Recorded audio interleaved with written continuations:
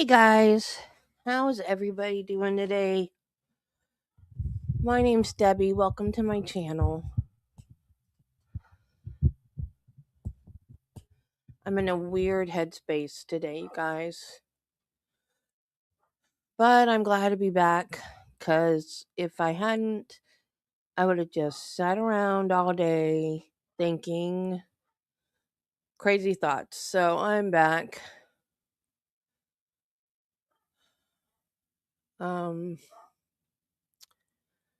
The Rick Springfield concert was great, and it would have been a lot better if I had just tried to watch him and not worried about trying to find my friends who apparently aren't my friends. So that's all I'm going to say about that.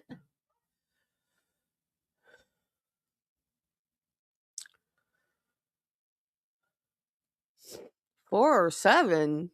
What you talking about, Judy?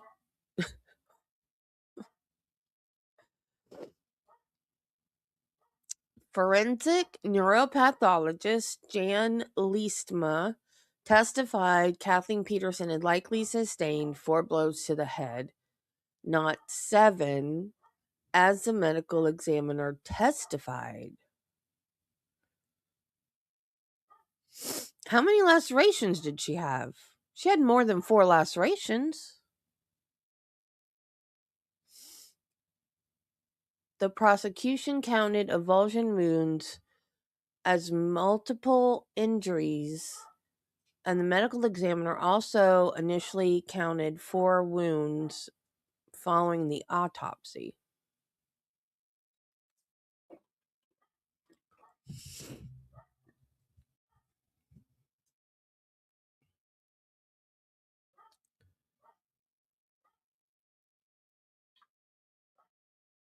So she initially counted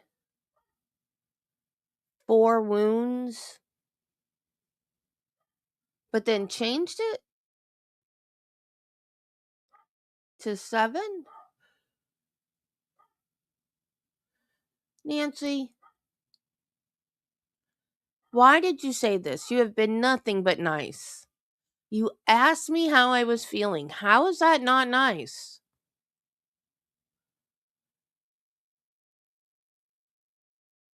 Hey, Jen.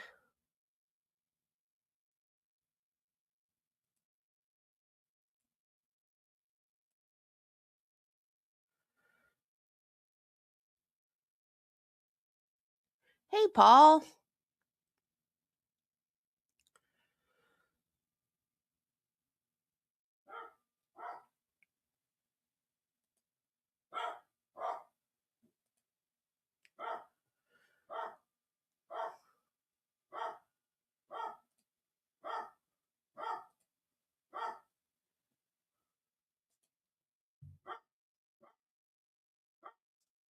This time, recall the instructions the court has given you throughout the course of this trial.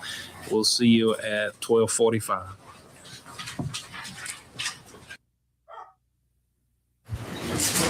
Tell her I said hello, Jen. Further questions, Mr. Rule? Yes, sir. Dr. Lerman, when we broke for lunch, I think we were talking about blood in the ventricles. But before I get back to that, I wanted to go back to a couple of background questions. I think you said on direct that you've testified a total of about 8 or 9 times as a expert witness. Correct. And I think you said that was in all the areas, anatomic, forensic, and as a neuropathologist. Well, I was qualified as an expert in forensic pathology, neuropathology, and I have training in anatomic pathology. Okay, and in those 8 or 9 cases, did you testify, were you qualified as an expert in forensic pathology in particular? Yes. Okay. And I think, and correct me if I'm wrong, I think you have a sort of special area of interest in child sex abuse cases. Is that accurate? Not child sex abuse. Okay. Childhood head trauma. Okay, I'm sorry. A lot of those end up in shaken baby cases and that sort of thing, right? I'm not sure what your question is. My question is whether or not that's a particular area that you've focused on somewhat in your training and experience. Well, I've certainly trained in understanding fatal child abuse, and often the child abuse cases have a lot of evidence of head trauma. And there was no particular extra training, but I have done research in that area. And I think you've written in that area as well. That's correct. And in these other cases that you've testified in, have some of those at least been in cases involving deaths of children? Correct. Do you know how many of those cases involve deaths of children versus deaths of adults? I can't remember the exact number, but I testified as an expert in neuropathology and forensic pathology in Rockingham County on a fatal child abuse case about a month and a half ago in North Carolina. Is that the only time you've been qualified here in North Carolina? Yes. So you've been here roughly 15 months or so, but only one time have you actually testified as a forensic pathologist here in North Carolina. One time prior. That's the only case that has actually gone to trial that I've testified as an expert before this one. All right. And then the other times then you've been qualified were in California? Mostly in Massachusetts, in Suffolk, and in Middlesex counties. All right. Were you ever qualified as an expert in California when you were out there? I can't remember an actual trial, but I definitely was for grand jury proceedings. I qualified as an expert in forensic pathology. But in terms of being called in front of a jury like this and having somebody cross-examine you, that didn't happen in California? Not that I recall. All right. So really, since you finished your training and moved out to California, you've only been qualified as an expert witness in a trial one time. That's correct. Now, when you were qualified as an expert in Boston, you were still in your training, is that right? Well, I was done with my forensic pathology training, but I was still in a 2-year program in neuropathology training. All right. And in those cases, did those involve child victims who were children? I can't recall. Or do you recall whether any of them involved children? I can't remember. Yeah. Well, do you know whether any of them involved adults? Yes. Most of them did. Most of them did. About at least 5. All right. Now, my understanding is that Dr. Radish here in North Carolina is in charge of sort of a specialized unit or something dealing with childhood deaths or traumas or things like that, is she not? Well, I know that she's on the Child Fatality Review team. I'm not exactly sure what her title is on that team. You don't know whether she heads that up? I'm not sure. Okay. Doesn't she have some sort of a title up on the board there at the pathology department at UNC? Well, I know that she's on the Child Fatality Review team for the state of North Carolina, but I don't know what her precise title is. And have you worked with her on those kinds of cases in the past? Yes, she's consulted me on fatal child abuse cases before.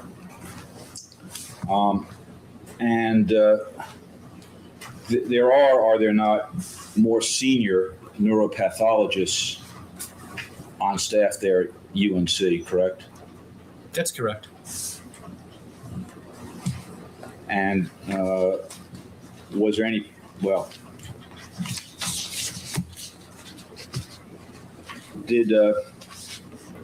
before you came to the autopsy in April, did Dr. Radish talk with you about whether you would be available to attend that autopsy on that day? I believe she had. Now, getting back to the ventricles, Dr. Barnes, I think we talked about, noted in his autopsy report that the ventricles, when he saw them, were full of blood, right? That's what he noted. And you didn't see that? No. You didn't see any evidence of that? No. And he also noted that there was blood in the spinal canal. Correct. And I think you told, now you can't say whether he was right or wrong about the blood in the ventricles, right?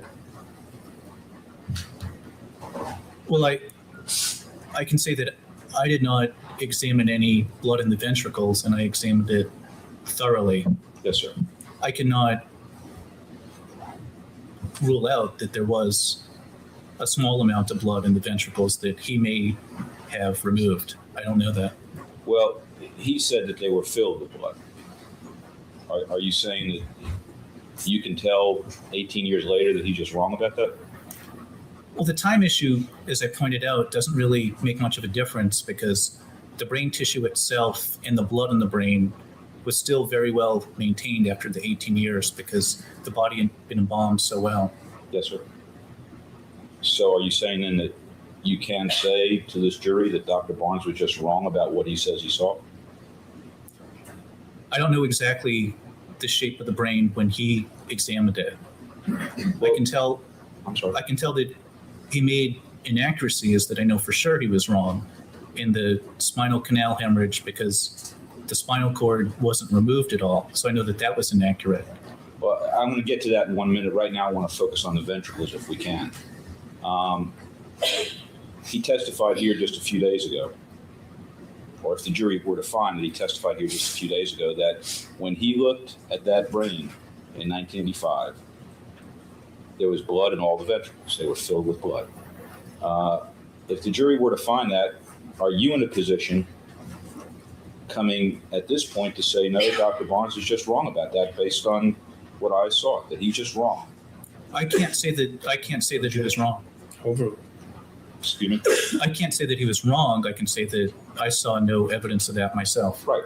In that instance, as far as the blood in the ventricles. Right. Now, you can say, I think, that he's wrong about blood in the spinal canal. Yes, because I examined the spinal cord after we removed it in Chapel Hill, and there was no blood in the spinal canal. And do you know on what he based his observation? Well, I assume his autopsy, because that's the report it was written in. Yes, and do you know what in his autopsy he based it on? I have no idea. Do you know whether he drew any spinal fluid? I do not know that. Would you be able to see blood in spinal fluid if you drew it? It's possible. And if you saw blood in spinal fluid, might that lead one to a conclusion that there was blood in the spinal canal? No. No? No. In any event,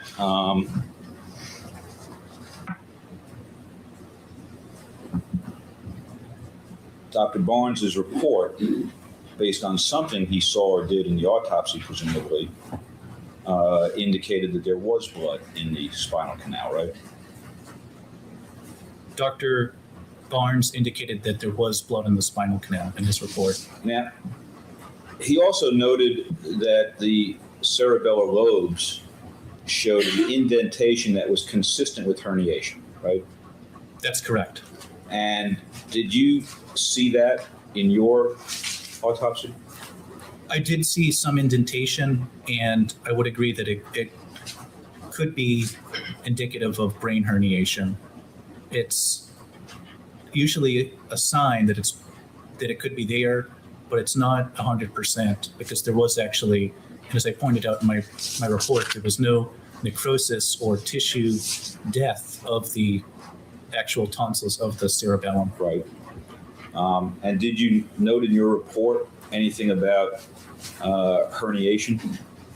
No, I put in the report that cerebellar tonsils were prominent.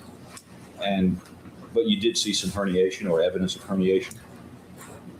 I can't rule it out, but I keep a high threshold of calling something and anything, and I wasn't entirely convinced. All right, sir.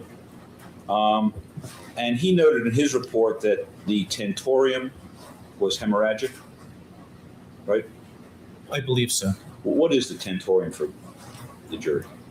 The tentorium is the portion of the dura, which, as I mentioned, sort of has the consistency of leather, and it's the fibrous covering of the brain.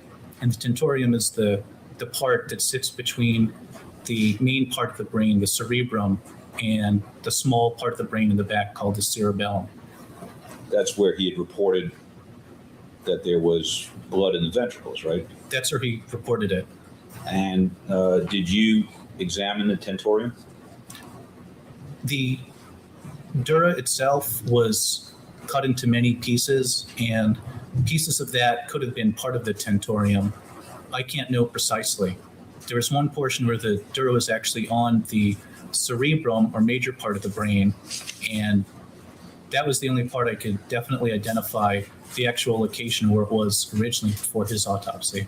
Okay. So, given whatever happened between the time that he got the body and the time that you got the body, you're simply not in a position to say whether or not the tentorium was hemorrhagic or not. That's correct, because I couldn't precisely locate the tentorium. The dura that makes up the tentorium looks pretty similar to the dura that makes up the rest of the dura on the brain when it's cut up into pieces. Now, obviously there were a number of differences between what you saw and what Dr. Barnes reported seeing, correct? That's correct. And did you call Dr. Barnes to discuss the differences at all? No, I didn't. For example, he explained to the jury here why you might not have seen any blood in the ventricles. Did you think to yourself that perhaps you should call him to see if he had any explanation for that pretty dramatic difference? No, I didn't. Now, you are aware that after Dr. Barnes finished his autopsy and protocol and slide and examination of the microscopic examination of that was all sent to AFIP for a forensic review. You know that, right? That's correct. And it was a forensic review that was done at AFIP, correct? Correct. And AFIP is a very, very well-respected forensic institute, is it not? That's correct. And they had Dr. Barnes' autopsy report, correct? Correct. And they had this, at least the slide that he had prepared of the area that he saw hemorrhage in, right? That's correct, but Dr. Parisi did not know when he looked at it. Yes, sir. You mentioned that earlier. Dr. Parisi was one of the people who was consulted in that particular review, right? And he's a forensic neuropathologist, correct? He's a neuropathologist. All right. And just so we're clear, we talked about this a little bit earlier, the question that was posed to Dr. Parisi, can we mark this? 5791. Now, Coach. Yes.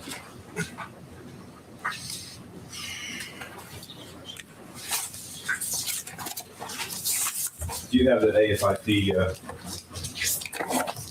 material up there?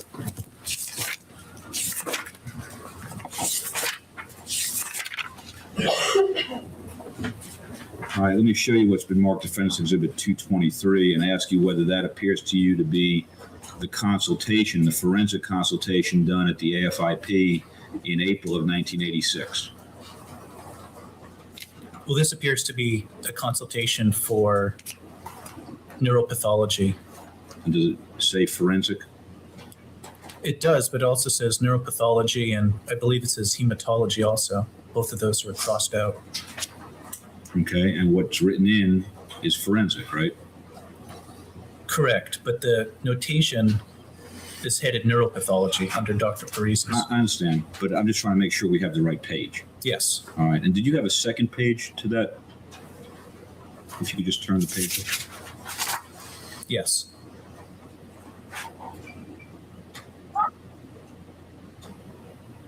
All right.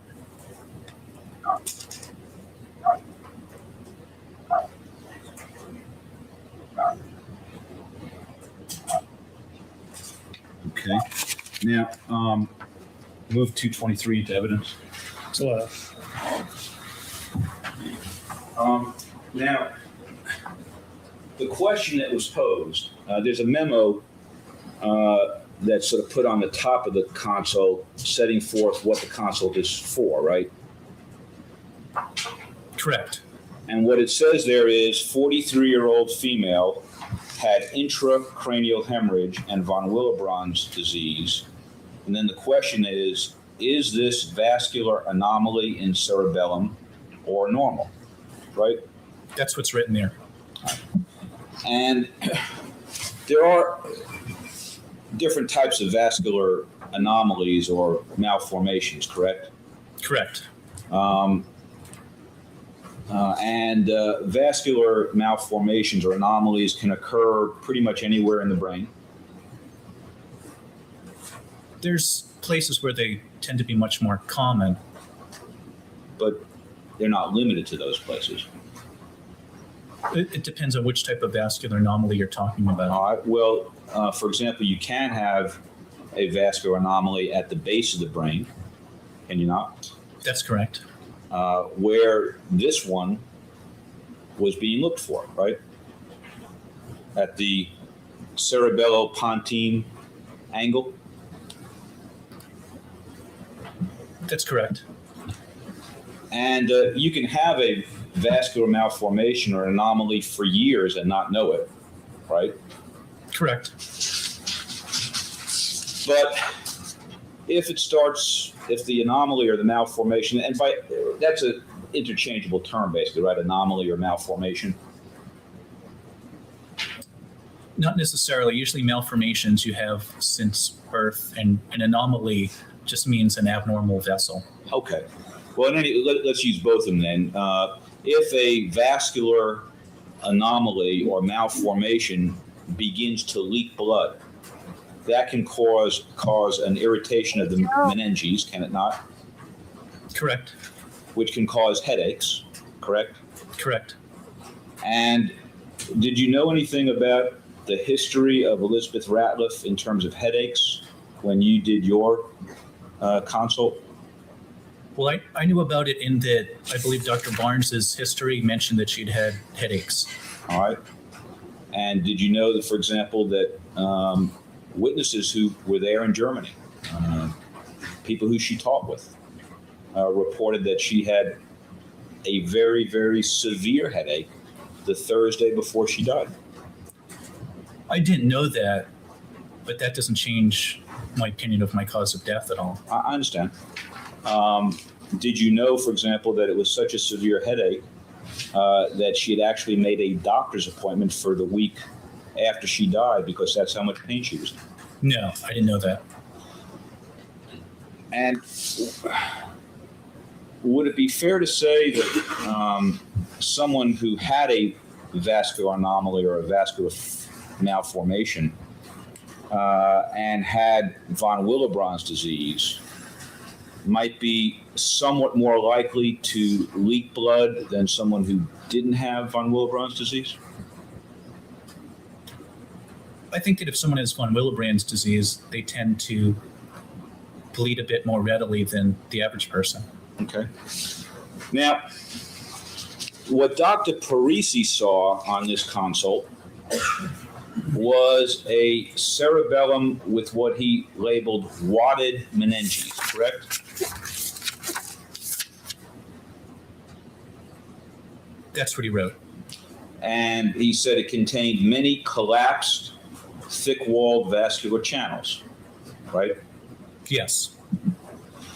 And what he said about that was that it was, and I'm using his words now and I'm quoting him, most likely an artifact from compression distribution of the meninges, correct?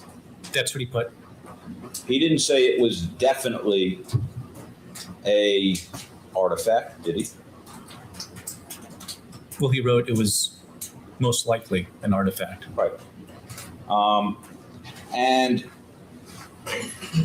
there was actually another neuropathologist who had reviewed that very same slide before Dr. Parisi, isn't that right? I don't know who reviewed it before him. Well, there's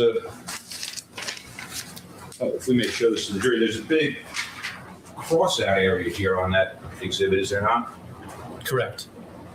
And it talks about a single H&E stained microscopic section of the cerebellum, right? Is that what that It's says? really hard to read because it's all crossed out. I know, but see if you can read the part that I highlighted in yellow and tell me if I read that correctly. Objection, can't all be read, none of it should be read. Oh, I think it's in evidence at this point, Ron. It's in evidence at this point. So we can tell you whether you can read it or not. Did I read that correctly? I believe it's written a single H&E stained microscopic section of the cerebellum. Okay. And that's what, in fact, was submitted to the AFIP by Dr. Barnes, correct? Yes. And at the bottom there, do you see something that says arteriovenous malformation with associated subarachnoid hemorrhage?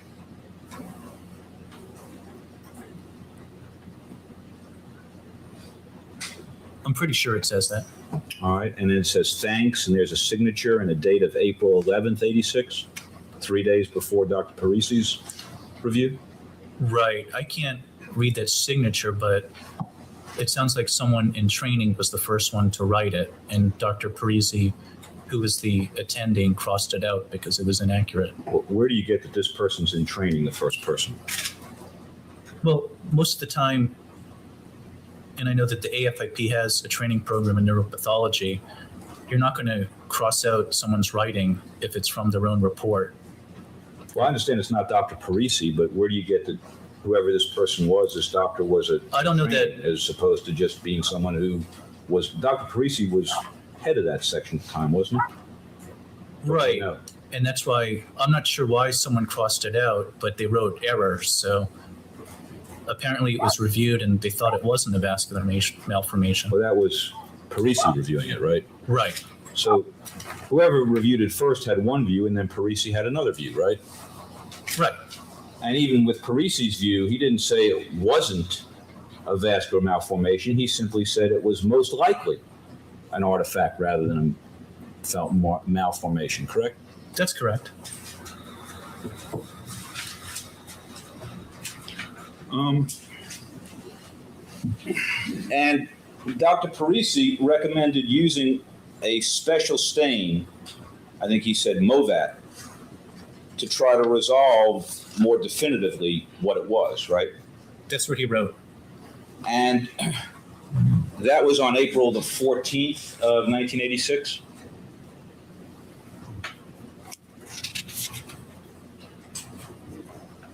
Yes. And do you know if anyone at AFIP ever did that Movat stain? I have no report of it, and I don't know. Do you know if they were ever able to resolve this issue to their satisfaction? I don't know for sure. I know that Dr. Parisi was essentially the person in charge, so it was the final say on the consult, but I have no written record of what that special stain showed. Well, actually, 2 months after Dr. Parisi said it was most likely artifact and recommended the Movat staining to resolve it, a report was done by the AFIP about the final results of their review, was it not? Yes. And in their final report,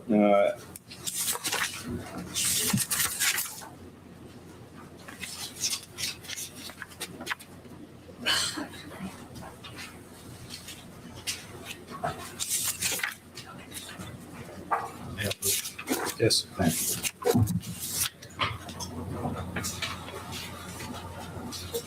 Do you have a copy of that final report? Which been marked 224. Yes. All right. And move that into evidence, Ron. So, Can we put that up on the screen, please? Thank you. Can you zoom in on the AFIP diagnosis?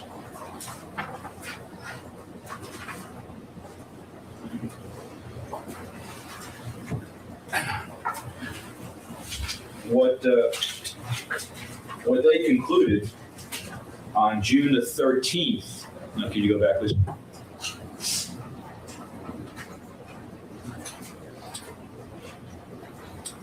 That's good, thank you.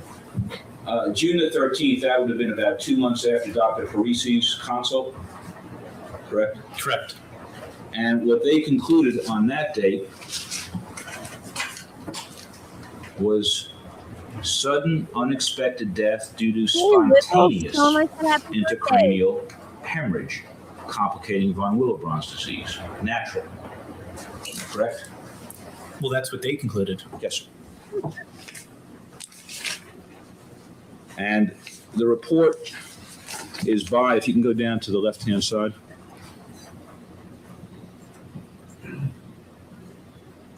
Left-hand side, please. Thank you. The report was done by someone who was both a PhD and an MD, correct? Correct.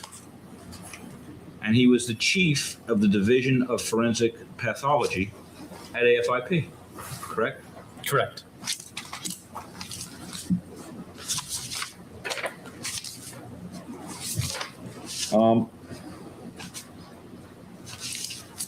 And as you sit here in 2003,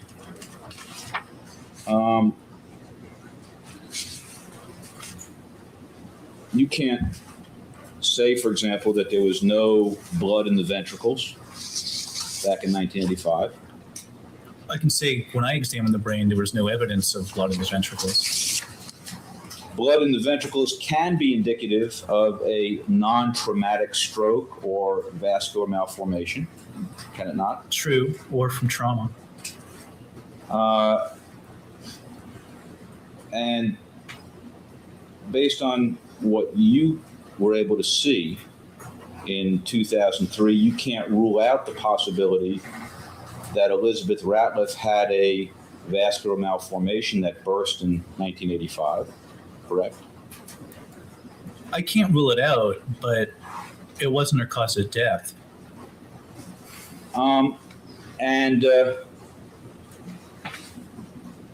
a burst vascular malformation could cause a hemorrhage in the area of the brain where the cerebellum joins the brainstem, could it not?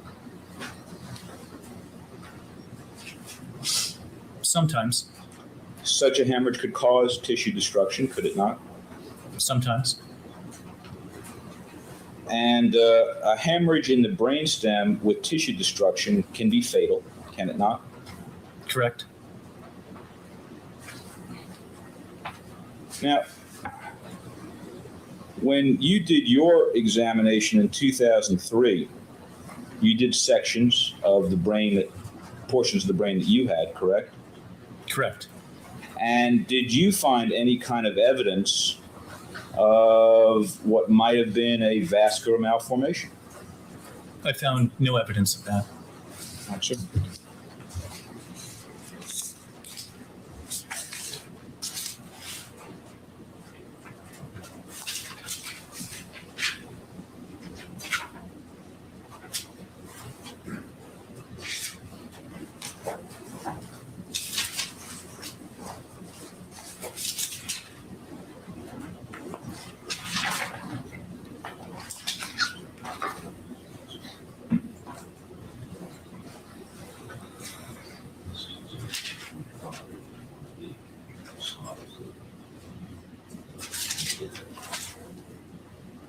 Jill has a point.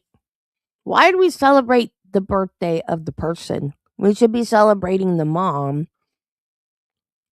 Because the person whose birthday it is didn't do nothing. Absolutely nothing. It's the mom that did all the work. Yeah, Courtroom. Yes. Let me show you what I've marked as Defendant's Exhibit 225 and ask you if you recognize the smaller image as one of the slides, one of the sections that you did in 2003. It's possible. Again, there's no label on this, and I can't be exactly sure where this picture is from. Okay. Well, do you remember a slide that said snowcat on the top? Is that something that you looked at? Snow code is on Snow code, I'm sorry. all of our slides. Okay. Looking at this particular slide, do you recognize what it is? Assuming for purposes of my question that it is in fact one of the slides that you did send a bunch of slides to Dr. Leitzman, did you not? Correct. At his request Yes. for him to look at under his microscope. Yes. All right. And assuming that that's one of the slides that you sent to Dr. Leitzman, is what's next to it a blow-up of the slide? Or at least a portion of the slide? It appears to be a different angle. It's turned around a bit, but Yes, sir. It's this portion right here is right there, isn't it? it appears to be that way. And do you see anything on there that appears to be a tangle of vessels?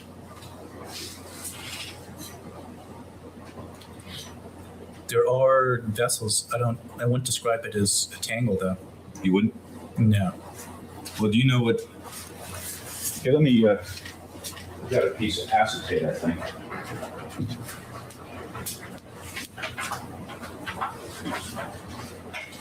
Would you mind, let's mark this as that's 225. Let's mark this 225A.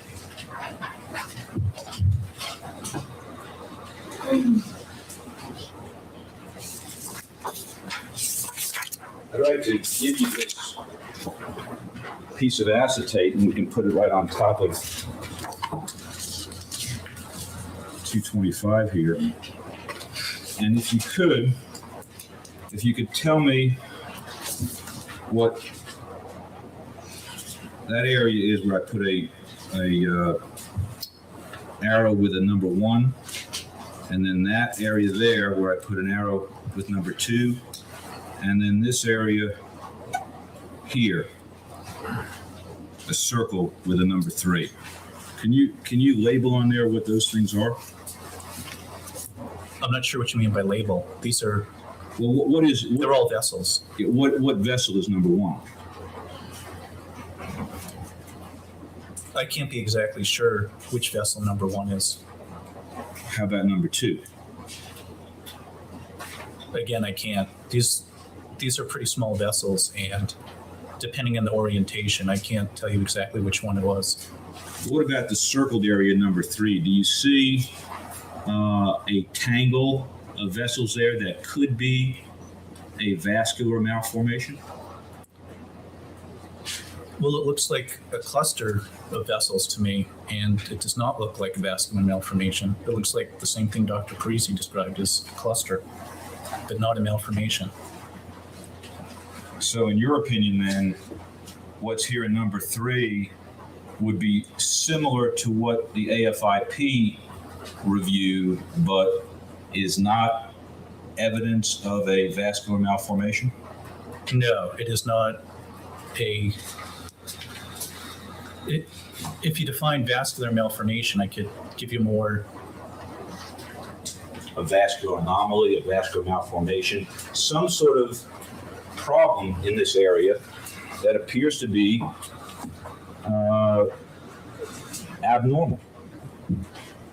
Does that look normal to you? It just looks like collapsed vessels. It doesn't look like any specific pathologic finding. But it doesn't look normal, does it? Well, it looks like normal vessels that are compressed. Collapsed. Correct, but not a vascular malformation. Well, Dr. Parisi couldn't rule out a vascular malformation, could he? No, but there's no evidence of it. And of course, reasonable neuropathologists can disagree about things like that, can't they? Well, it depends by your word reasonable. All right.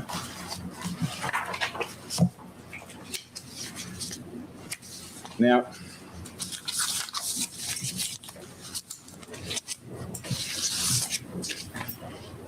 Did you describe those collapsed vessels anywhere in your report? No, Why not? because I described the pathologic findings, and those are not pathologic. Well, you described more than just the pathologic findings, did you not? You described some of the observations you made, True. but you chose not to describe that particular observation, or did you not make the observation at the time? I did notice them, and I thought that they were collapsed vessels and an artifact or something that is not pathologic or a problem with them, just a problem with the preparation of them or the fact that they were normal things that were compressed for some reason. And therefore you chose not to even mention them in your report? Right. I did not specifically address that artifact.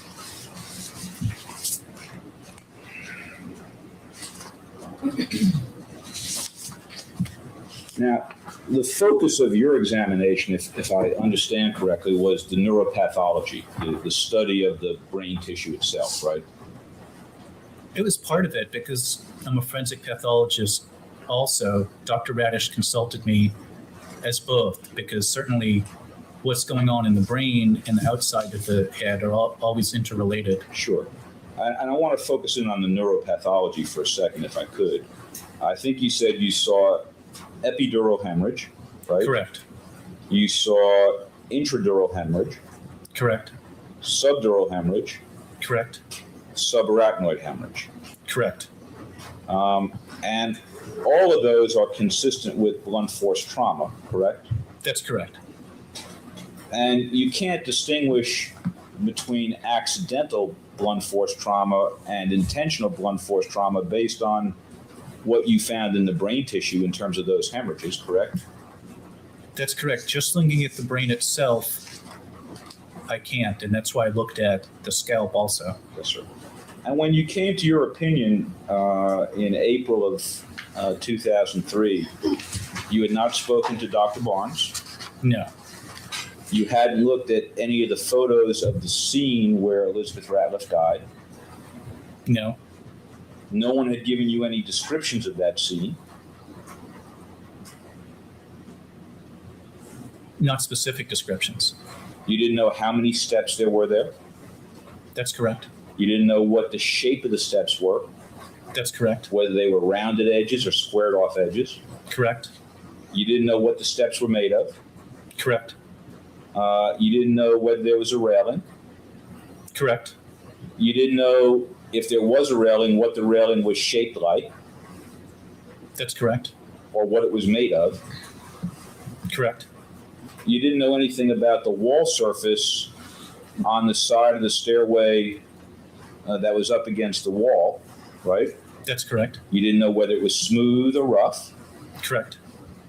You didn't know whether if it was rough, how far out the roughness came. Correct. You didn't know whether if there were ridges. By the way, do you know what Artex is? No. Excuse me? No. Carla. Do you know the difference between Artex and stucco? No.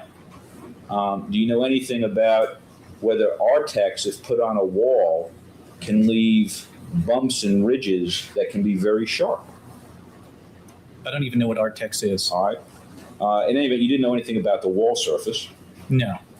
No one had given you any description of Elizabeth Ratliff's body, how it was found, No. the position it was in, No. where on the steps her head was, No. where on the steps her feet were, No. where there was not blood spatter.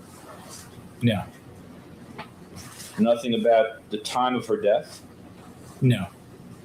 her body temperature, for example, No. whether she was in Riger when she was found. No. By the way, just for the purpose of the jury, if someone, say, died at midnight and was in a heated house, normal temperature house, by the morning, by 8 or 9 or 10 o'clock in the morning, one would expect to at least find the beginnings of Riger, right? Possibly, but not necessarily. And the textbooks basically talk about Riger forming within 12 hours, staying 12 hours, and then dissipating over 12 hours. Isn't that sort of a rough rule of thumb? And generally, but they also point out cadaveric spasm, where if someone's in a violent struggle before they die, the person can go into rigor mortis immediately. Right. And are you aware that there was absolutely no evidence that Elizabeth Ratliff had any rigor mortis at all when she was found the next morning? Were you aware of that? No.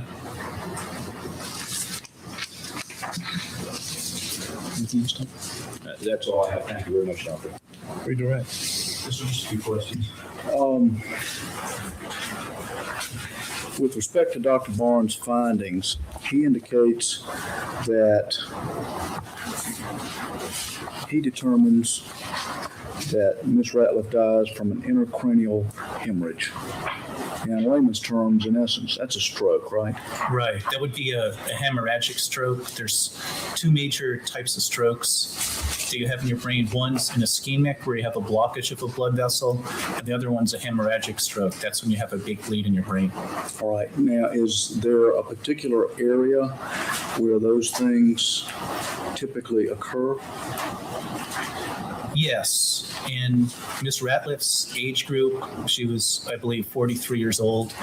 The vast majority of people that have hemorrhagic strokes have a ruptured berry aneurysm or a ruptured aneurysm. Right. Now, with respect to your examination of Ms. Ratliff's scalp and the brain tissue that you were able to examine, do you have any evidence, or did you find any evidence whatsoever that there was a spontaneous rupture in her brain? No, there's no evidence for that. Now, with respect to intracranial hemorrhages, you just indicated that that can be a stroke. Yes. Can those also be caused by trauma to the brain? Certainly, and that's what I think they all are in the case of Ms. Ratliff's brain. Okay. Now, with respect to the lacerations that you observed on her scalp, were all of those full thickness through the scalp to the skull? Most of them were. Lacerations? Most of them were. Okay. With respect to the opinion that you've given to this jury, did you describe that in a report to Dr. Radish? No. Did you prepare a report of your findings and provide that to Dr. Radish? I provided a report of my findings of the coverings of the brain and the brain itself, but not specifically the lacerations that I examined with her. She provided that with her own report. Okay. With respect to the lacerations that you saw in the examination of the brain tissue that you were able to look at, did you then formulate your opinion as to the manner of death? Well, by looking at the scalp and looking at the brain itself, I did form my opinion. All right. Exactly what was that? It's that it was from a homicidal assault. All right. And did you indicate that in your report to Dr. Radish? Yes, I did. In the comment section of my report to Dr. Radish, I did indicate that. May I read from my report? Yes. Well, Your Honor, may I approach the witness, please? We'll take care of that.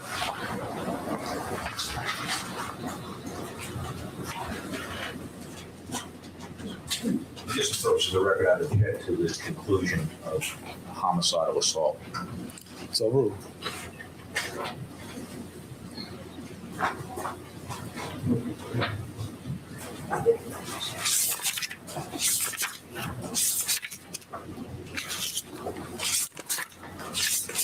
Now let me show you page 8 of what is marked as State's Exhibit AER 23 and ask whether you can identify that person.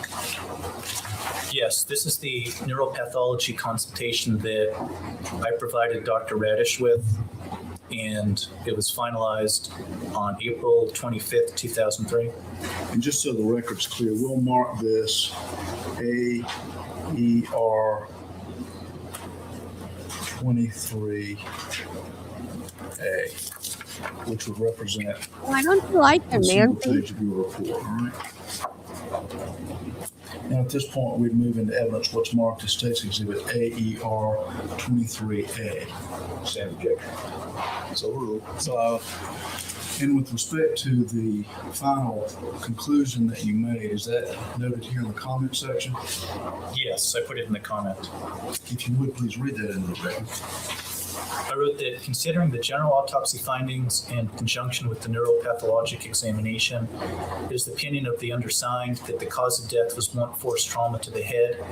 Due to the character and number of the scalp lacerations, the inflicted trauma is clearly from a homicidal assault. Right.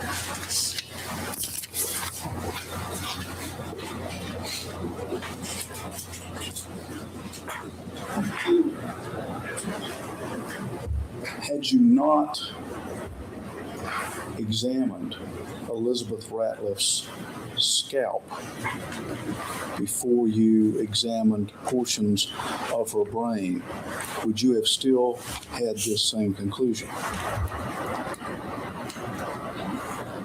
Well, it depends what evidence I was presented with. If I'd been presented with photographs of the lacerations, of which I also looked at afterwards and looked at all 7 of them, then I would have came to the same conclusion. All right. Now, with respect to the conclusion, I do like this witness. I agree with you, Nancy. And not just because he's, not hard on the eyes either, but he seems, well, to me, he seems young, but he knows exactly what he's talking about. He can explain it to the jury in a understandable way, not like an expertise kind of, I'm using big words and I'm not explaining it. And he's sticking with his convictions. All through cross, he didn't like get upset or his tone didn't change. He's like, yes, this is my findings. And then when Rudolph was like, well, would such and such change your findings? He's like, no. And he explained why. This is the way all witnesses should be. When the defense is crossing them and trying to get them riled up or trying to get them to change their mind or say, well, yes, it could, but this guy, this is the way all witnesses should be. Expert witnesses, like the medical and the scientific witnesses. This is how they should be. Not like stupid paint on the car guy from Karen Reed. It's not personal.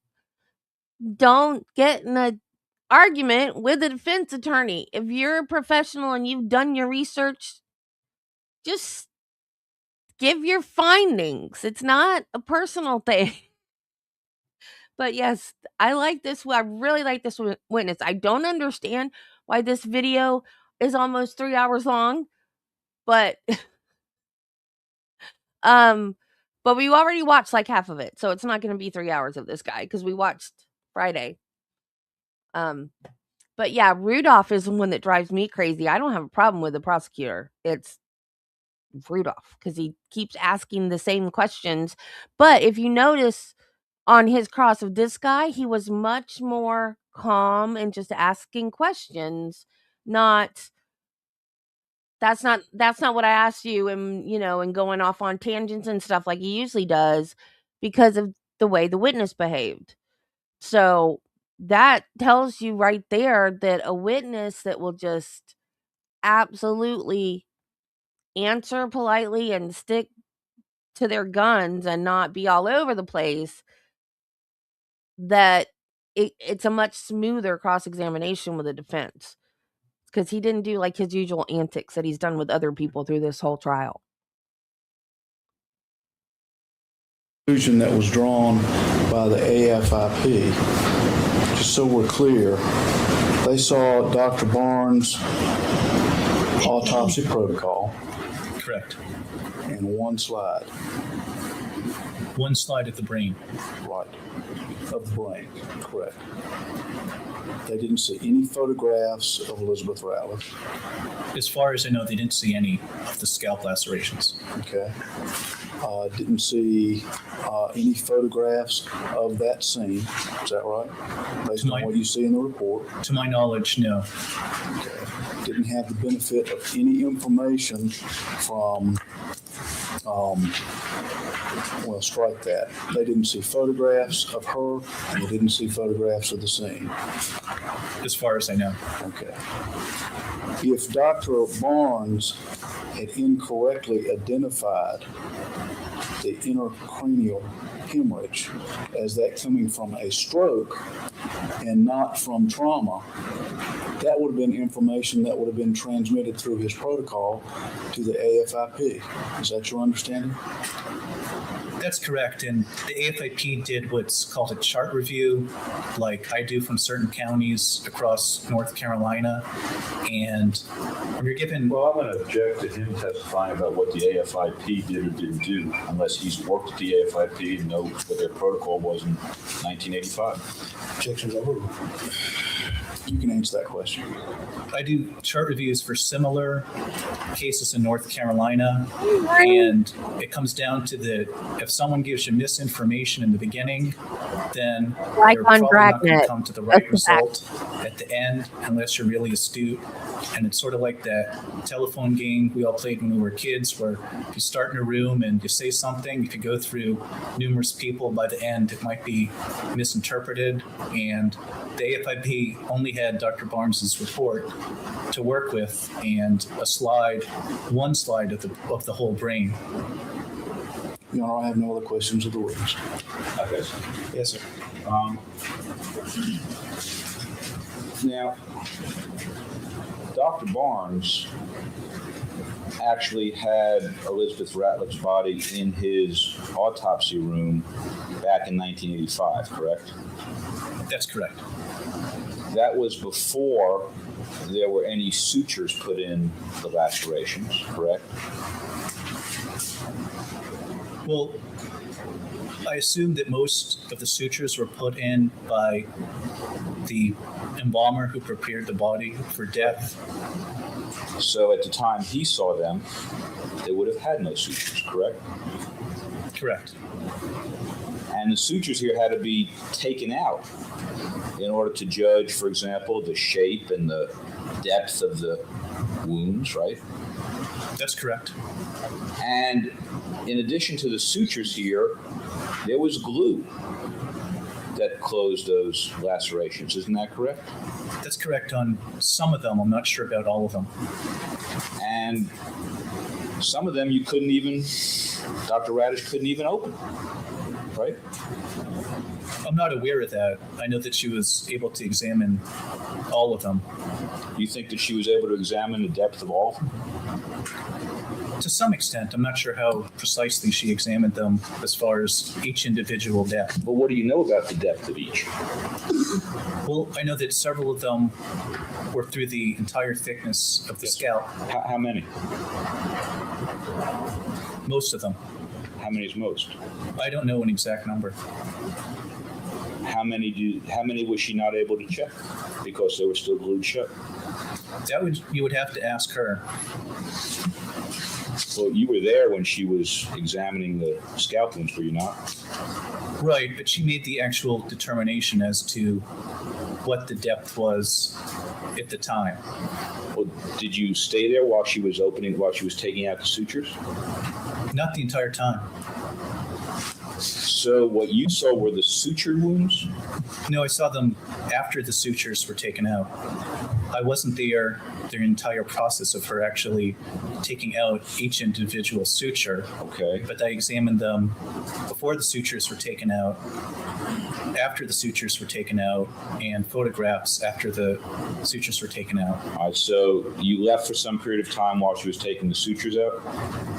That's correct. I wasn't present for the entire time that the sutures were being taken out. And when you came back, how many of the lacerations were still glued shut? Well, they were all examined, all of the lacerations. My question was, how many were still glued shut? Are you saying none of them were glued shut at that point? Well, she examined all of them thoroughly. I understand that you're saying she examined them. I'm simply asking you, do you know how many of them were still glued shut when she examined them? I didn't count the number that were actually glued, but they're documented in her report. And of course, Dr. Barnes was able to look at these lacerations before they were glued. Correct.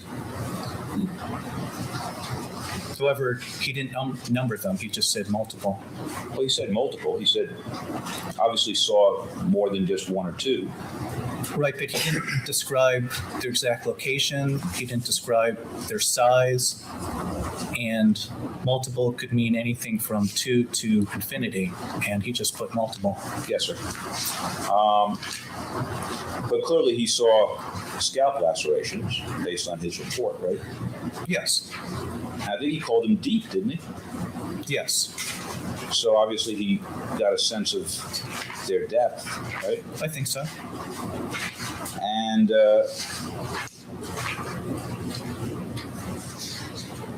he was of the opinion, having looked at the same lacerations that you looked at, that they were secondary to a fall resulting from a stroke, correct? That was his opinion.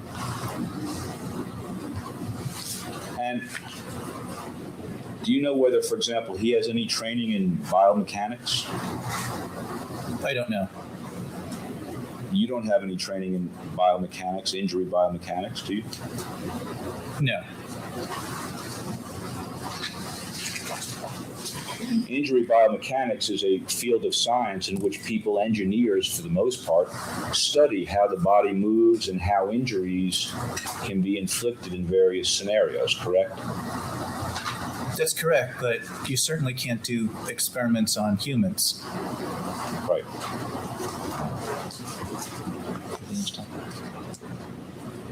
That's all. Thank you very much. Anything else, Mr. Howard? No, sir. All right, doctor, you can come now. Thanks. He be released, please. Yes.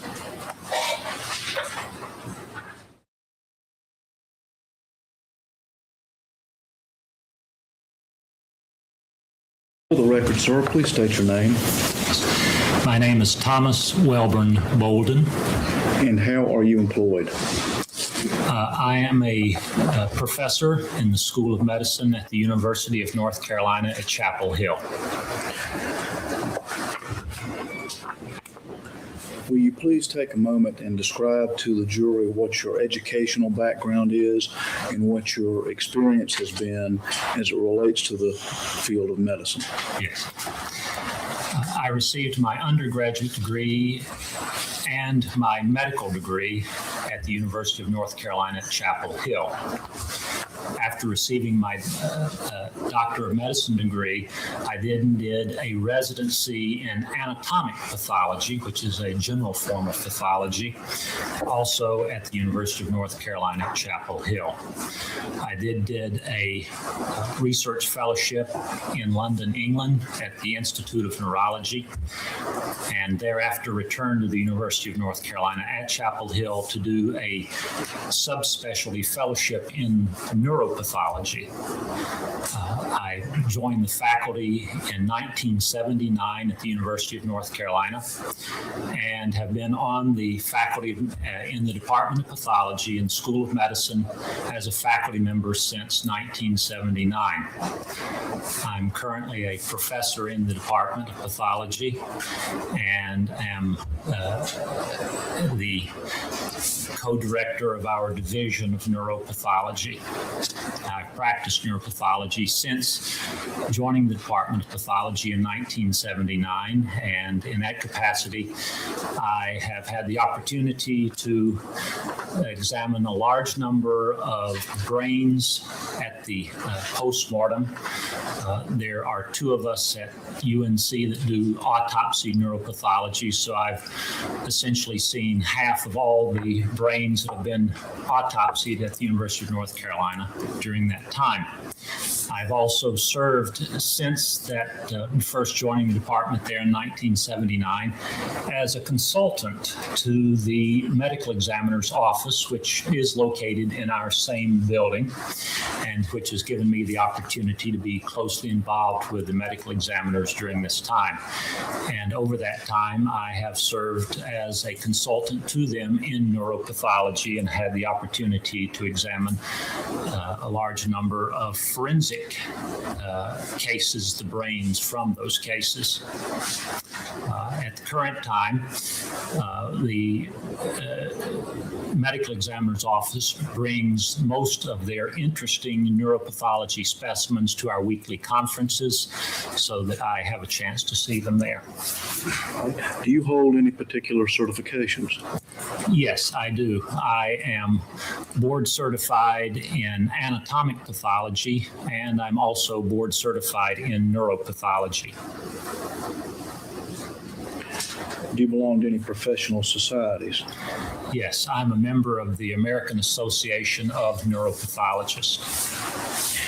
Now, with respect to publications in either the field of neuropathology or anatomical pathology, have you had the occasion to publish articles or papers with respect to either of those fields or both? Yes, I've published a large number of papers in the field of neuropathology, and specifically I've published papers related to trauma. Now, you had indicated that you had the occasion to act as a forensic neuropathologist with the medical examiner's office over in Chapel Hill. Was there specific training that you had to engage in order to be able to perform that particular function? Yes, a fellowship in neuropathology includes specific training in the area of forensic neuropathology. That is, a neuropathologist trains to practice not only general neuropathology, but also to practice forensic neuropathology. That's a part of our training program. We, among others, have fellowship training programs in neuropathology, and so it's mandatory that we train all of our fellows in neuropathology in forensic neuropathology. Do you have any idea how many cases you have worked with specific reference to the field of forensic neuropathology? It would be a large number, but I haven't kept count. I've been doing it for so long. And how long have you been doing it? Well, I started on the faculty in 1979. Now, with respect to having to testify in courts in the state of North Carolina or in other jurisdictions, have you had the occasion to do that and qualify as an expert in the field of forensic neuropathology? Well, I've testified in cases before and have been qualified as an expert in the field of neuropathology. That is correct. Your Honor, at this point, we would tender Dr. Bolden as an expert in the field of forensic neuropathology. It's allowed. Dr. Bolden, let me direct your attention to a case involving Kathleen Peterson and ask whether you were acting as a consultant in the field of neuropathology as it relates to her specific case. Yes, I was. If you would please describe to the jury exactly how you became involved in Ms. Peterson's case and generally what you did with respect to that. After the general forensic autopsy had been done on Mrs. Peterson, Dr. Deborah Radish, who was the medical examiner in forensic pathology on that case, asked that I review the brain on that case and to determine if I could see anything that was abnormal about it. And so in her presence and with several other people present at that time, including one of our former trainees, Dr. Armeo, we examined the brain of Mrs. Peterson. Generally describe how you went about that process for the jury, please. The way we would have done this would be the brain would have been removed from the body sometime before. It would have been fixed in a solution of formalin to preserve the brain. And this is standard for all of the brains that we examine. This is the preferable way to do it, to have it fixed prior to examination. Then at the time of the examination, we had the opportunity to look at the brain and its coverings, which are called the dura and the leptomeninges, and to also examine the spinal cord, which was included with the brain specimen. We then carefully examined the coverings of the brain and the external surfaces of the brain and the spinal cord. And then after examining those, we would have made sections, multiple sections through the brain, looking for any abnormality on the inside. After doing that, if we saw anything that was abnormal, we would take a smaller piece of that tissue and process it for light microscopic examination. If we didn't see anything abnormal, we would take a set of sections, usually from standard areas, and also process those for light microscopic examination. Now, with respect to, and I want to break it down, with respect to the visual examination that you conducted of Ms. Peterson's brain matter, what did you find? Well, with the naked eye, without the aid of the microscope, I found one notable abnormality in the brain. This abnormality was a small to moderate amount of very fresh hemorrhage. It was located over the surfaces of the brain. Now, this was not a large amount of hemorrhage. It was only a small amount of hemorrhage, but one does not normally find hemorrhage in this location, that is, on the surface of the brain. So even though it was a small amount, it is significant. This type of hemorrhage, this amount and in this location, is very typical of the hemorrhage that one sees in a person who has sustained head trauma. So that the amount of hemorrhage that was there and its location and the fact that it appeared very acute would all be very consistent with the deceased having suffered head trauma. Could you generally describe where that was located for us? Yes, this small amount of hemorrhage was located in what is called the subarachnoid space, which is a space where normally the cerebrospinal fluid is located. And this space is located between the surface of the brain, which was called the pia mater, and the overlying arachnoid, which is next to the outer tough dural covering. So it's in a small space there. All right. With respect to the other areas of the brain that you were examining, what were your findings? Well, based on the visual examination. That was the main and significant naked eye visual examination on this brain. All right. With respect to the spinal cord and with regard to a visual examination, did you conduct that? We did. The spinal cord coverings, the dura on the spinal cord, had a very tiny amount of fresh hemorrhage on it, which I believe to represent an artifact that you can sometimes see in spinal cords when they're removed from the body. It was a very tiny amount. Otherwise, the spinal cord was completely normal. All right.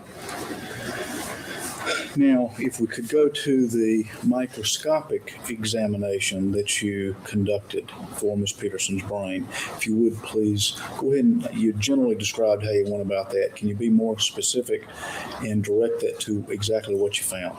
Yes. In this case, as I've mentioned, we did not see any gross or naked eye abnormalities in the brain, except for this small amount of hemorrhage on the surface. But we took a standard set of sections, as we always do, small blocks of tissue that are processed and then looked at with a microscope. And we stain these with a special series of dyes that stain things various shades of blue and red. When I examined these microscopic sections, I found that a few of the brain cells, and specifically the neurons, which are the principal type of brain cell, a few of the neurons in the brain showed a discoloration. That is, they were staining inappropriately. They were staining a bright red. In neuropathology, we often refer to these as red neurons.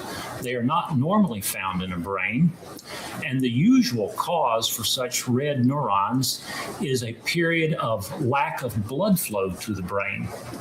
So that the finding of these small numbers of red neurons, both within the gray matter or cerebral cortex and within the cerebellum, another part of the brain, indicated to us that this brain had experienced a period of decreased blood flow a couple of hours, approximately a few hours before death.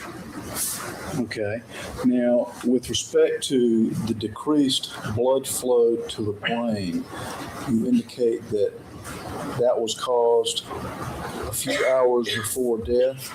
Can you give us a minimal amount of time when the decreased blood flow to the brain would have occurred such that you could identify the red neurons?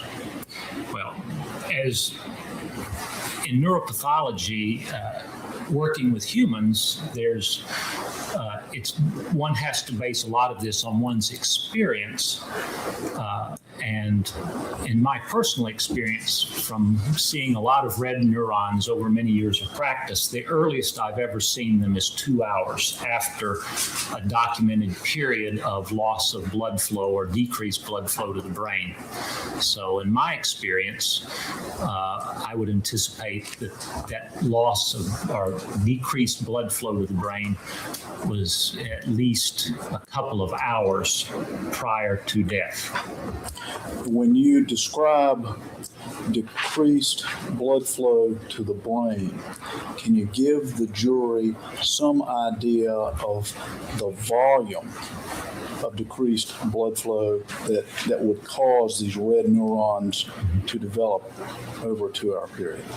No, I can't give you an indication of how much the flow. I can just say that normally the brain is being the most important organ in the body. The body makes a great effort to keep blood flowing to the brain, so that one would anticipate that it has to be a significant drop in the blood flow to cause these, but it would be impossible for me to say exactly how much. Can significant bleeding cause that? Significant bleeding can certainly be a cause for decreased blood flow to the brain, as with very significant bleeding, of course. Eventually, one then has a drop in the blood pressure, and this drop in blood pressure will eventually lead to a decreased flow of blood to the brain. So that would be a possible cause. All right. Now, with respect to the significant decrease in blood flow to the brain based on the neuropathical information, would that person be conscious or unconscious, or can you say? I cannot say. Okay. With respect to the other microscopic examinations that you made of the brain, what were your findings? The other microscopical findings just confirmed what I had seen by naked eye with the initial examination. That is, that there was a small amount of fresh hemorrhage in the subarachnoid space over the surface of the brain.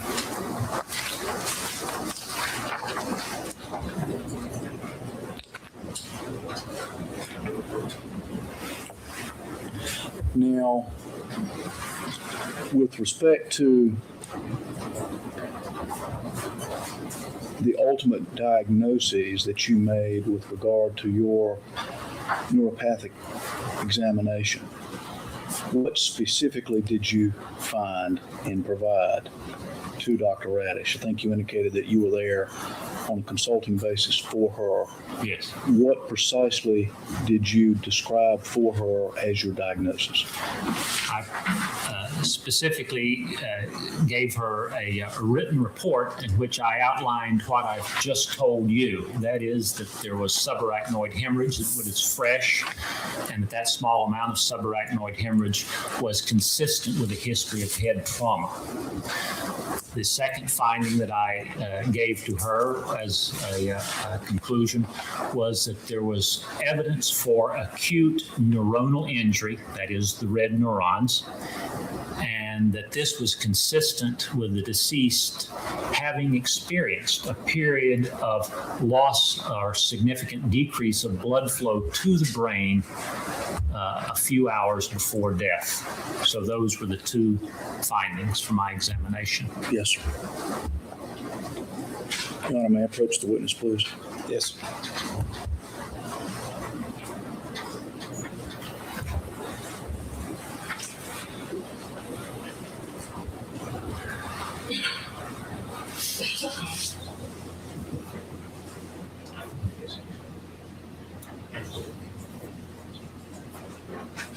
Let me show you what is marked as State's Exhibit AKP 12, and specifically turning to page 8 and to page 9, and further identify this as AKP 12A, and ask if you can identify those two pages, please. Yes, this is my written report on my observations in this case. All right. Now, at this point, we move into evidence what is marked as State's Exhibit AKP 12A. It's live. Now, at the conclusion of your report, you indicate in a comment section information about your findings in this case. Is that correct? That is correct. If you would please read into the record what the comment is as it relates to your conclusions. My comment on this case was, in this case, rare red neurons consistent with acute ischemic neuronal necrosis are present in cerebrum and cerebellum. These findings are consistent with the decedent having a significant episode of widespread brain ischemia at least a few hours prior to death. Okay, now I want to break this down just a little bit. You've described the red neurons. You indicate that their presence is consistent with acute ischemic neuronal necrosis. Now, what is acute ischemic neuronal necrosis? Ischemia is a loss of blood flow or decreased blood flow. So when I refer to this as ischemic neuronal necrosis, I'm saying death of neurons due to loss of blood flow. And you indicate that the neurons are located in the cerebrum and the cerebellum. Yes. The cerebrum is the big part of the brain. It's the cerebral hemispheres. And that, of course, is where our major gray matter is located in the cortex. The cerebellum is a small part of the brain located behind the brain stem. Right, and you indicate that these findings are consistent with the decedent having a significant episode of widespread brain ischemia at least a few hours prior to death. Again, ischemia being... Yes, and so what I'm saying there is that in my opinion, this indicates that the deceased had a period in which there was a loss of blood flow or a decreased amount of blood flow to the brain. And I think it was widespread because these red neurons, which are evidence for neuronal injury, were not present just in one small area, but were present in multiple areas in the brain, which would indicate that it was a widespread decrease of the blood flow and not a localized decrease. Okay.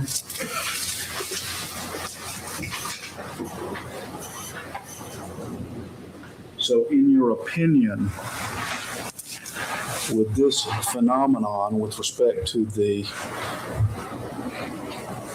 presence of red neurons in their location in such a large area or areas of the brain, could that have been caused by a series of bleeding lacerations from Miss Peterson's scalp? That is certainly possible. Anything that would cause a significant amount of blood loss to the degree that the blood loss would then lead to a decrease in blood pressure could then cause a decreased blood flow to the brain. And when one has a decreased blood pressure, the blood flow decrease to the brain would be widespread. Would it be your opinion that scalp lacerations or lacerations about the face and head bleed more than other areas of the body? Or more profusely? They certainly can bleed very profusely.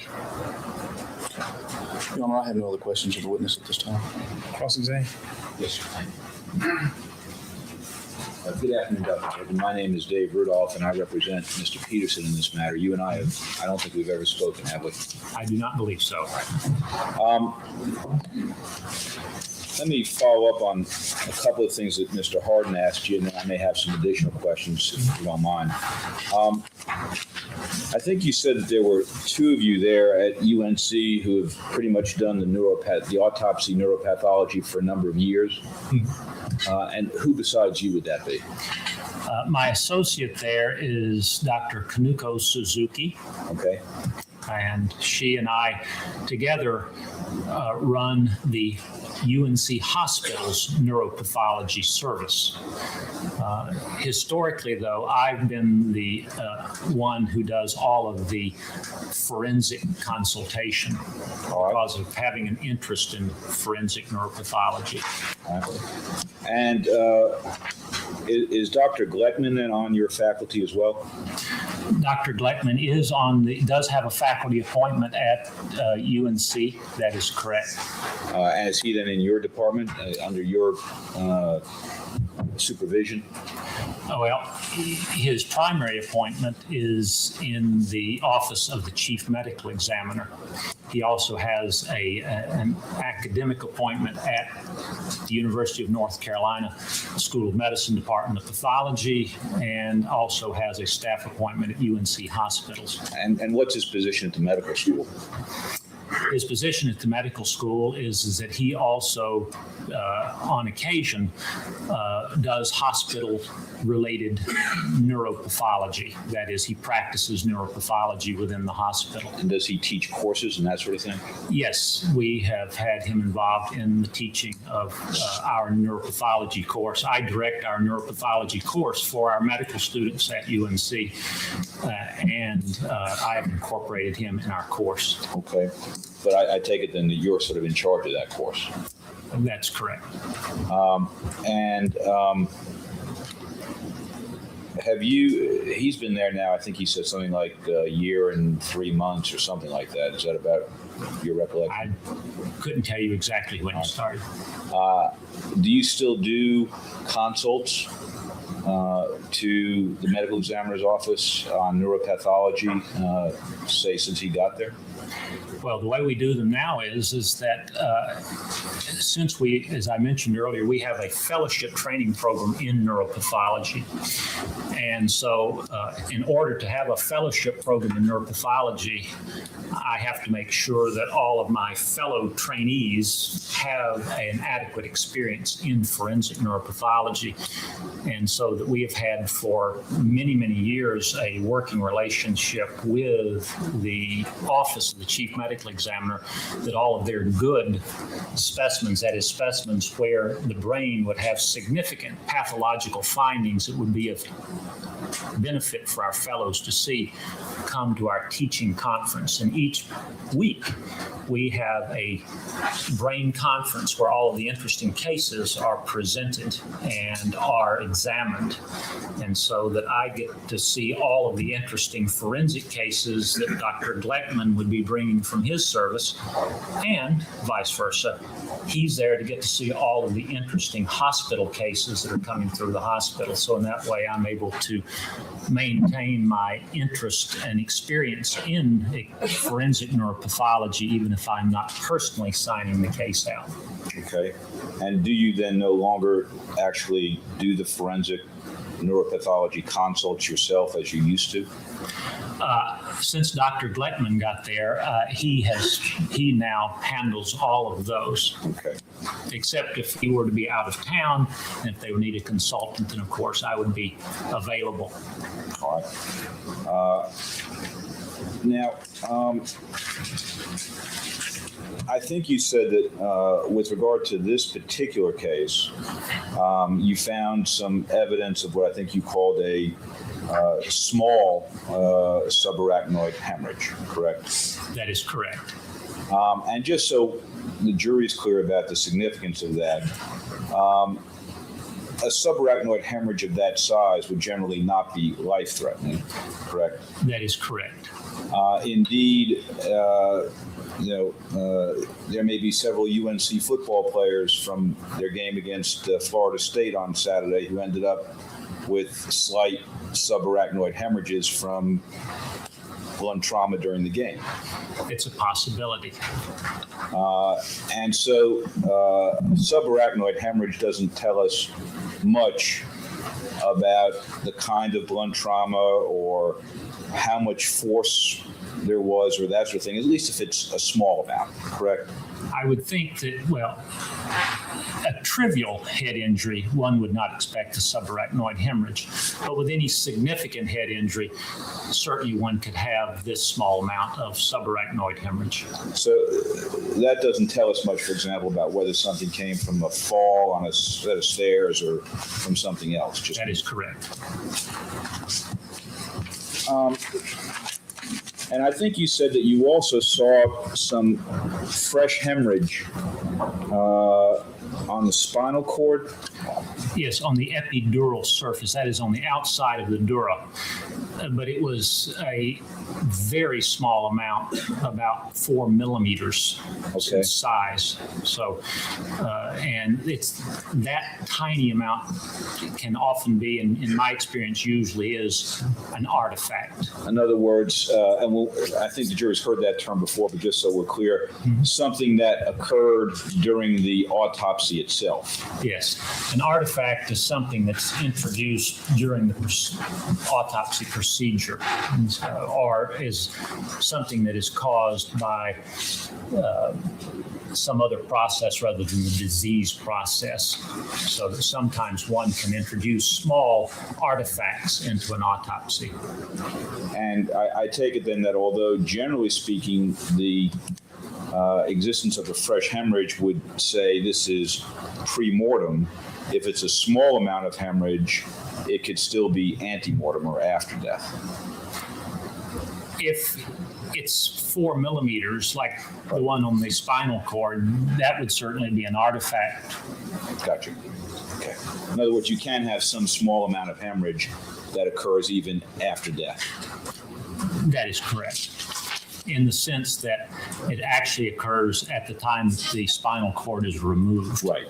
And there's a little bit of blood, in essence, that just leaks out. Fair?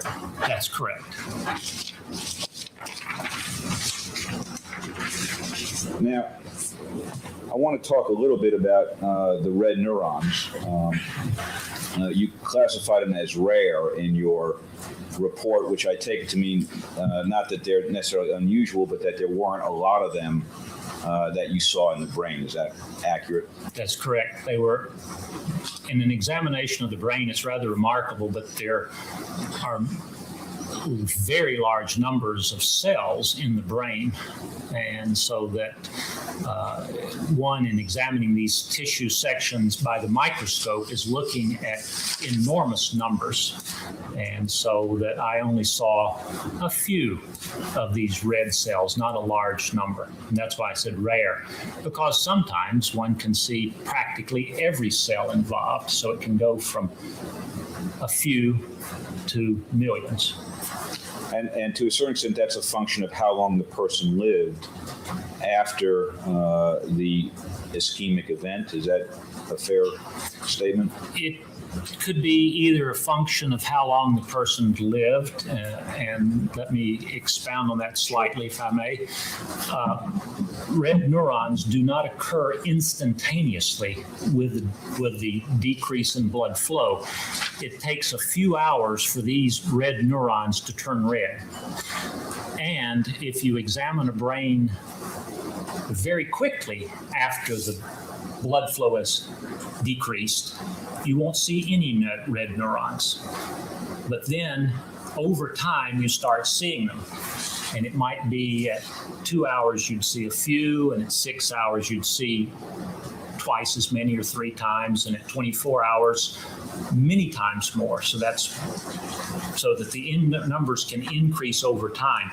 And of course, sometimes with a decrease in blood flow to the brain, not every cell is affected, so only a few cells will be affected, so it can be very variable. So it could be that it was the degree of loss of blood flow or the lack of blood flow, or it may be the time interval. It could be one or the other, so there are 2 possibilities. Okay, or I guess it could be both to some extent. And it could be both.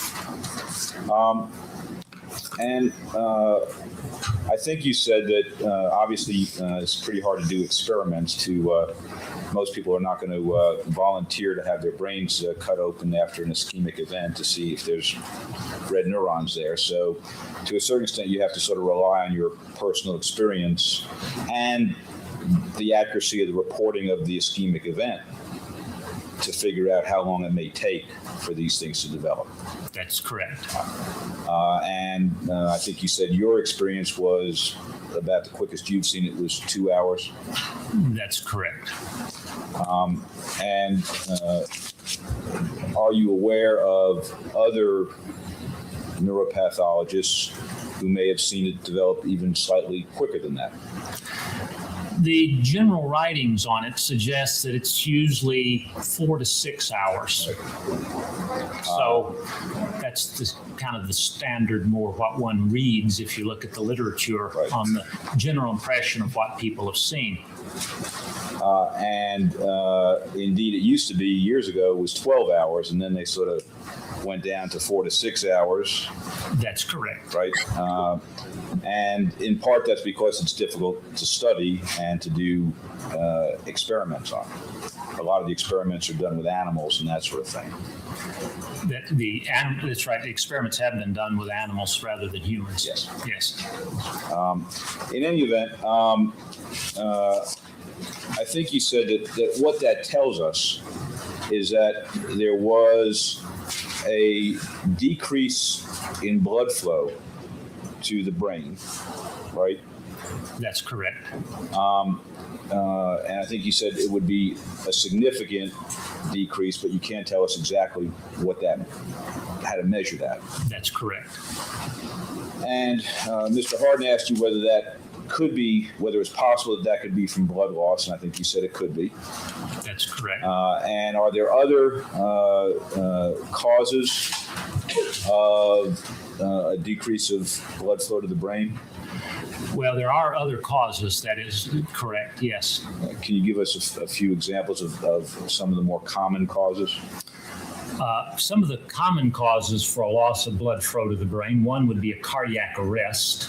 If someone has a cardiac arrest, the heart stops, blood flow stops, and then if the heart is restarted, then they will survive, but they will have had a period with no blood flow, and of course, oftentimes they have severe brain damage from that. If an artery to the brain is occluded by one way or another, such as with a thrombus, this would also lead to a decrease in blood flow to the brain. That would be 2 causes.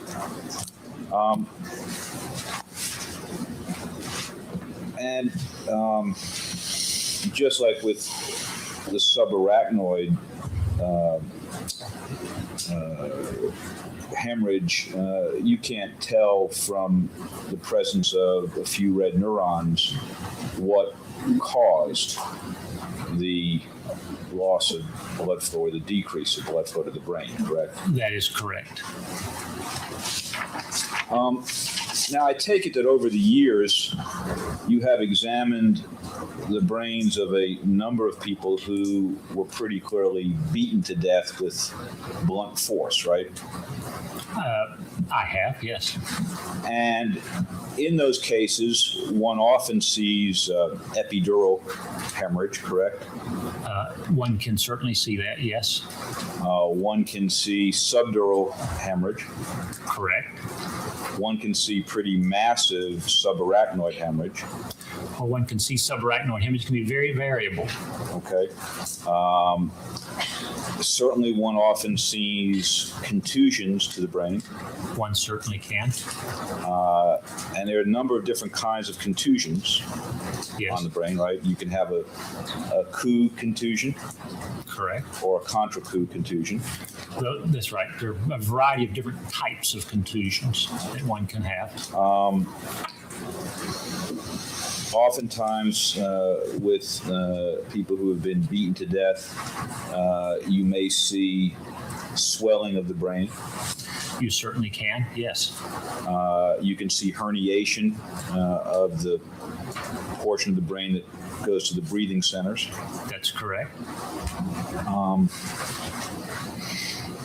And in this particular situation with Ms. Peterson, you saw no epidural hemorrhage. That's correct. You saw no subdural hemorrhage. That's correct. You saw no intradural hemorrhage. And by intradural, you mean subdural? Well, I'm not sure. Dr. Gluckman used that term, and I had never heard it before. So, It's another term for subdural, yes. okay. So there's no real difference between intradural and subdural. That's correct. Okay. She didn't have any subdural That's hemorrhage. correct. She didn't have any coup contusions. That's correct. And just so we're all clear, a coup contusion is a contusion where it actually is located inside the brain at the point at which there was an impact on the outside surface, right? Yes. And a contra coup contusion is a contusion on the surface of the brain, but on the opposite side from where the impact was. That's correct. Right? And you didn't see either of those kind, No, I did not see coup or contra coup.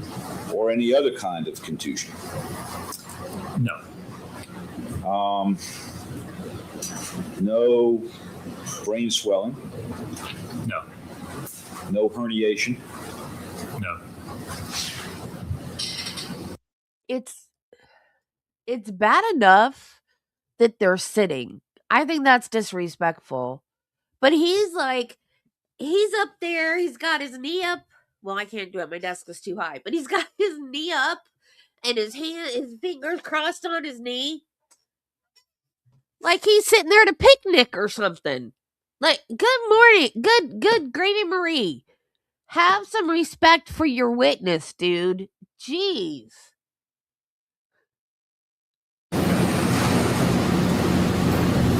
The only things you saw in looking at Kathleen Peterson's brain was some evidence of decreased blood flow to the brain Yes. and some evidence of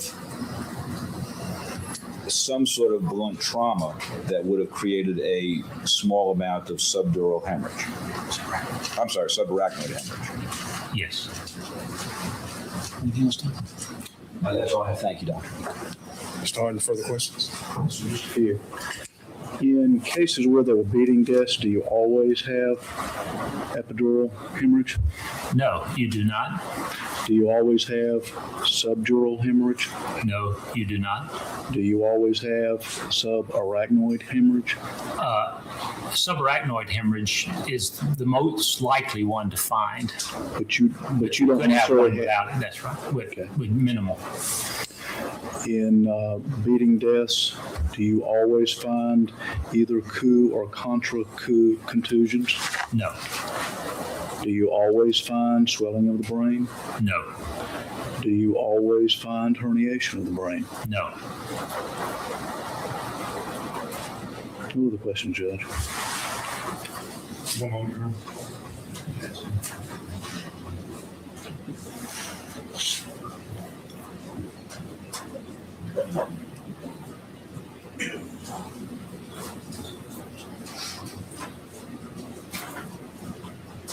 Would it be fair to say that you found no cause of death within the brain structure itself? In other words, nothing that you saw like a subdural or something like that, or a herniation that you could say this is what would have caused death here? That's correct. That's all I have. Thank you. All right, Duffy, you can come down. Thank you. Dr. Bullen, be released. Yes.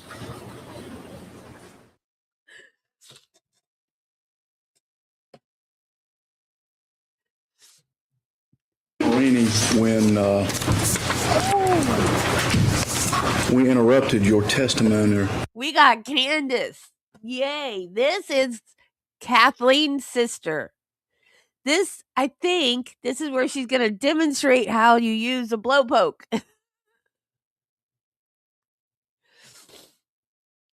testimony last week, you were at the point where you were beginning to describe aspects of the Petersons' lives.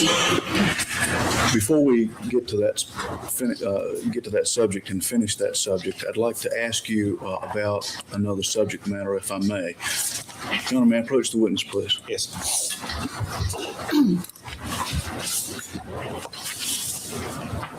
Let me show you what is marked as State's Exhibit 72 and ask whether you can identify that for me, please. This is my blowpoke. Blow through it. Okay. And with respect to this, how long have you owned this particular item? I purchased it in 1982. With respect to this, did you also purchase others that were similar to it? Yes, I did. If you would please describe how many of those you purchased and to whom they were distributed. In Christmas of 1984, I so enjoyed having my blowpoke. It was so useful and handy, and I decided to give it to family members. And I gave one to my brother. I gave one to my sister Kathleen.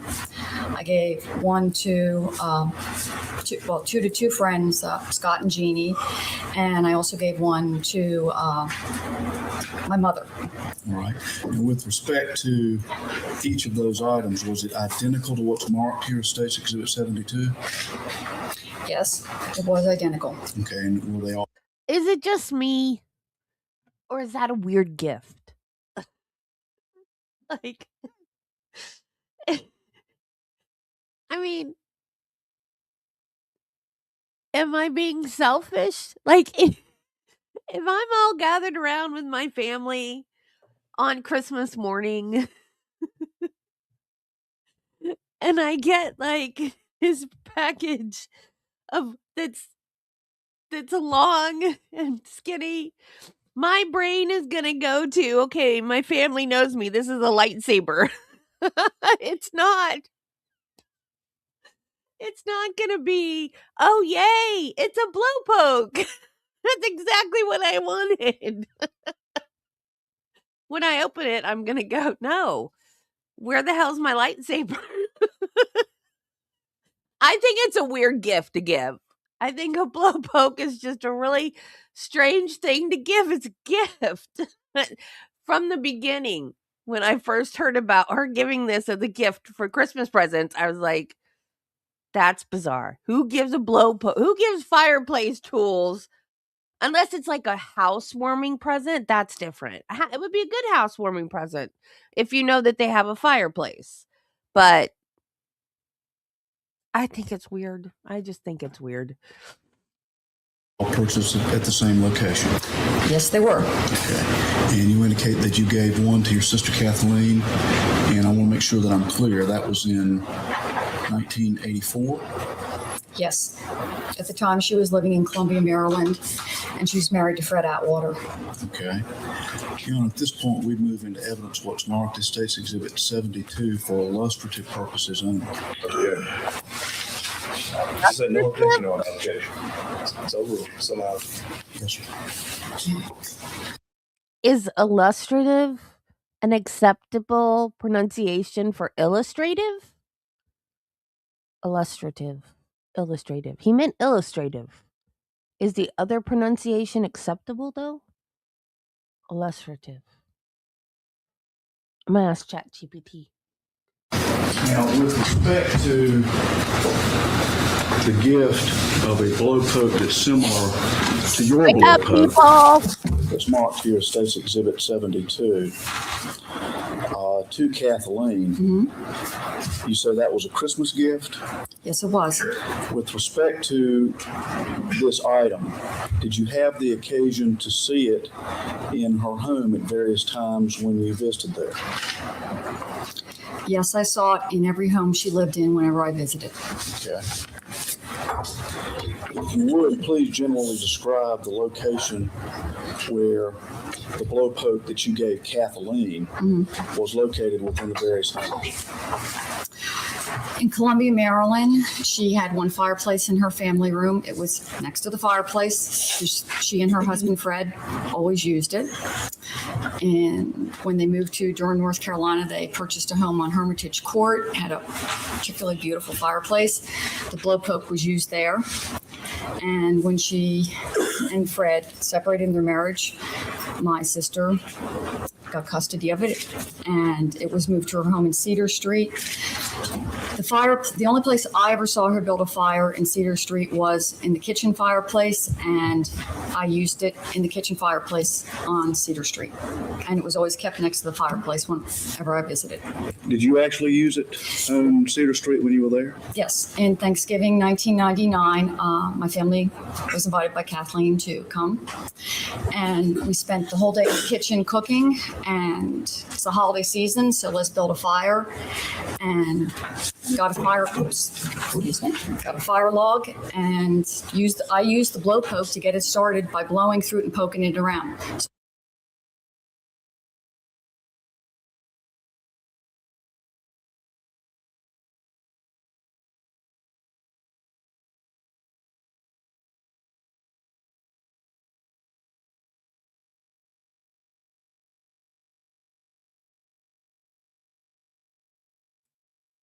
I was muted. I'm sorry. The two common pronunciations are illustrative, most common in American English. I don't find that to be the most common.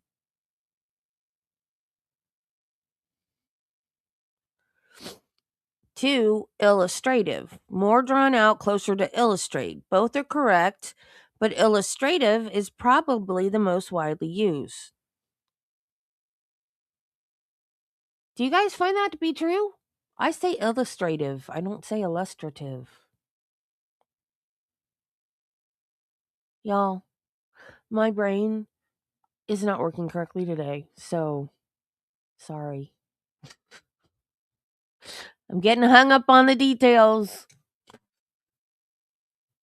I need a brain transplant is what I need. No, I need to go get on medicine. So I did use it on Thanksgiving 1999. All right. And it was right next to the fireplace. All right. Your Honor, may I approach the witness, please? Yes. You've never in your life, Wiggles?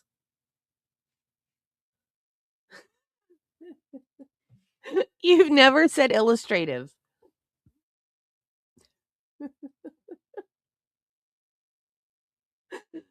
Well, I looked it up. It means to illustrate. So, wait. Adjective, adverb. I think it's an it's an adjective. It's an adjective. So, illustrate is something you do. Illustrative is describing something that illustrates something. Illustration. But I've never heard illustrative. I've heard in a different context that I can't think of right now. But I rarely hear illustrative.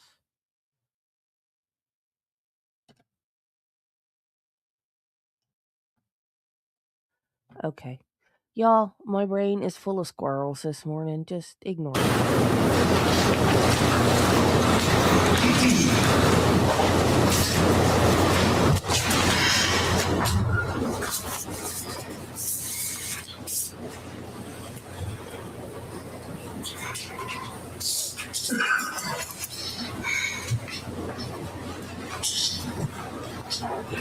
Let me show you a series of pictures and ask whether you can identify what's depicted here. Let me show you what's marked as State's Exhibit P159, P160, and P161, and ask whether you can identify these benefits. Exactly, Wiggles. I couldn't think of an example. But that is what my head was trying to figure out. I couldn't think of an example. That's when I hear it pronounced that way. Illustrative, like an illustrative example of good health or something like that.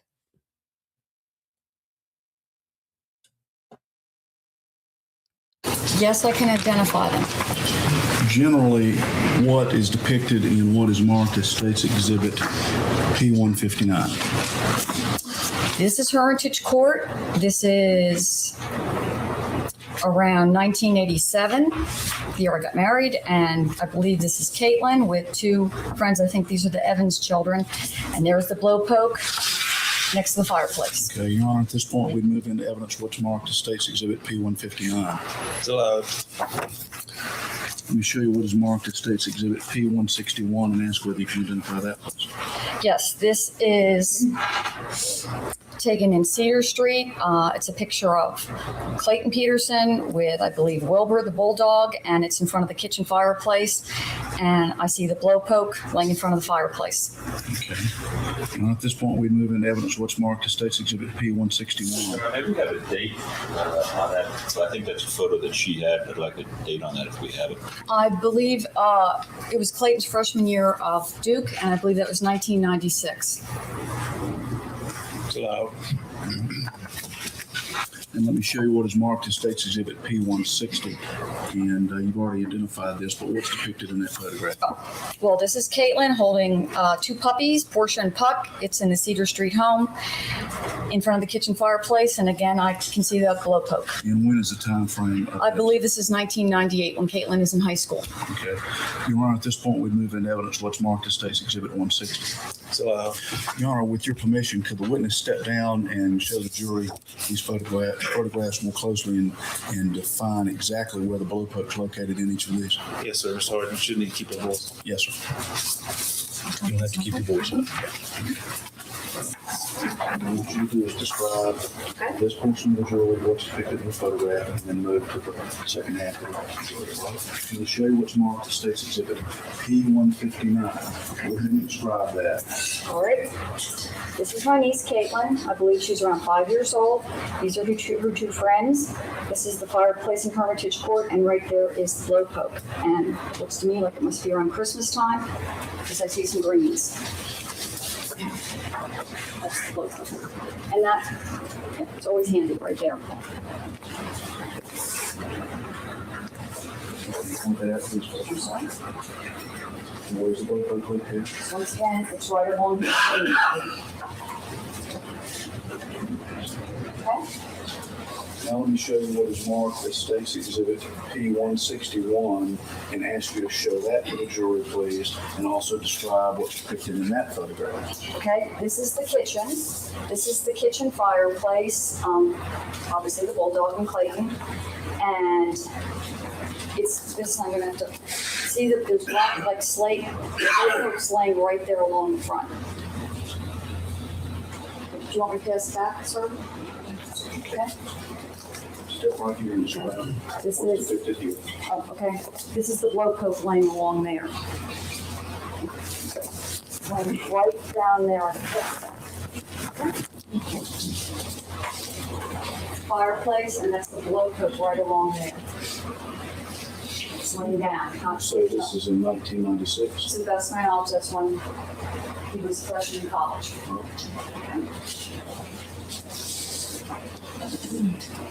And let me show you what is marked as State's Exhibit P160 and ask you to describe what's depicted there. In particular reference to the Okay. This is my niece Caitlin with the puppies, and most importantly, now the blow poke is in a standing up position. It's leaning into the part of the molding on the fireplace.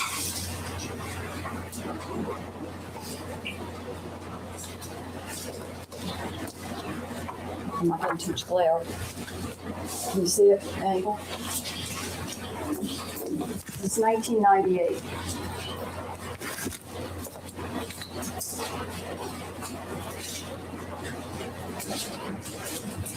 It's the angle there, standing up this time. Okay. Please take a seat. John, could I have this passed? Julie said that they can feel and touch it. And just be what's marked as State's Exhibit 7. Judge, I think if it's offered as illustrative evidence, it doesn't go to the jury for feel and touch. It's simply illustrative of other things, so I'd object to it being handed to the jury unless it's offered as real evidence. Your Honor, since it's a duplicate or a replica of what Mrs. Zamperini provided to her sister, it would be the state's position that it would still be and can be tendered as illustrative evidence of what that blow poke would have felt like and demonstrate the weight of it, the length of it, and the hollowness of it. So we believe that it could come in for those purposes. All right, objection's over.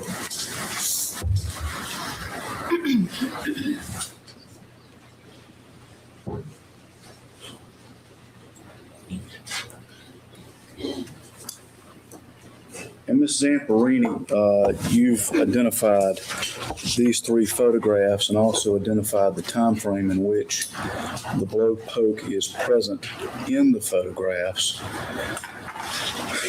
With respect to two of these, those being what's marked as State's Exhibit P161, and I'll just show this from here, and what's marked as State's Exhibit P160, the blow poke is located at the fireplace, but in two different locations. Did you see the blow poke at the fireplace in these two locations during any of the time that you were present in the Cedar Street home? I'm not in. At what time when I'm there? Before or after my sister's death? No, during the time period where you would have seen the blow poke. Before her death. Before her death, yes, it was always in the kitchen. I used it. I observed Kathleen use it. It was always in the kitchen. Right. Now, I think you'd indicated that the last time you used it was in 1999. Yes, sir. And what were the circumstances under which that happened again? It was the Thanksgiving holiday, and my sister spent the whole day together cooking the meal, and we wanted to build a fire, and went to the fireplace, built a fire, used the blow poke. It's a very excellent tool to start a fire because you can blow through it and it gets the fire going. So yes, I used it in Thanksgiving 1999 and distinctly remember it. Were you in that house after the Thanksgiving time frame of 1999, prior to her death? I was not in Cedar Street again after 1999. She then made visits to my home after. So it was the last time I saw it was Thanksgiving 1999. Okay. Now, let me go back to the point where we interrupted your testimony with respect to aspects of the circumstances that the Petersons were involved in, and I want to specifically focus your thoughts on the April-May timeframe of 2001 and ask you whether you had occasion to to have conversations with your sister Kathleen about various things, and I'm going to identify those for you. About Nortel's circumstances, about Kathleen's circumstances at Nortel, about the Petersons' financial situation, and about the condition of their home in Cedar Creek. Did you have a series of conversations during that April-May timeframe that relate to those subject matters? Yes, I did. If you would please describe to the jury the circumstances under which you would have had this series of conversations, please.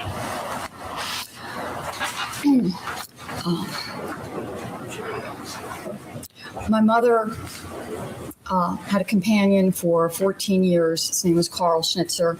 He died at age 90. He died April 24th, 2001. My mother wanted to have a memorial service to honor him. She asked that my brother and my sisters and I come to Florida for this memorial service.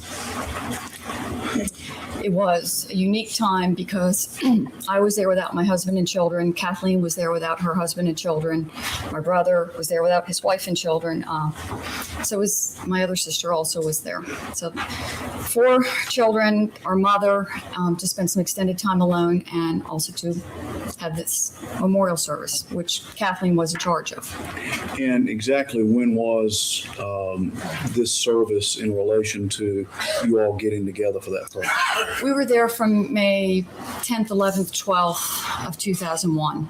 Okay. The 3 of us together. 4 of us, I'm sorry, Kathleen's still alive. 4 of us together and my mother. All right.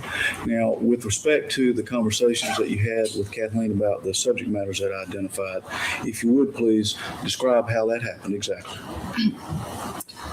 My mother lives in a retirement community in Florida. She made arrangements for Kathleen and I to stay in a neighbor's house next door. And it was the first time since we were young girls that we shared a bedroom again. So we would spend a lot of time at my mother's house. At night, Kathleen and I would walk home, go in the bedroom, and we would talk for hours about our lives. Okay. Now, with respect to the particular circumstances at Nortel and what Nortel was going through, did Kathleen describe to you or express concerns about Nortel's financial position in the market? Yes, Kathleen talked to me in great detail about her work. Specifically, what did she say? Specifically, she said, I am unhappy at work. I am overworked at work. I have lost over $1 million. And this is real to me. This isn't paper money. This is my blood, sweat, tears of going to work. I have lost it. My hopes for the future and dreams about retiring in Paris someday with a second home, they're gone. I am stressed. All I do is lay off people. I'm afraid at times that Nortel's just going to pull out of North Carolina. Everything's going to go to Canada. I like the people I work with. I'm having to let them go. It seems all they do is give me a new position, more people under me, more work, and then in a couple weeks or months, I have to get rid of that whole division again. I constantly have to learn new responsibilities. I don't feel well. I don't have time to go to the doctor. I don't have time to exercise. I'm leaving the house as early as I can in the morning. I work 12 to 14-hour days. I'm exhausted. All I ever do is talk to Michael about the stresses at Nortel. I just don't know how to turn things around. We talked about, I brought up, find another job, look someplace else. This isn't worth the hell you're living through. No, Candace, you don't understand. I can't replace this job in the Research Triangle area. There is no way.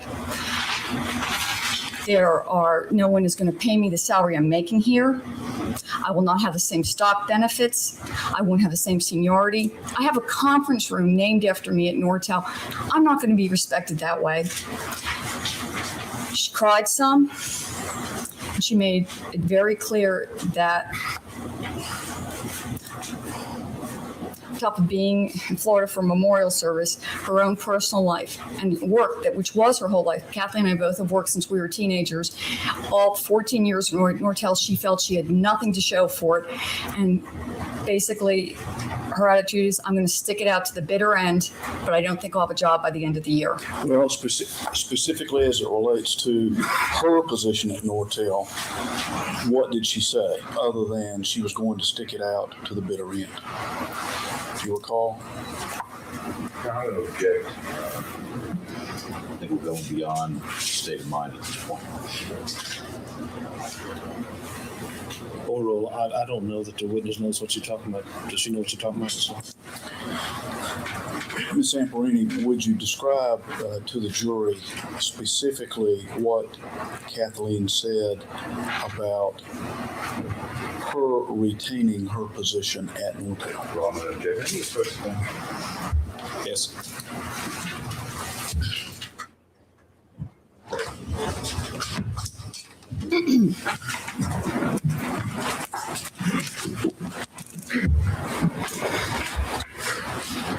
Now, during that 3-day period, did Kathleen describe to you or express concerns she was having about the family's financial situation? Yes, very much. Specifically, what did she say? Specifically, come that fall, she wouldn't just have 2 students in college. She was going to have 3 children in college. And one of the children was talking about going to school on the other side of the country. So that would mean airfare. I mean, 3 children in college, travel expenses, books. This weighed on her very, very heavily, financially and emotionally. It was another financial. Again, to comments about historical facts and about the witness's interpretation of what is weighing on Kathleen as opposed to what Kathleen I said. think, Mr. Harden, if you elicit the particular mental state or emotion, the court will allow some historical facts, but I want to make clear the jury gets what it is you're trying to put in the evidence first. Ms. Zamperini, we're going to focus on specifically what Kathleen said about these areas as it relates to her mental impressions at the time that they were occurring. I am very worried about having 3 children in college. Okay. I am very concerned about my job, and if this job ends, how I will continue to keep 3 kids. Now, all she's going to do is put what she feels and say it like Kathleen actually said it. This woman is nuts. I'm not saying that she's not justified in being upset that her sister was murdered. I'm not saying that. I'm just saying this woman, like, this whole thing dialed her up to 11. Like, she went off on Michael Peterson at the Alford plea. I don't know. I can't remember if they showed it or not in the documentary at the sentencing for this trial, but hopefully it'll be in here at the end and we can see if she made a victim impact statement, because she was unhinged at the Alford plea. Kids in college. I was hoping to use my stock options. Kathleen had told me that she had taken a deferred compensation plan, and that would help her tax-wise. But she told me I was planning to not take as much income from Nortel, and then she was going to, as needed, sell her stock options. Objection. May we approach her? No, okay. Sustain that to that point. Go ahead, I'm sorry. With respect to concerns she expressed about the conditions of her home, did she specifically tell you about any aspect of that during this 3-day period that you all were together? Yes, she did. What did she say specifically? Specifically, talking April. The house had, my sister said, the plumbing problems are continuing. I want to renovate my master bathroom and bedroom. The house now has only one shower in the whole house that works, that doesn't cause water damage. She was very frustrated and tired that she couldn't take a shower in her own bathroom. She took a bath every night, and this was really getting old to her. But I had, and What specifically, did she say? I'm tired of the bad plumbing. I'm tired that I can't even take a shower in my own house. Okay. Were there other repair issues within the house that she specifically talked with you about during that 3-day time period? Yes. The living room ceiling had water damage in the ceiling, and that bothered her because this room is a very beautiful room to me, but I can't make the living room ceiling look better unless I fix the plumbing damage. How can I hide this or make this look better? Okay. Were there others as well? Oh, yes. Specifically, what did you say? I have termite damage in the house. I think it's going to be over $10,000 to deal with the termite damage. That was also Rich people problems. Because didn't she say when she was on the stand the other day that they took trips to Paris and somewhere else? I forgot where they said they went. They did all this stuff. I don't know if they did it. Like, it was one of the trips was a present for somebody's graduation. Another was a trip with her and her sisters and her mom. So I don't know if these trips were to try to show people that she had money, or if it was just she really, really wanted to do these trips for other people that were going. But if you have the money to take those trips, you have the money to fix the plumbing and the termite damage. And that's what people that don't have money, that's what they do. They don't go on trips. They save up. If they have to save up, they save up for the repairs to their home. That's what people with no money do. They don't go off on trips. Like, none of this is like making me feel sorry for this woman. And I'm not saying, yeah, she was murdered. She didn't deserve to be murdered. But I don't understand what all of this has to do with her murder. She's claiming that she's living in a house that's falling down around her ears. It's a mansion. She's got money to take all these exotic vacations. If I do get a vacation, it's never outside of the United States of America because I can't afford. Like, I want to go to Maryland this summer because there's a meetup I want to go to. I can't even afford to go to Maryland from Florida because we're saving money because we have termite damage and a leaky roof. You've got money, woman. Figure it out. I mean, just like no sympathy about this money stuff at all. But this has nothing to do with the motive. Are they trying to say that Michael Peterson killed her because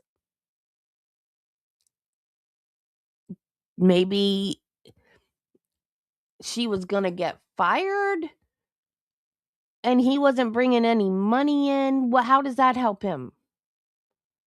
She's making money now. There's no guarantee that she's going to be laid off. And then he's not making any money. So why kill her for money reasons? So what is all this? All this is a waste of time. Talk about a real motive, because I don't think money is the motive. in the living room area. The outside of the house always needs to be painted, and some parts of the outside of the house are in very bad repair. We're just talking April now? Yeah, Okay. April, May time frame. April, May time. The main things we discussed were the bad plumbing. outside, we talked, she said, I want to improve the entrance area to the house, this round circle. Did I have any affordable ideas on how to improve it? Because she said, I can't afford to do a professional landscaper. Did I have ideas on how to improve the front? That bothered her that it was so overgrown. Okay. Our conversations were in terms of what she could do herself, what she didn't have to hire out. Well, objection to the characterization. I'm going to renew my objection to statements of historical fact.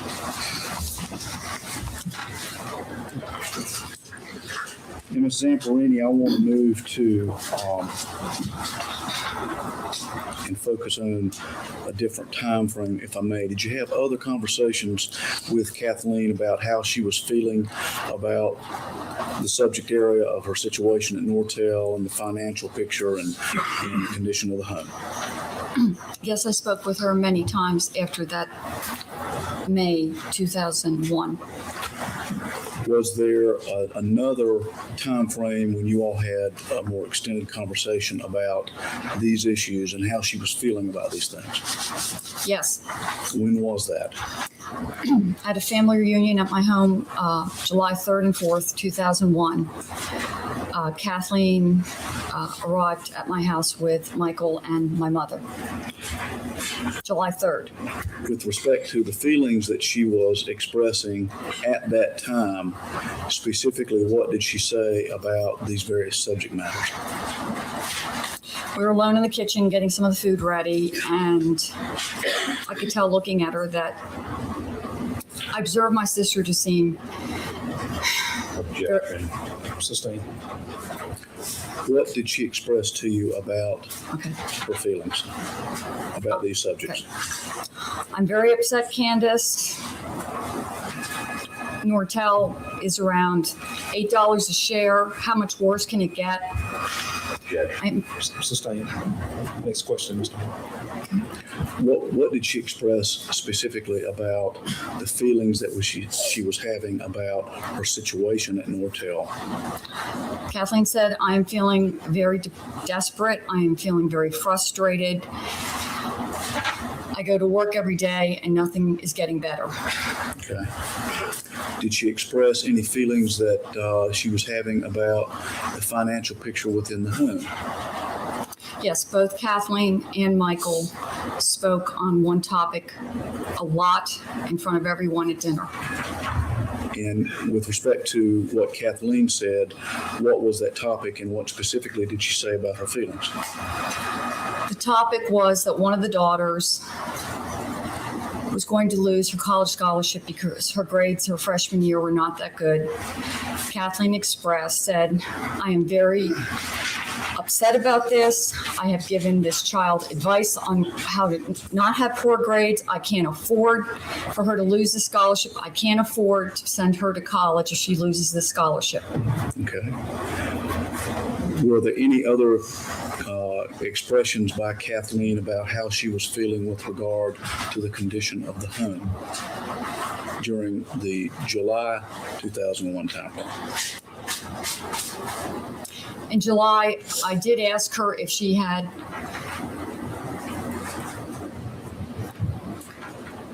my sister said, I don't think I'll be able to have you come down to help me renovate the master bedroom and bathroom either. There's no.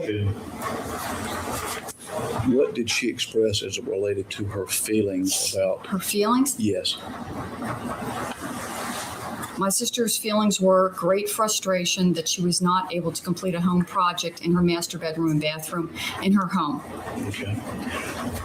Were there other conversations that were of a more extended nature as it related to this series of general subject matters?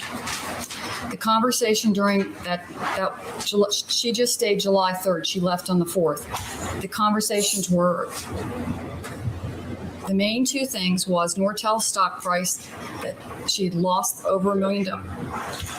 My sister said, I have lost. Just a minute. Sustained. Were there conversations after the July 3rd, 4th time frame of 2001 that related to the subject matters? of Nortel. Yes, of Nortel, of the financial situation within the home, or her feelings about repair issues in the home. I had many conversations. The last extended conversation happened around mid-October of 2001. My sister called me. What did she specifically say about her feelings with regard to her circumstances at Nortel, if any? My sister said the stock price was now around $5. We did always talk about the stock. She needs more direction, Mr. Hart. Ms. Samperini, yes, sir. If you can talk about what your sister expressed as it related to her feelings of those circumstances. I am very worried that I will not have a job by the end of this year. I feel sick that nothing is turning around at work.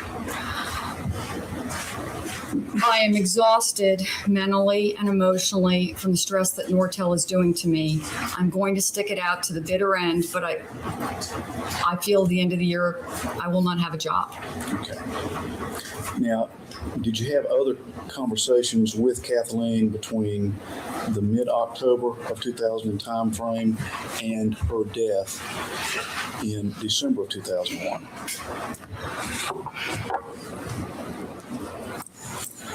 Yes, we had several small conversations. Okay. Now, with respect to the December 9th of 2001 time frame,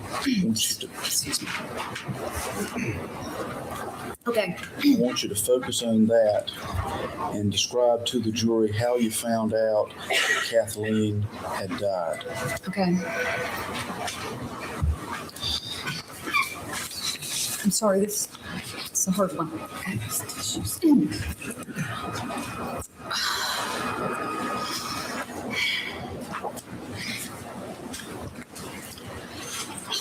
Sunday, December 9th, my telephone rang around 10:45 in the morning. Michael Peterson was on the phone. He asked for my husband. Mark wasn't home. I gave him Mark's cell phone number. Okay. Did you have any conversation with Mr. Peterson at that point beyond? No, sir. Just gave him he wanted to ask for I want to speak to your husband. I gave him Mark's cell phone number. Okay. After that point, did you receive information indicating that Kathleen had died?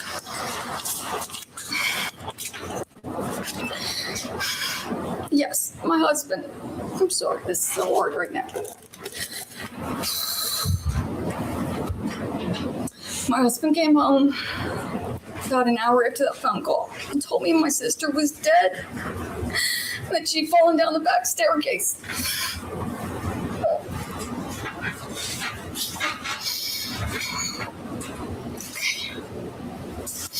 Okay.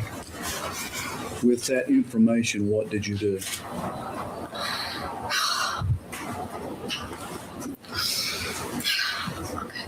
Next day, Monday, my sister Lori and I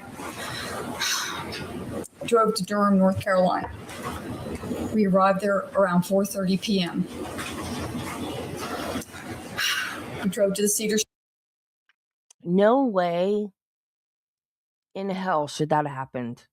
Do you know how many times you get asked before surgery why you're there?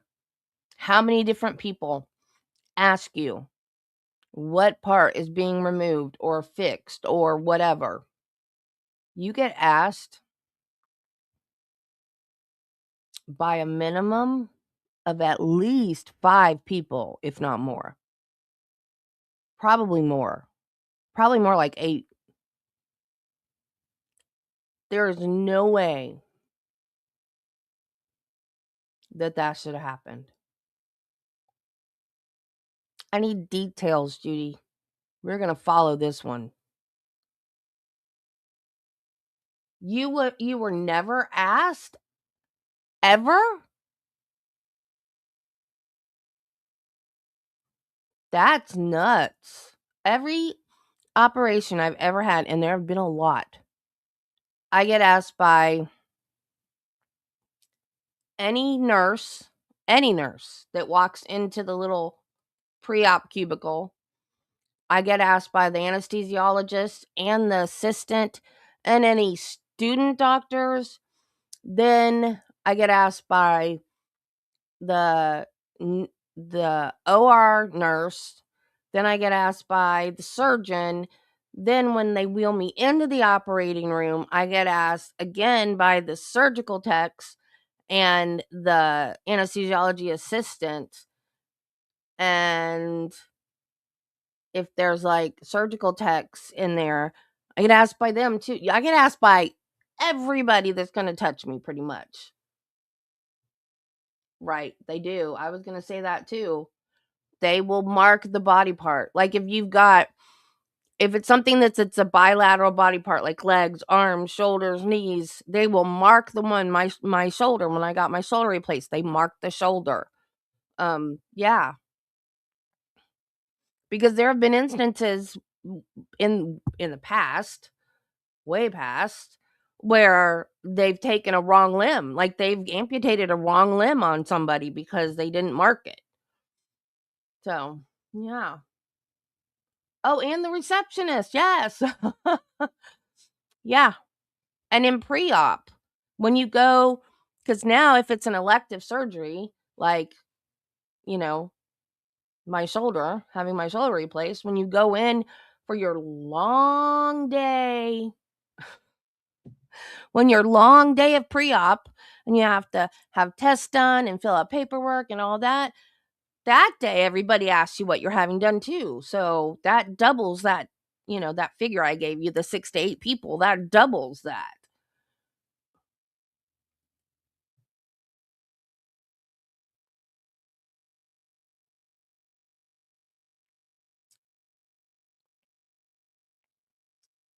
Oh, wow, Marty. Yeah, guys can get breast cancer too.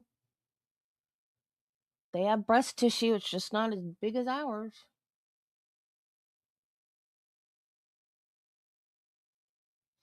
Yeah, they ask all kinds of questions. Oh my God. Yeah, way back, like there weren't as many checks and balances as there are now.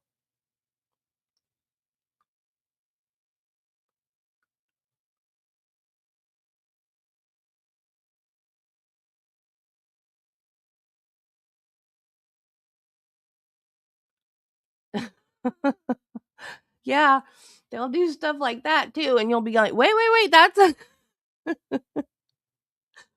yeah, I can't think of any specific instances, but there have been times when I've been like, wait, why are you doing that? What? And they're like, it's okay. Yeah, and the surgeon, yeah. Yeah. Oh, is that what that show was about? I didn't know that. No, I've never watched that show either. Um, but yeah. Oh my God. Lawsuit right there. Oh, yeah. Yeah, I want to keep an eye on that. Although he'll probably, I wonder if he'll be charged with anything. Oh, he was charged with manslaughter. Okay. I was going to say it might just end up being like a civil suit with the family, but no, I guess he's going to be charged with manslaughter. So there must have been a reason for the manslaughter charge other than just like malpractice or whatever. I wonder if he was impaired or something.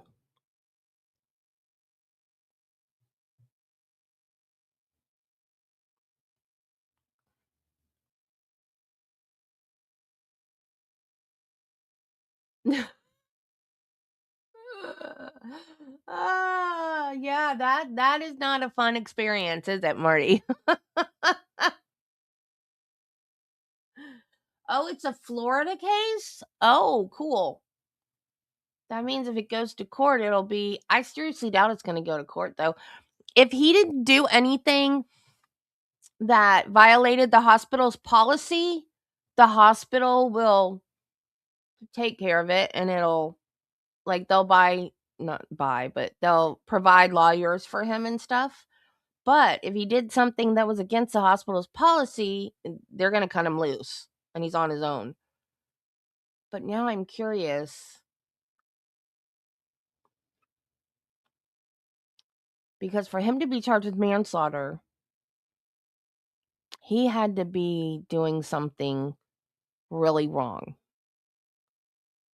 I mean, because patients die on the table all the time.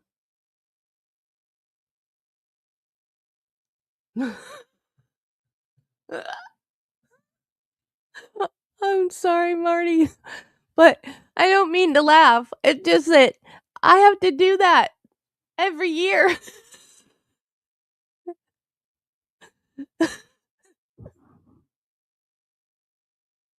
Every year I have to do that. I'm sorry.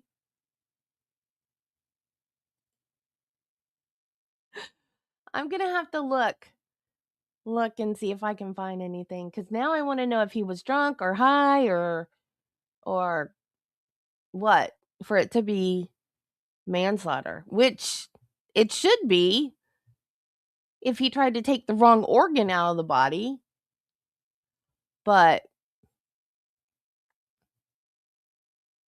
if it's being charged as manslaughter and not just a malpractice thing, that's scary. Street house. There was yellow crime scene tape around the perimeter of the property. Stopped the car. A police officer came up to us and told us we could not enter the house. He said there was a mobile police command center around the corner. All right. With that information, what did you do? Directly across the street from the house is a neighbor of my sister's, Ms. Berry. Todd Peterson was standing in the driveway. He motioned for Lori and me to come in that house. Lori and I went in Ms. Berry's house, and Todd talked to us about what had happened to my sister. All right.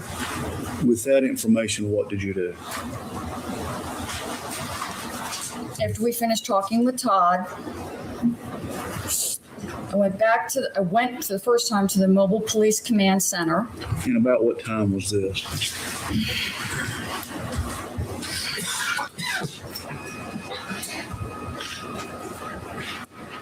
It 6:30 to 7, the first time I went there. Okay. I just remember it was dark. Of course, it's December now, so it's dark early, but that's around the time. And what happened at the Mobile Command Center? My sister Lori was sat in the car and waited for me. I went in and I met an Officer Bullock. I introduced myself. He said I was here for my sister's. She died. And I asked him when I could get in the house. And he said he wasn't sure, but he thought maybe later that night. And I said, may I come back later? And he wanted me to come back later to talk to me. And I said, okay. Right. So I left there. After you left there, what did you do? Then Lori and I followed Todd to a person's house, Carrie Sutton. We went to her house. Okay. And how long were you at Miss Sutton's house? Hour and a half.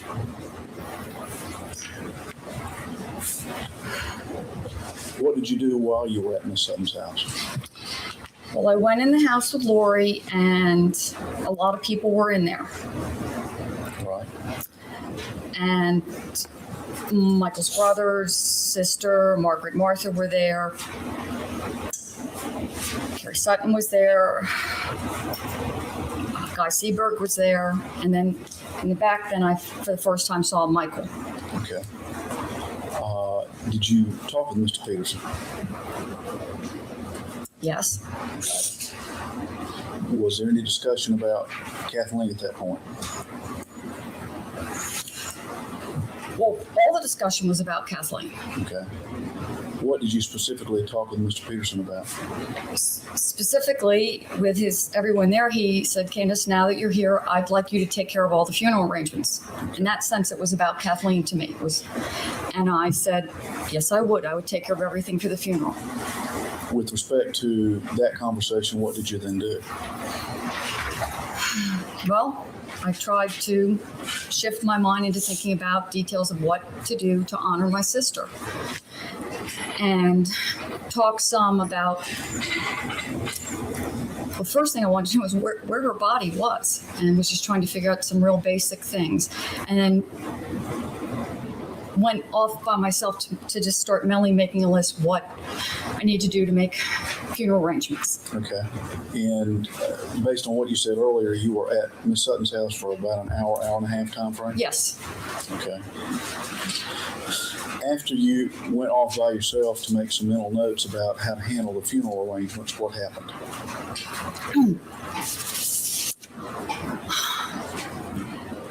Then Caitlin was coming. She hadn't gotten there yet, but I heard she was coming back to the original house where I spoke with Todd, this Ms. Berry's house. So everyone was now going to go to Ms. Berry's house, and there was supposedly some refreshments there. I mean, there were refreshments there. And on the way there, I went back to the Mobile Police Command Center to speak again with Officer Bullock. Okay. And what happened when you got to the Mobile Command Station?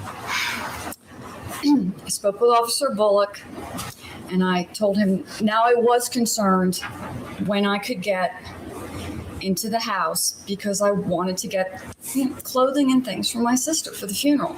And I did say to him, if nothing else, could even a police officer escort me up to her bedroom so I can at least get some clothing? And he said, no, you're probably going to be able to get in the house. No problem tonight. May not be till 9 or 10. I'll let you know. And then he talked to me about things, cleaning up that need to be done in the house. And he said there was blood. And I said that is no problem. I'm here to take care of things for the family. I will clean up the blood. This won't bother me. And I observed the officer looked at me like kind of surprised. And I said, no, I can do this. I can clean up the blood. And he said, well, there's a lot of it. And I said, that's okay. I can do this. And that was the extent of our conversation. I gave him my name and phone number, and then went to get my sister Lori. And then we went to Mo Berry's house. Okay. And at that point, how long were you at Miss Berry's house? Again, it seemed to me like it was an hour and a half. At some point, did you come back to the Cedar Street residence? That was later after. Okay. But at Mo Berry's house, that was when Caitlin arrived. Okay. And once Caitlin arrived, what did you all decide to do as it related to specifically going back to the Cedar Street house? Well, when Caitlin arrived, Michael took Caitlin upstairs privately to talk to her, and everyone was kind to wait and give them some privacy together. So they were upstairs, it seemed 20 minutes to half an hour talking privately, and I got on the phone and started to work on funeral arrangements. Okay. How much longer at that point did you stay at Miss Berry's house? Maybe another half an hour. At the conclusion of that time period, what did you do? Then we went to see, we were allowed by then, and I believe this was around 10 at night. Now we were able to get into Cedar Street. Okay, and once you went into the house, what did you see and what did you do?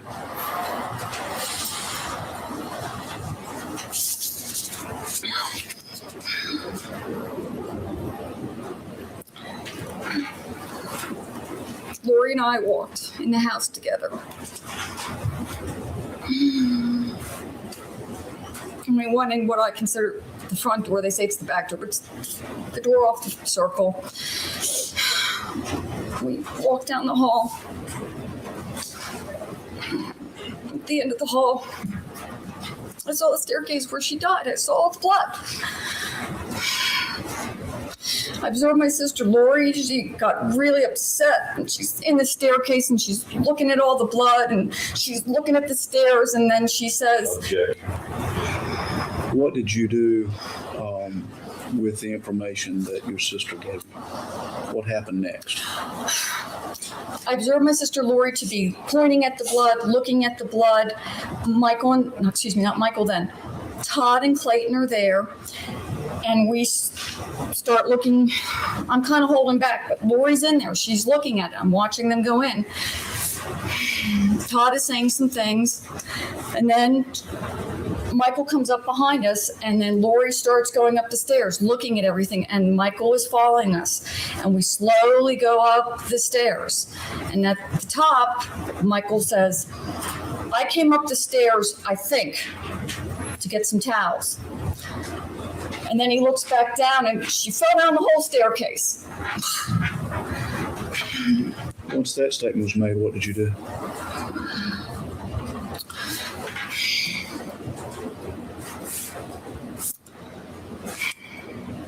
I went off by myself for a little bit,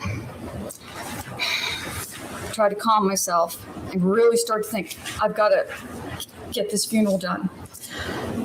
Went to my sister's bedroom, started looking through her clothes to pick some things out. I got her jewelry case. I found her wallet and passport for identification. I took these things downstairs, put them by the front door.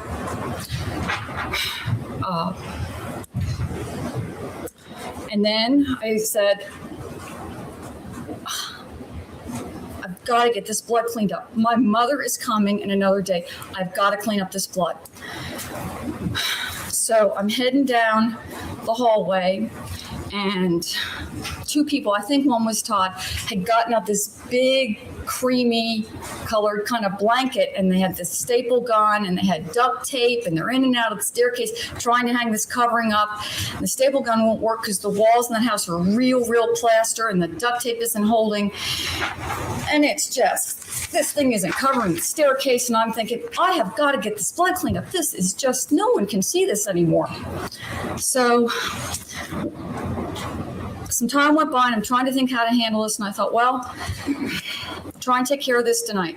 So I started looking around the kitchen sink area. I went in the laundry room where the cleaning supplies, and I finally got like some rags and paper towels, and I wet them good. And then I found some spray cleaner, and I went in the staircase, and I sprayed some stuff on the wood landing, and I was trying to rub some of the blood up, and it just, oh, man, I never cleaned blood like this. I'm trying to clean another place. And then that cat picture, I reached up and I sprayed the cat picture, and when I reached up to wipe it, her blood ran down my arm, and I just couldn't do it anymore. So I just said, oh, get the heck out of this place. I'll come back another day and clean it. And then that was pretty much it. I just wanted to find my sister, and I wanted out of that house. And that was Monday. Was anybody with you when you actually went into the staircase to clean up the blood that you're saying? Everyone was around back and forth. So everyone said it's a huge house. The only person who I didn't want to have around, and I tried not to see me doing this, was my sister Lori. I was just trying to clean it up. It wasn't going to get done that night because I couldn't take the blood on my arm that night. Okay. Mr. Hart, I think we need to take a 10-minute break. Yes. Ladies and gentlemen, we're going to take a 2-minute break. Please allow the jury to face the courtroom first.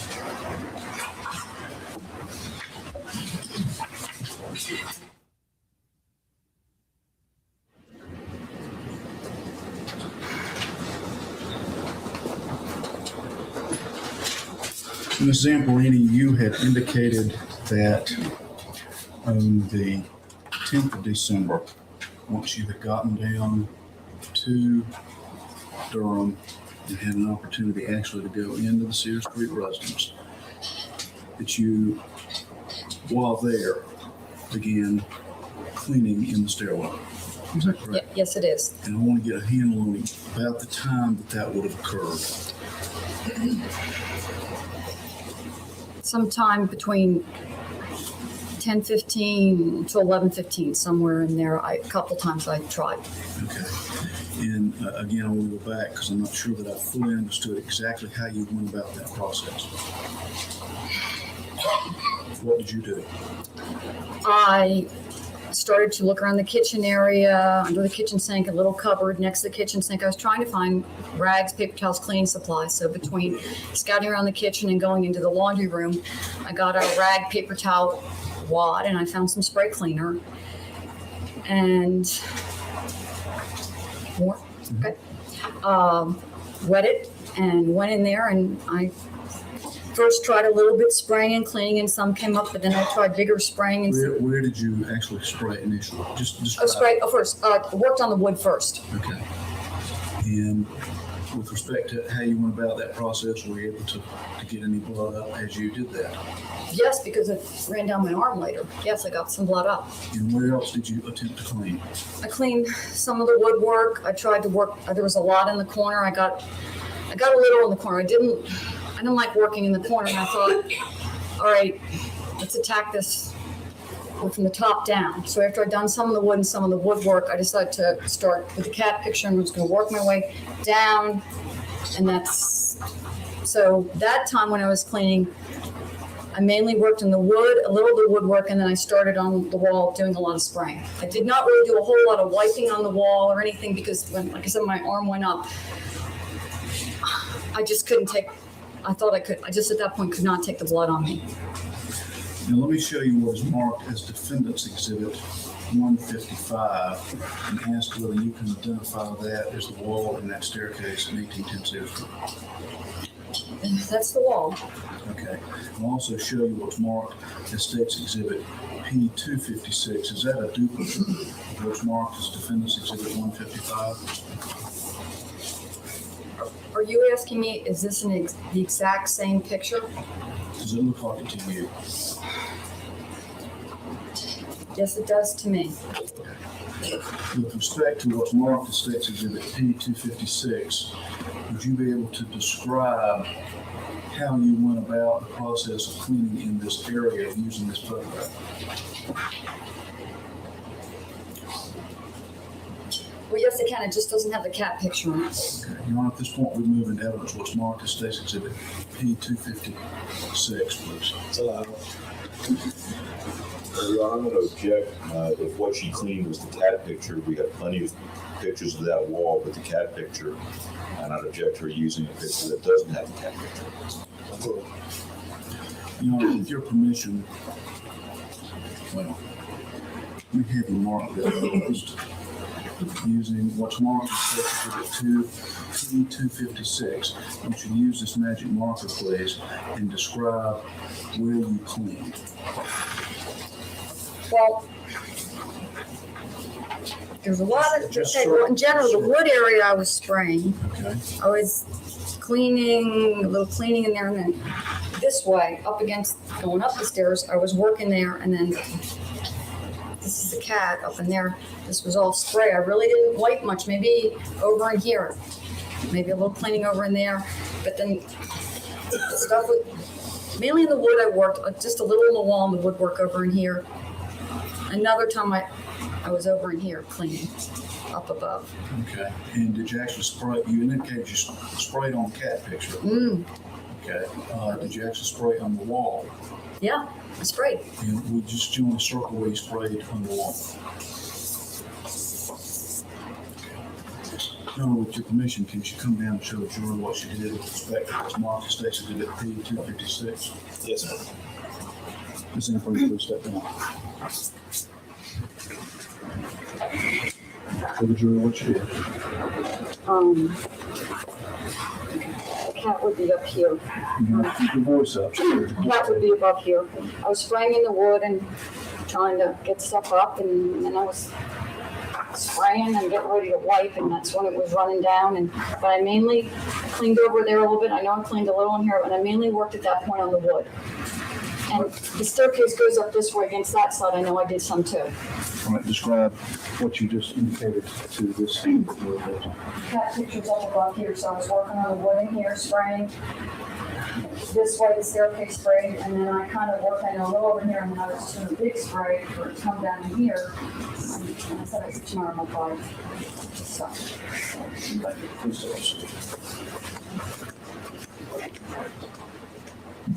And approximately how long were you involved in your attempt to clean up of this area?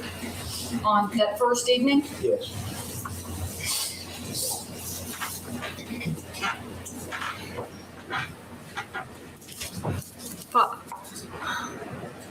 including trying to find the supplies and everything, Yes. including trying to find the supplies, and by the time I started doing the actual effort, maybe 10 or 15 minutes, because I was kind of wandering around trying to figure out what would be the best to use. Other than the water and the spray that you described, did you use any other cleaning substance as you were working in this area that you recall? I'm absolutely sure I remember the spray. I think I also was trying some powdery like Ajax stuff, but I more vividly remember the spray at that night.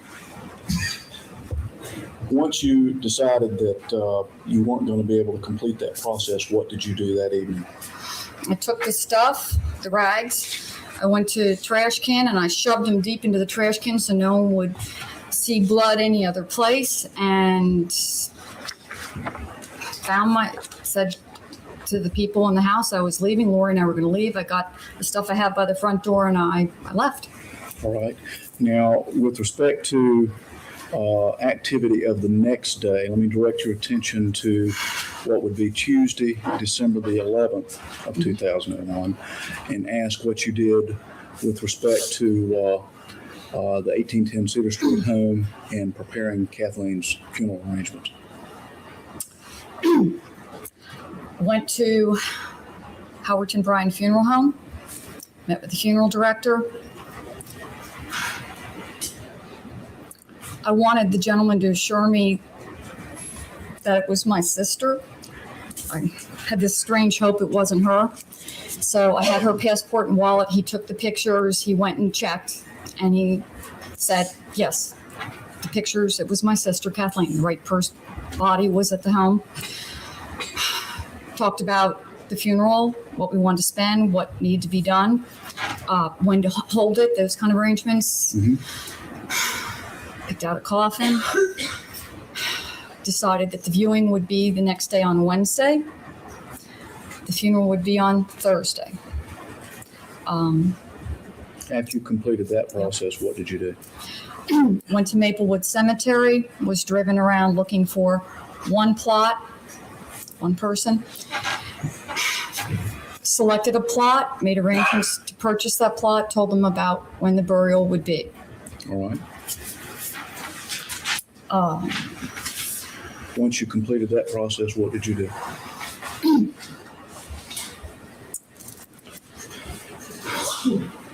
Came back to Cedar Street house, went in Michael's study. I was on the phone talking with Duke Chapel, the organist, minister. A couple friends were giving me advice, who Kathleen knew, who might want to speak at the funeral, those kind of things. Really started to fine tune the funeral and viewing plans. All right. Then, While you were in the home, exactly which rooms were you? I had a lot to accomplish. I went to work at Michael's computer in his study.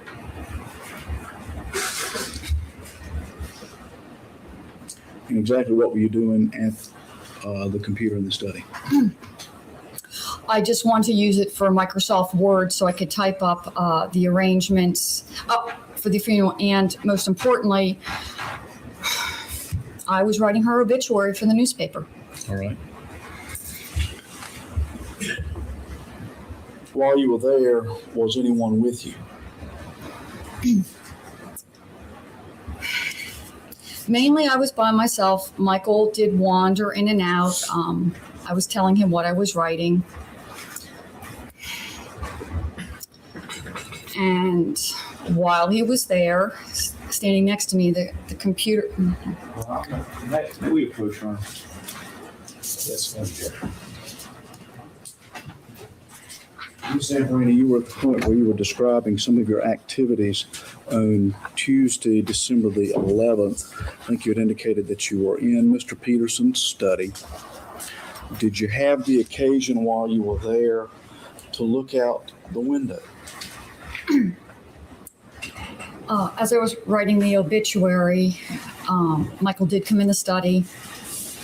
He talked to me a little bit, and then he left. And he had been looking out the French doors of the study toward the swimming pool. And he said something. Well, I got up, and then I too went and looked out toward the swimming pool, trying to see what he was talking about. Objection. And May we approach? Over. What did you I do? looked at the swimming pool, and I just saw the pool, but I didn't see any furniture outside, and that just seemed very odd to me that there was no furniture around the pool that I could see. Objection. Now, after you made those observations, did you continue working on aspects of Kathleen's funeral? Yes, I probably finished up in about an hour from then and took care of sending it off to papers. Okay. Now, with respect to the following day, did you have the occasion to go back to the Cedar Street residence? Yes. Okay. Describe what you saw when you were there and what you did. When Wednesday started out that I was very, very unhappy with the plot for Kathleen to be buried in. I contacted Caitlin, Margaret, and Martha and said that it was possible for Kathleen to have a headstone, which I felt was a very important way to honor my sister, not just a foot plate in the ground. And I asked the girls to go to Maplewood Cemetery to please find another plot. And then I went to Cedar Street House to talk to Michael about it. Objection. May we approach? Yes.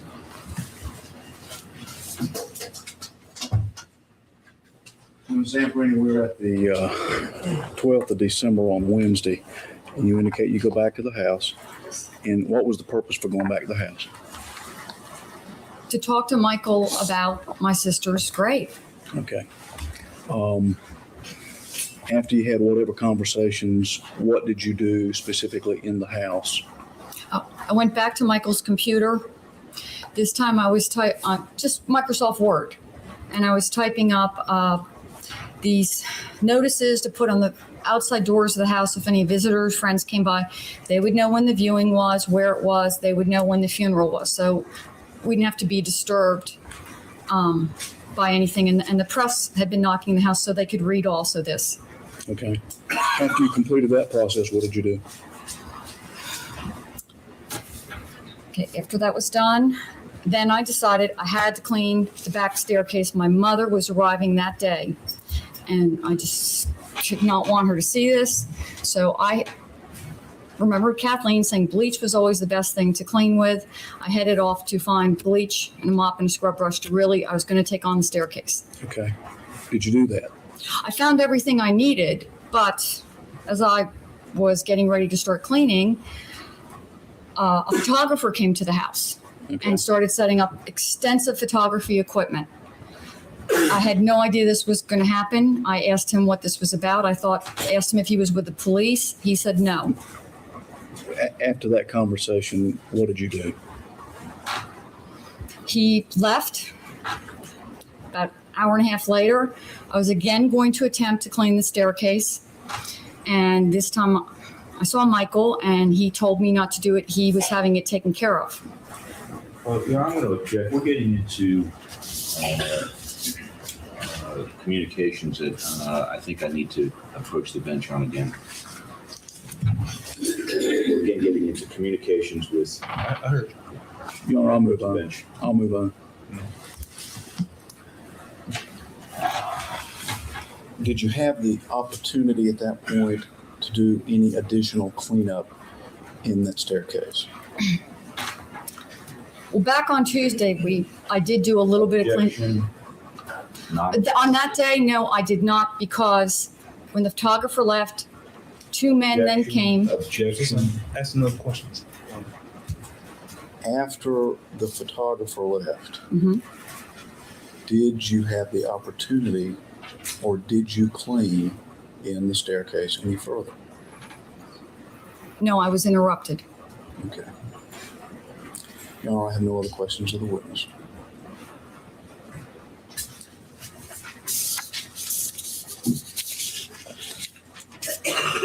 I think we're going to take a long lunch break. All right, members of the jury, I'm going to send you on your lunch break at this time. Remember the instructions I've given you throughout the course of this trial, and we'll see you at 12:45. Not that much longer, just 10 minutes. Good afternoon. I want to start, if I could, with. Sorry, my ears are open now. You all right? Yes, sir. I wanted to start, if I could, with the day of December 9th, which I know is a difficult day for you.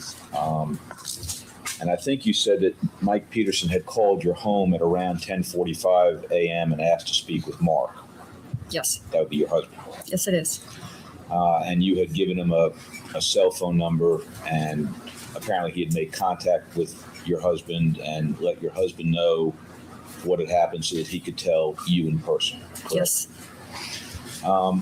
And at some point a little bit later on that afternoon, I think you had a conversation with Mr. Peterson on the phone, did you not? Around 1:30 or so that afternoon? Yes. And at the time that you spoke with him at 1:30, he was very upset, Yes. crying.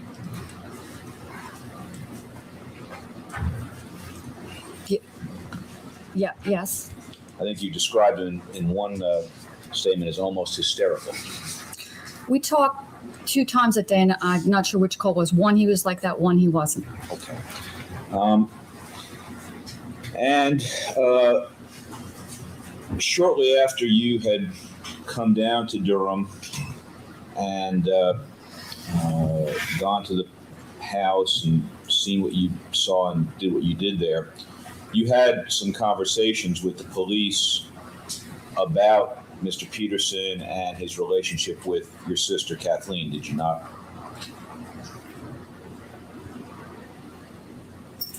I wouldn't describe it that way now. All right. Well, it's true, is it not, that at some point in December of 2002, you told the police that Kathleen had never complained about anything regarding Michael Peterson, did you not? I don't know when you're talking about in 2002. Well, in December, you did have at least a brief conversation with police officer in December, did you not? I'm sorry, 2001. I'm sorry. Oh, okay. I'm totally. I'm sorry. I apologize. All right. I apologize. All right. So in 2001, you're talking, Yes. and you talking the conversation I had in the mobile command center, because I do remember that conversation. All right. And did you during that conversation express in words or substance that Mr. Peterson, that Kathleen had never complained about Michael and that you had never witnessed them fighting? We talked. He asked me who the people were in the house, how they were related. He asked me who owned the house. He asked me how long they were married. I don't remember us really at that conversation talking about the relationship that much. It was more who was who. Well, do you recall telling a detective that Michael Peterson and your sister had a very good relationship? And are you talking the mobile command center, that conversation? Well, I can't tell you whether it was in the mobile command center or somewhere else that you spoke with the police officer, but in that time frame. In that time frame before 2002. Yes, ma'am. Yes, I said that I thought they had a good relationship. Yes. And that she had never complained about Michael. I don't think I used the word complain. I generally summed up that they had a good relationship. That you never witnessed him in a fight. That was never asked to me. Did you tell them that you thought they were very happy people? Happy? Yeah, I see my sisters being very happy. Yes. Well, did you say that you thought they, meaning Michael and Kathleen, were very happy people? if you're still talking at the mobile command center, our conversation was never that long and never went there. So I'm really not sure what conversation you're referencing. Because with Officer Bullock, we didn't talk like that. It was who owned the house, getting in the house and cleaning it up. If you can be more specific, I'll be happy to answer you. Yes, ma'am. You recall testifying in this case previously at a hearing, do you not? You mean when you spoke with me in October? Yes, ma'am. Yes, sir. And I asked you at that point whether you recall being asked the question and giving the following answer. Question: what I'm asking you about is whether it's on that night or subsequently to a police officer, whether it's to Art Holland or someone else. Did you ever indicate to any police officer that Kathleen had never complained to you about Michael in any way? And your answer was, well, see, to answer his question requires me to be quite specific because the way I talked to the police the night I arrived in Durham, which she died December 10th, which I believe is a Monday, I talked to the police then and I said comments concerning that I thought the happiest day of her life was when she was married. Mm-hmm. I thought they were very happy people. I remember saying that I thought, yes, she was very happy on her wedding day. I distinctly remember that conversation with you, that one. And do you remember saying after that, I thought they were very happy people? I guess I said it. That's not as clear. I remember the wedding day one. All right. And do you recall me asking you the following question and you giving the following answer? Question: did you ever say to anyone that your sister had found her soulmate? Answer: I might well have said that night to the police, referring to when I first arrived in Durham. Do you recall that question and that answer? With Officer Bullock? Yes, ma'am. I'm not trying to play a game. I'm just trying to. Are you asking me right now whether I'm recalling our conversation in October? Or are you asking me to recall having that conversation in the Mobile Police Command Center? I don't understand what time frame we are right now. Okay. May I put you on, please? Let me show you the transcript of the hearing that we had back in October, and I'll show you what I'm referring to, and maybe that'll help clear things up. I need to see it real close. Ma'am.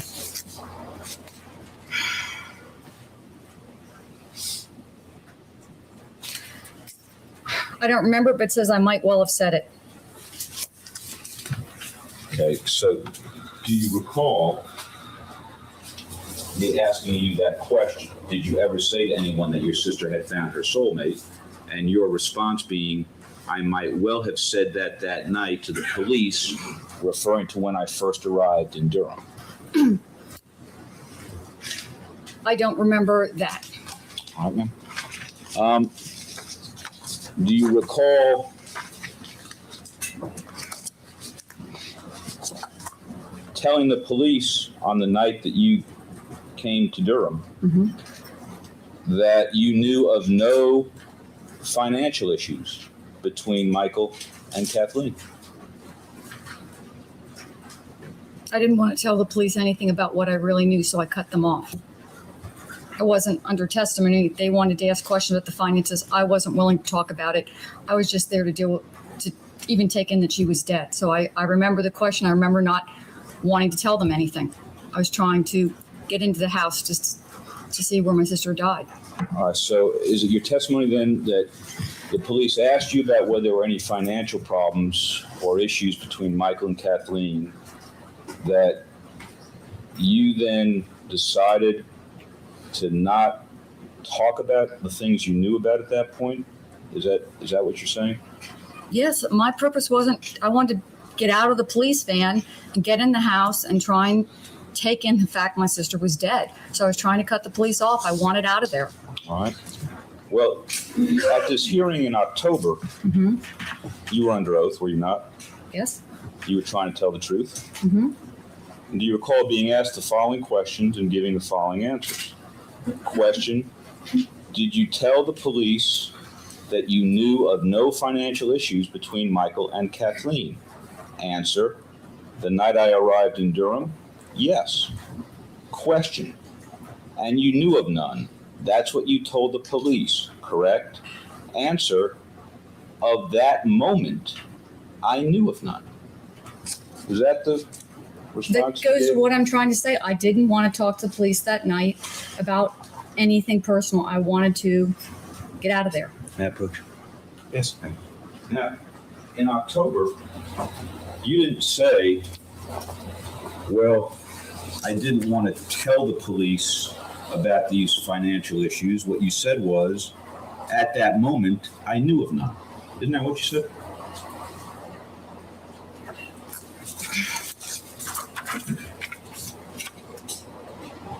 Yeah, I'm referring. Who's baby Jessica?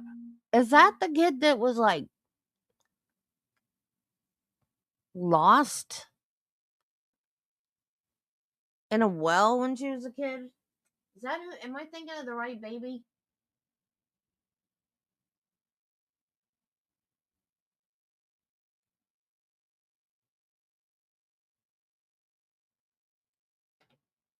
To the night I was in Durham. I told the police I knew of none. I wanted to get out of there.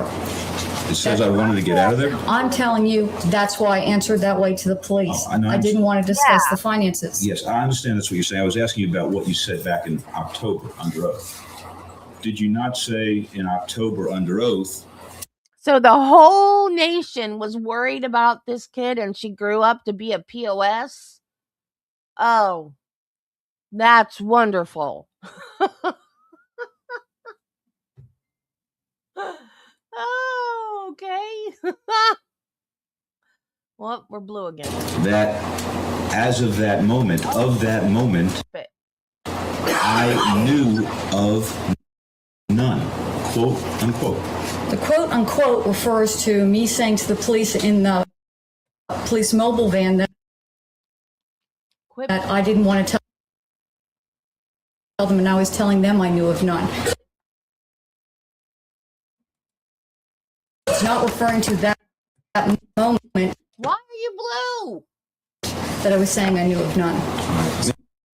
Maybe we misunderstood each other. All right, well, let's put it up and see.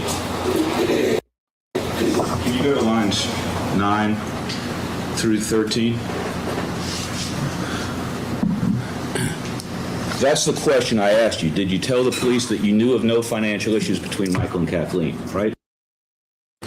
Yes? And your answer was the night I arrived in Durham, yes, right? That was your answer? Ma'am, I'm just asking you what... Yes, my answer is that night I told the police I knew of none. And then the next question was, and you knew of none. That's what you told the police, correct? And your answer was, of that moment, I knew of none, right? To me, that moment refers to sitting in the police van, not sitting in the courtroom. It's Yes, of that I moment. understand. Okay, then I So feel as the consistent in my moment- answer. As the moment you were sitting in the police van, you knew of no financial issues. No, sir. I knew of them. I didn't want to talk to the police about them. And why did you not say that then in October? Because I'm not a professional witness. I was nervous sitting up here, and you trip over your words sometimes. I see, okay. Now,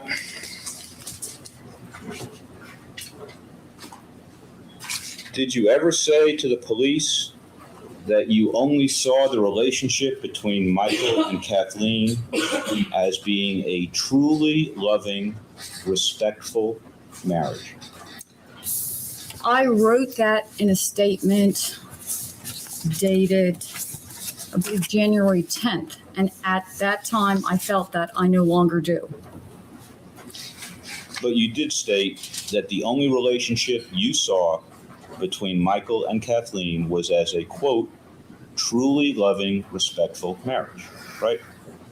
Those were your words? They weren't my words, it's what I wrote. I didn't verbalize it, if that's what you're getting at. Well, they're your words in your statement. At that moment in time, that's what I wrote. Now, let's talk a little bit about the conversations that you had with Kathleen in May and I guess in July and in October of 2001. Those were the three primary conversations, is that right? Yes. And in those conversations, Kathleen never complained about Michael. She complained about Nortel, right?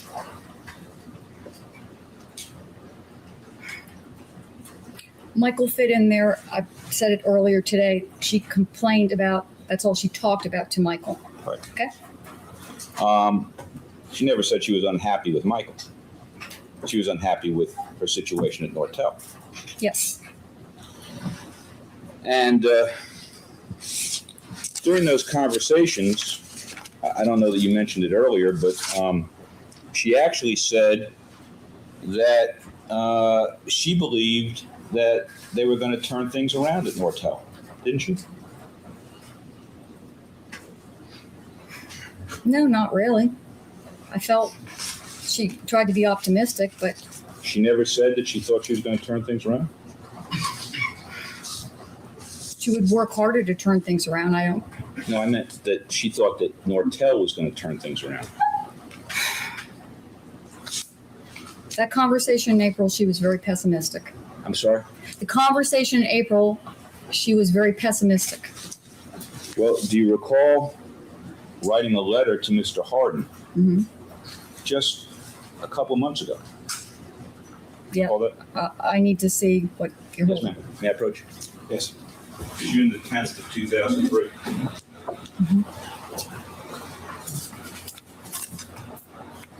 You remember that letter?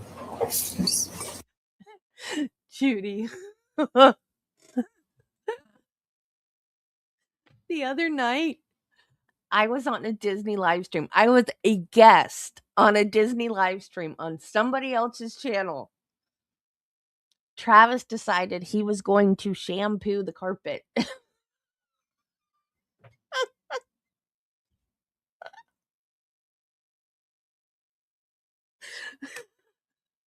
So I'm sitting here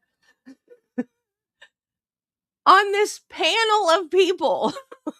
There's like 4 of us on this panel with the guy that it's his channel. And I hear the carpet shampooer start up.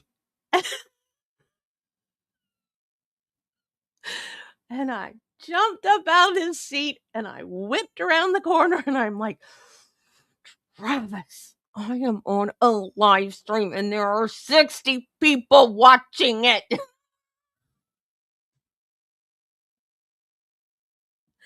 What is wrong with men? Do they not understand?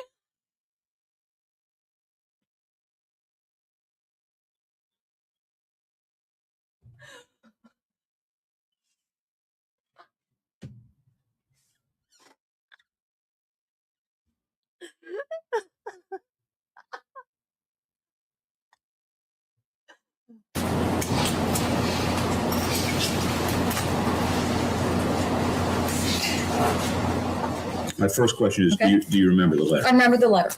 Okay. And in that letter, did you not say, quote, she believed, well, first of all, you said in the year 2001, Kathleen and I spoke many times, and each conversation was very similar. You said that, right? Mm-hmm. And do you recall saying she believed that Nortel would turn around their devastating circumstances? I wrote that, yes. And you knew, of course, that she actually had a conference room Yes. at Nortel named after her. Mhm. She was the only person that had ever happened before, right? Yes. And did you know that she got a raise in September 2001? Raises, yes. Bonuses, no. Well, actually, did you know that she got a $10,000 bonus in 2001? Not that I remember. I just remember talking about her bonuses were going away. So if her W-2 for 2001, I didn't see her W-2. well, I understand that, but if her W-2 reflected it for 2001 reflected a $10,000 bonus that year, that was something you just didn't know about. That's something I did not know about. But you did know about the raise. And most specifically, we always talked in terms of what her stock was worth. Well, I wasn't asking about stock. I was asking about the raise she got in September. I don't remember talking about the raise.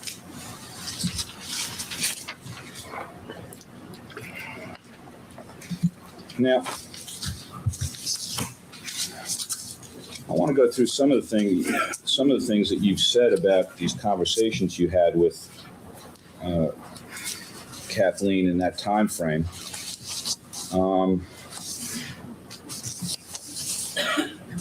For example, and you testified about this last week, correct? Until you tell me, I was here last week, yes. Well, on Thursday, I guess it was. I don't know what you're going to ask me. I testified to. I was here last week, yes. And you testified about these conversations Oh, yes. that you had with Kathleen, correct? Yes. Outside the presence of the jury at that point. Yes. And in that testimony, for example, you said that she was concerned that she was going to have to downsize to a very small office, right? Yes, her office space was going to be changing. And that she was having to tell people that they were laid off. Yes. And that she was working so hard that she didn't have time to go to the doctor. She wanted to go to the doctor more, yes. Well, and she said she felt she might need something for some headaches she was having. I don't think I said that. Can I approach you? Yes. Let me just show you page 6 of the transcript and see if that refreshes your recollection. I think it's on line 17 or 18. Okay, she was having headaches too. We've talked about headaches because we both get headaches. So I said it. I didn't realize I said it last week. Okay. So what she told you was that she felt like she might need something, might even need to go to the doctor for some headaches she was having, right? Yes. And indeed, you knew that she had been having some headaches and even one incident where she went blind and for some period of time. You knew about that, didn't you? We both have ocular migraines. We've talked about it. Had she ever had that before? I think she had her first one in her first marriage. And did she tell you that she had had one in 2001? I knew about it, whether I heard it first from Kathleen or first from my mother, I'm not sure. As a matter of fact,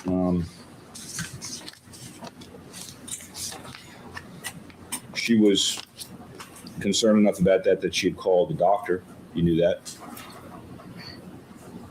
Yes, I knew she talked to a doctor. Now,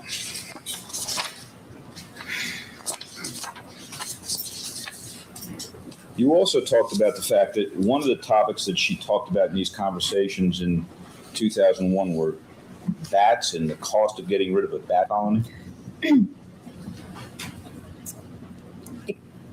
That happened before. I think we might have laughed about it again, but it didn't happen in 2001, the bats. Right, the bats actually had happened in 2000. Right. And it had all been taken care of by 2001. Oh, yeah. Right. But then you said she talked about termite damage in the living room, right? We had a couple conversations about termites, yes. Yeah, and I think you said that one of her big concerns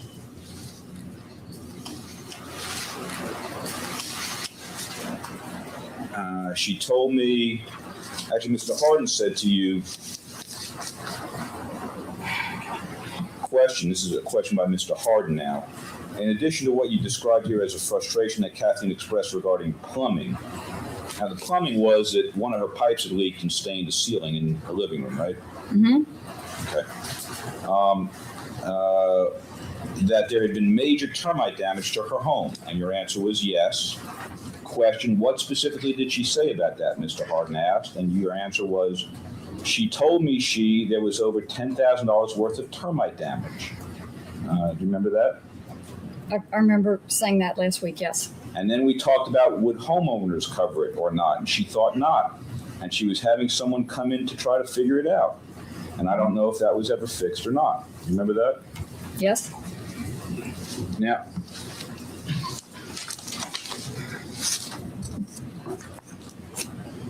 let me show you what I've now marked as Defendant's Exhibit 226.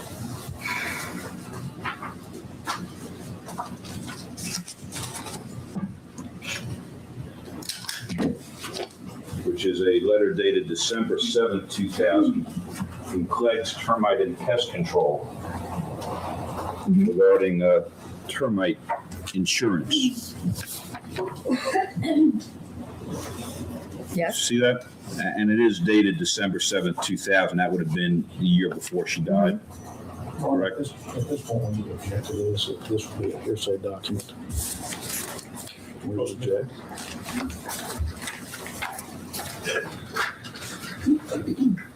December, does that refresh your recollection at all about whether the termite problem that you were talking about last week had also, in fact, been resolved? In her mind, we talked, it wasn't, and we talked about things like this. The termite thing was an ongoing concern to her in the house. And we talked about insurances and coverage. To her, it was an ongoing concern, and it hadn't been taken care of. Okay. So you didn't know anything about the $25,000 damage bond that they had? She didn't mention that? We did talk about it. Termite, she thought the termite damage was more extensive than she was covered for. Well, I thought you said last week that it was $10,000 worth. I believe beyond this amount, that she was going to be another 10 grand out of pocket. Oh, it's $35,000, not $10,000. She talked to me about concerns about extensive termite damage in the house that wasn't going away. And she had insurances, but it probably wasn't going to cover all the damage, and there would be additional 10 grand out of pocket. Well, do you recall saying, in response to Mr. Harden's question, what specifically did she say about that? Can we put page 31 up? 31 of the voir dire. You recall saying, she told me there was over $10,000 worth of termite damage, and I'm off by that number. It's by a few thousand, but 10,000 seems to come to mind. You remember that? Yes, and I agree absolutely with it. Okay. And did she or did she not know at that point that she had $25,000 worth of coverage for that? Kathleen and I talked about continuing termite damage in the home. She did not carry with her termite policy to Florida. I understand. We talked about insurances that could cover it. It was an ongoing concern in this old house and what it cost to keep up with it. Now,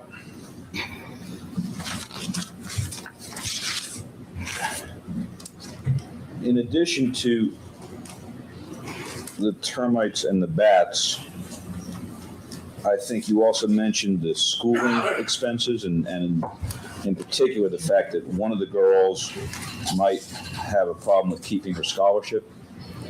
Yes, that was during the July 3rd visit. But of course, by October, that had been resolved, correct? Yes, she wasn't, yes, because we gave her advice on how to turn it around. Well, for whatever reason, whether it was because of your advice or because of her own work, Margaret had in fact gotten her scholarship reinstated, right? That wasn't the point in July 3rd. The point was she was afraid the scholarship was lost, and she didn't feel, she and Michael expressed they didn't have the money to send her back to Tulane. That was July 3rd. What happened later does not reflect on what we were discussing on July 3rd. I know, I just wanted to make It sure. did turn around, and that was great for them.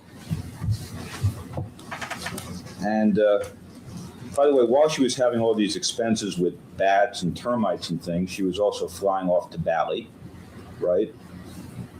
Yes. Do you know how much they spent on the Bali trip? Actually, I know a fair amount about that trip. We talked about it. And they spent thousands of dollars on that trip, didn't they? Well, yes and no. She explained to me how they were able to afford it. And do you know how much money they spent in Bali on airfare, hotel, things they purchased, food, and entertainment? I think she got a wonderful trip for the money she spent.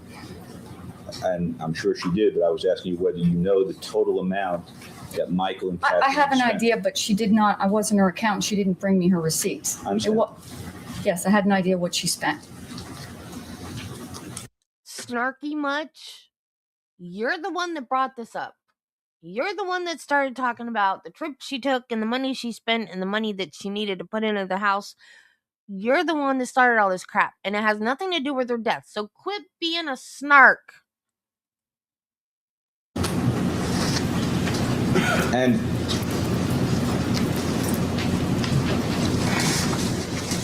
in terms of Kathleen sort of complaining about money, you had some issues with Kathleen and money even when she had stock options that were worth millions and millions of dollars, did you not? Can you be a little more specific? Sure. She gave you the impression that she was sort of tight with money even when her stock options were worth millions of dollars, did she not? Yes. For example, you related last week a story about being in Paris with your mom, and you and Kathleen had a big argument because she didn't want to spend money on a cab or something that you wanted her to spend money on, right? Yes. And that was at a time when, you said to her, you have all this stock with Nortel, you have all this money. She was at that point, on paper at least, very wealthy. Well, that was the point of the argument, that she was cash poor, but she'd have to sell her stocks to have some money. So I was very irritated. Sell some of your stock. It's at very high. I'm not putting our mother, who's in a wheelchair, through the Paris subway again.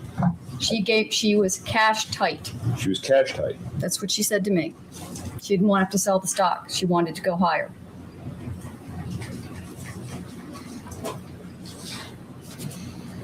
Did you say, she always gave me the impression that money was a big concern? Yes. Say that? Yes. By the way, it wasn't just her and Michael on the trip to Bali, it was the kids as well, right? It was Caitlin, Margaret, not Martha. Because Martha couldn't go. That's right. She was in summer school program. Now,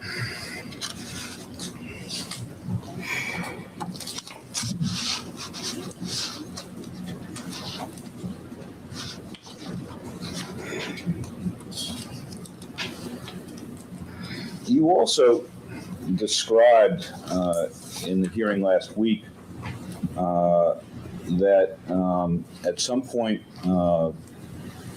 Kathleen had started taking Valium. I think you described that to Mr. Harden. Yes. And I think you said to Mr. Harden last week that I guess it was in July, she had taken some Valium with a glass of wine. Yes. And it was your understanding that she had continued to take Valium from time to time. It helped relieve the stress in her life. And you spoke with her in November. After this October conversation, you did have a conversation with her in November, did you not? Yes, from my mother's home. She and Michael had gone down to your mom's home, right? Yes. And the two of them had made a party for your mom, had they not? Kathleen did all the cooking for the party, yes. And she called you from there, Yes. and she sounded very happy to you, did she not? She was full of happiness and pride. And she said she was having a great time. She was very proud of what she accomplished for my mother. And she wasn't complaining about work. No, she was talking about the party for my mother. And the next time you talk with her, well, I'm not sure if it was the next time, but you did talk with her on the Friday before she died, December 7th, correct? Yes, I did.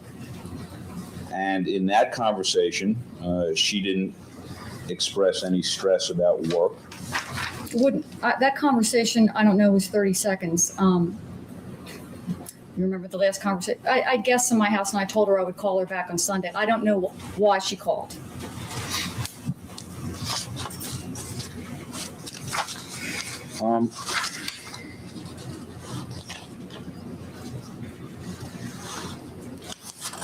By the way, at some point, did you actually tell the district attorney's office or the police that Kathleen had told you that she had 2 pay cuts at Nortel?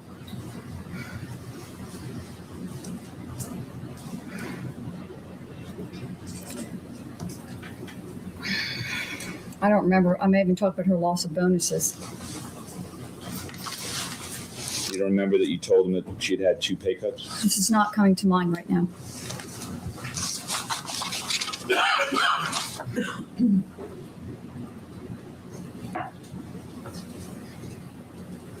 Do you know whether or not she'd ever had a pay cut? I'm sorry again.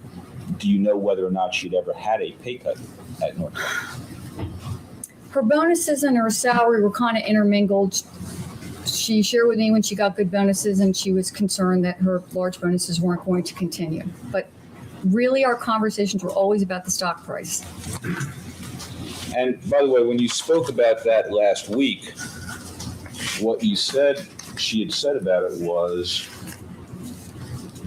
at that point, she was saying she had lost several $1 million on paper, right? I'm the one who said that to her. And talking there was kind of trying to recreate the conversation back and forth with Kathleen and me. I was trying to make her feel better and say, oh, Kathleen, it's only on paper. Kathleen's response was, this isn't on paper to me. This is real. This is my blood, sweat, and tears and going to work every day. This loss is real. I'm the one who tried to make her feel better by saying it was only on paper. Well, do you recall giving the following answer last week? Yes, we talked a lot about business because we both have always worked. And we had a very specific conversation about, at that point, she was saying she had lost several $1 million on paper. That was during the voir dire, and I was really combining 2 conversations between us, my version, what I was saying to her and what she was saying to me. But it's basically the same thing. I was trying to comfort her. She was upset.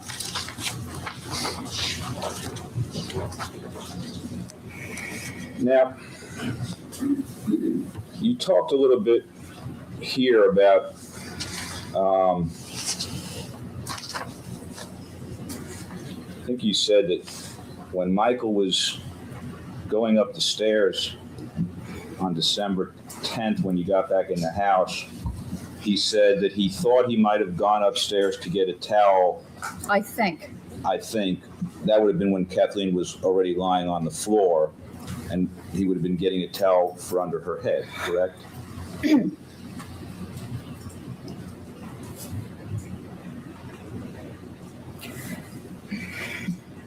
I had no idea there were towels under her head until I saw the crime scene pictures. Yes.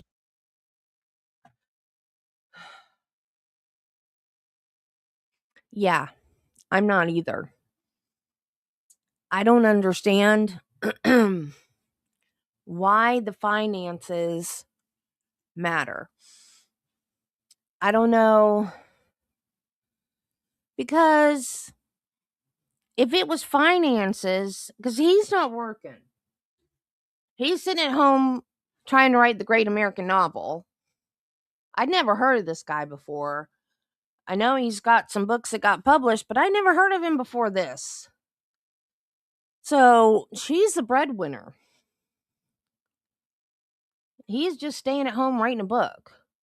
So why does any of this point to him as the killer?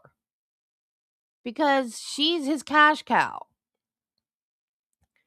So I have no idea what the point of her telling them all this is.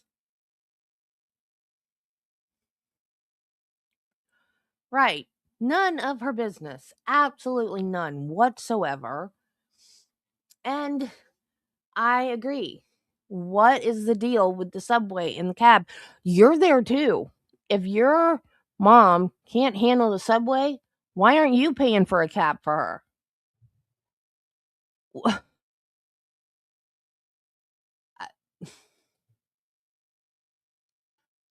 Yeah. Did you want your sister to foot the whole bill? Why didn't you pay for the cab?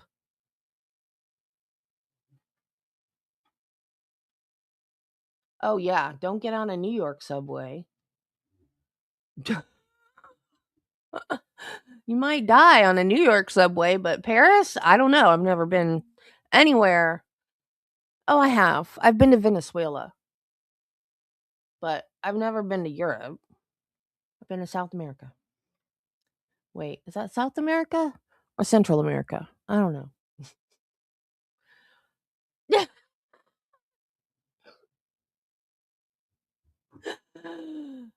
I don't know. From the look of her, it looks like she could be, or she's trying to look like she is. So I don't know.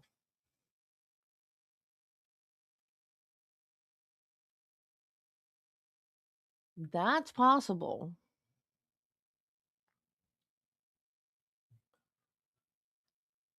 Oh, well, that sucks.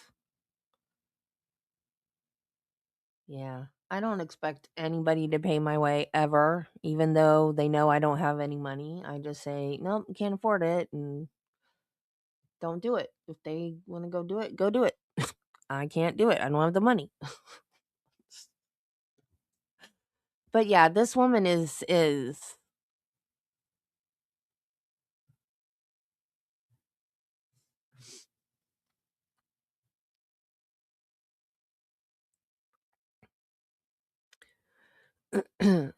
well, if it'd been my mom, I would have paid the sister's portion to get my mom in a cab and not on the subway. But I would have been like, well, if you don't want to go in the cab, you can go in the subway and we'll meet you wherever we're going because we're taking the cab.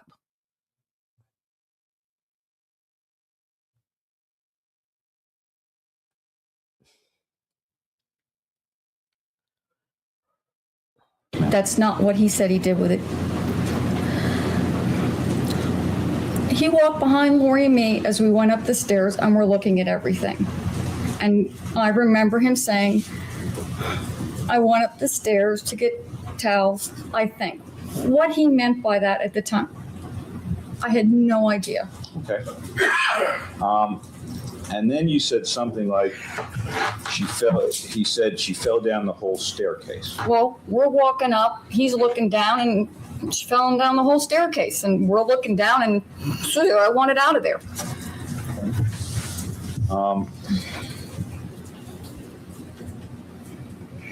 And I think you also talked a little bit about that when you looked outside, you didn't see any furniture. Just 1 second, please. Sure.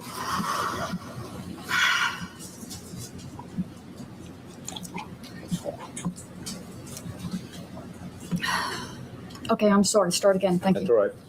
Take a minute. I'm okay. I think you also said that at some point you had looked at. And there also could have been like a sibling can't talk. Sibling rivalry between the two of them regarding their mom. Like, who's the best daughter or something like that. That could be the whole root of the Paris cab subway thing. Who knows? Outside, and you didn't see any furniture outside. So, Yes, I did not see any from where I was standing from his study looking out toward the pool. now, in your letter of January 10th of 2001, you didn't mention anything about that particular fact, did you? I mean, I look at the letter. I Sure. Do you have a copy of it? Do you need a copy? January 10th, I need Yes, it. I don't have it in front of me. Yes, ma'am. I'll get it for you. Hold on. It's actually not a letter. It's a statement, I guess, that you wrote out to Detective Hall, right? Mm-hmm.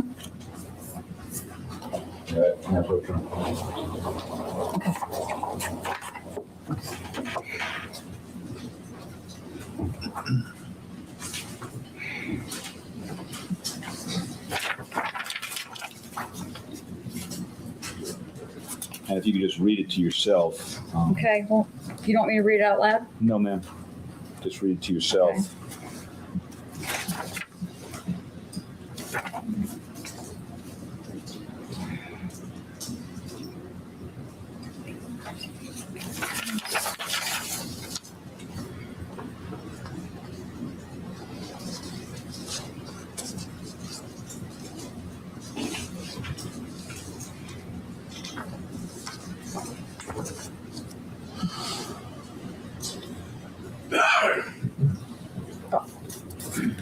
I also don't think I write in here that I was sitting at his computer writing the obituary either. I understand. Okay. Michael said something. It made me go to the French doors. I looked out and I did not, and I was trying to visualize, this is my sister. My question was simply, Okay. you didn't say anything about furniture not being out there in January, correct? In this statement? Right. No, I didn't. And then when you wrote the letter in June to Mr. Harden, Mm-hmm. Anything can be fun if you have the right outlook. I don't think this woman has the right outlook about anything. She's a Karen. again, you didn't say anything about furniture out by the pool, did you? I didn't know I was supposed to. I really don't understand Well, I'm simply asking you whether I reduced that observation to writing. Well, in January, when you wrote the letter to Mr. Harden, you knew that he was looking for information about the trial. The trial was underway at that point, right? Yeah, but in June? In June, yes. Well, Jury selection. jury selection. Okay. Objection to what? I've been looking for as it relates to a statement written by Ms. Zamperini or a letter written by Ms. Zamperini. Okay. You understood this was being written to Mr. Harden to answer some questions from him, right? He did not ask me about writing the obituary and sitting at the computer. I've just put a chronological order of things I did, things that were said to me, things I observed. There's a lot of things I can make more observations if you want that I haven't reduced to writing. I did not put that one in writing. That's all I'm asking. Okay? I wasn't quite sure what you're getting at. I was just asking whether you had put it in either statement before. There's a lot of things I haven't put in statements. Well, for example, the whole thing about cleaning up in the hallway, that's something that you hadn't put in either statement. I right? kind of feel I did, because I talked that I was in charge of the funeral arrangements. That's all part of a funeral, getting a house ready. Okay, so, and I don't mean to nitpick about this, but nowhere in the January 10th, 2002 statement that you made to Detective. Cleaning up the blood is not part of getting a funeral ready. What the heck?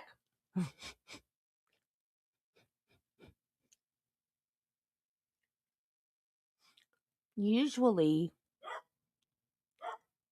people hire somebody to do that, or they ask a friend that's not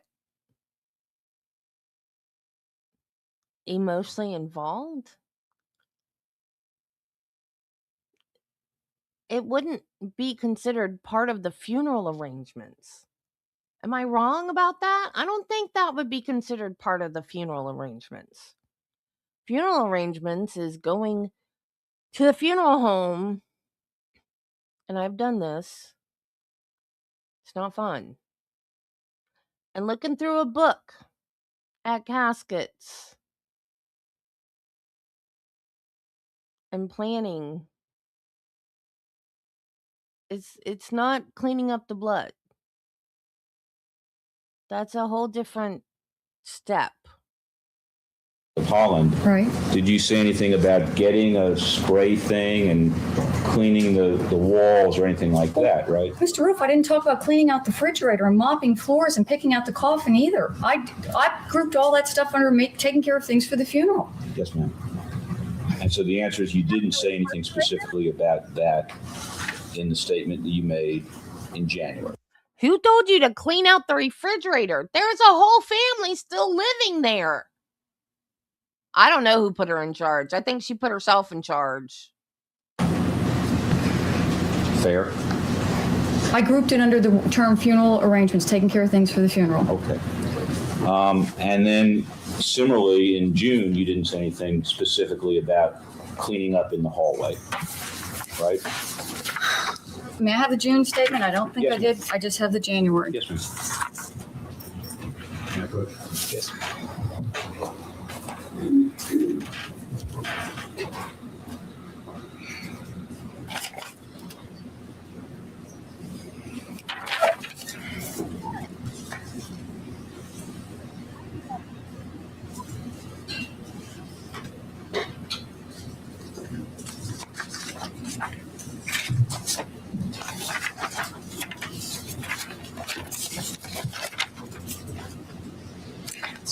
I don't even mention the funeral in this letter. Yes, ma'am. And you don't mention anything about the cleanup, obviously, right? Because I'm not writing about the funeral. Okay. Now, may I approach him? Yes. I think Mr. Harden showed you this picture P256 and asked you to write on here where you had cleaned up. Yeah. Is that right? Yeah. Okay, and just so we're clear, can you initial next to the areas that you cleaned up what you say you did in terms of the areas you cleaned up? Because I notice you have, it looks like you have an area marked on the wood. If I may just finish my question, and if you have a problem answering, I understand. It looks to me like you marked an area on the. Can you need a minute? Looking at this right now is very hard. But I understand. I'm trying to answer for you, so go ahead. Let's just get it over with. Well, no, we can wait. I'm just trying to follow up on what. It just brings back the staircase to me, but I I'm understand. here to answer your questions. Okay. Are you all right? Okay. Okay. You have a little mark on the wood area on the molding, the bottom molding. Is that an area that you say you cleaned up? I really remember in here and then up this way and trying to rub small parts. All right, well, and see, the jury can't see what you're referring to there, so we need to, and neither does the record reflect that. So, Do you want me to go in front of the jury and show this? well, what I'd like you to do is write on here, if you could, the areas that you feel like, as best you can recall right now, that you cleaned up, and then we'll try to identify it for the record. You mean like X's? Yes, ma'am. I'm spraying like Yeah, just do the in best you here can. and just spraying stuff and over up and Well, hold on. So you just put an area. spraying down here and spraying up there and Okay. Well, up in the molding. let's just go a little bit slower. And I realize this is hard for you, and I apologize. But you've indicated that you were spraying on the steps area there, right? Where you've put X's now? Yes. All right. And that you were also spraying on the molding areas? Is that right? I remember spraying the wood areas to try and clean. Yes, I ma'am. remember this part of molding up here You're trying to. talking about the molding When on you the first doorway? go in, Okay. it wasn't coming up very well. I mainly remembered, I just really remember spraying the wall in the cat picture and reaching my arm up. That's what I remember. I rubbed a lot of different areas. Okay. Well, now you have two areas. Sir, I'm sorry. Take your time. Okay. You okay? It's her blood. It just unnerves me. Maybe we could take a brief recess, Your Honor. All right, Mr. Deputy, we'll take a 5-minute break. You just keep the jury in the back.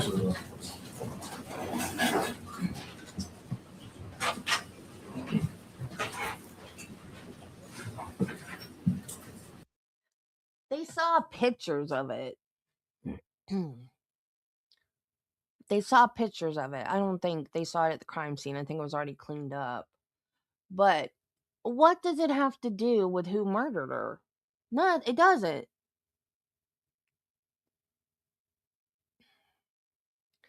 I don't know why she's pushing back.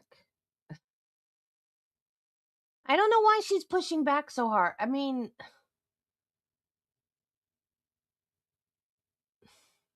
I don't know what she's doing. She reminds me of Jim McCabe. I don't know what she's doing here. It's bizarre. It's I just don't understand it. She keeps harping on all this money stuff, which has nothing to do with who killed her.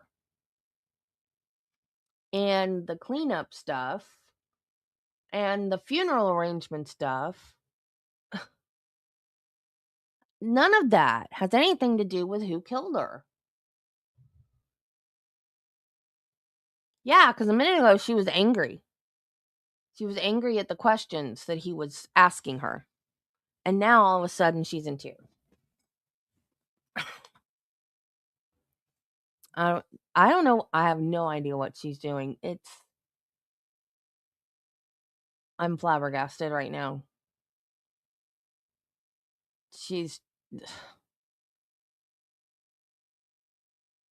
I'm speechless. I have no idea what she's trying to pull here. In the documentary, when he had the hearing, he was granted a hearing to ask for a new trial. Before the trial, and I have never seen anything like this in all the years that I've watched trial and watched true crime documentaries and everything, I've never in my life seen anything like this before. At the beginning of the trial, she asked to address the court.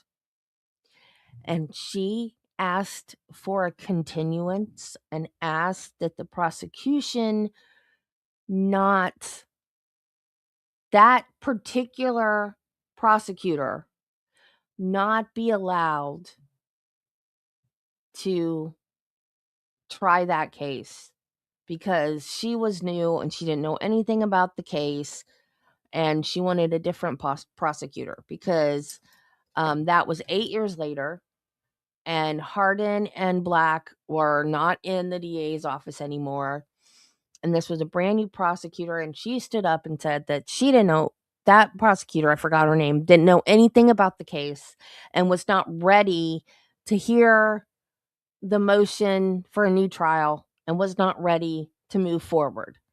This woman did that.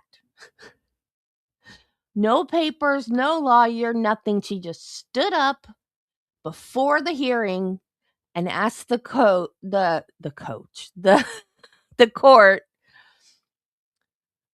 to remove the prosecution and do a continuance with a different prosecutor that knew the case better. And I was just like, oh my God, who does that? That's not a thing. That is not a thing. The sister of the murder victim cannot stand up and just make a motion for a continuance. That's not a thing. You can't do that. It's just like, oh my God. Oh my God. What is wrong with this woman? You can't do that. Oh my God.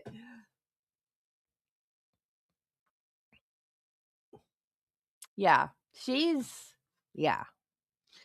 is just on team. I hate Michael Peterson. I'm going to do whatever I have to do.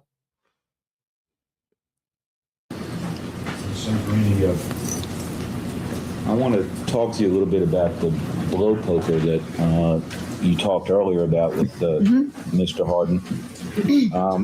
You actually provided that to the police, Detective Holland, back in April of 2002, correct?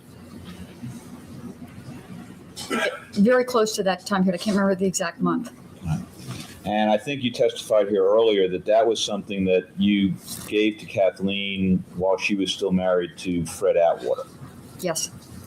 That would have been, I think you said it was 1984. 84, 85. Yes. I think 84 though, really, because before my father died. And so by 2001, that would have been something that was 17 years old at that point. Mine is, yeah. And you showed us some photographs, or you identified some photographs that had that blow poke in it, correct? Yes, sir. One of them was at Hermitage Court, right? Yes, sir. That would have been sometime in the 80s, correct? 87. I'm sorry? In 1987. All right. And I think you also showed us P161, which was a picture of Clayton and one of the dogs. Yeah, Wolver. All right. Can we put that one up on the screen? That's the one we're talking about? Yes, same one in front of me. And did you say that you thought that was 1996? That's what I guesstimate at. Okay, well, if in fact Clayton started Duke in 1993, Then it would be 1993. I don't even know what Clayton's in his 20s. I don't know how old he is. So I was guesstimating when he was a freshman in Duke, and some other events in his life that I was guessing the dates on. okay. But in any event, if the jury were to hear testimony at some point that Clayton began Duke in the fall of 1993, then this picture would be then dated 1993, correct? Maybe, maybe not. I'll tell you why. Okay. I'm with the Duke hat, and he looks youthful. I'm guessing he's a freshman at Duke, but he could have chosen to wear the Duke hat. He lives in North Carolina. That's a guessing. I thought it was 96 based on the person who took it and when they were visiting the house. So I actually still kind of think maybe it was 96, You but do. I'm not going to argue over this one, to me. Okay. Well, do you know how old the dog is now? Wilbur, oh gosh, There, he's a puppy, right? he looks pretty young, yeah. Mm-hmm. I don't even know if he's still alive. Okay. If Wilbur is now 11 years old, that would also tend to. That would definitely be, Placement. that would help with the picture, yes. And when we're looking at the blow poke, we're looking at that right there, right? Yes. All right. Now, the other picture you looked at was P160. Let me get that approach. Yes. You can take that down now. Yes. Caitlin, yes. Caitlin with the two little puppies. Mhm. And you said that the thing in the background there was the blow poke. Can you really tell what that is back there from looking at that photo?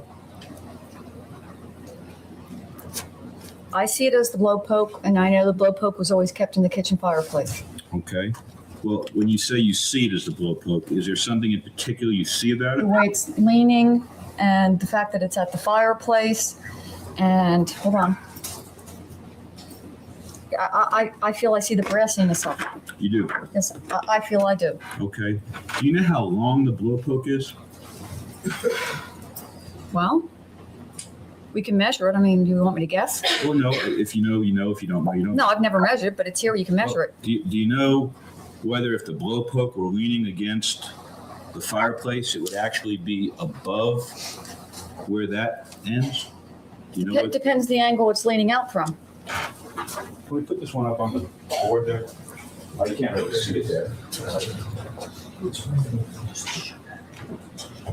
that one show any better? Never mind. Can we mark this?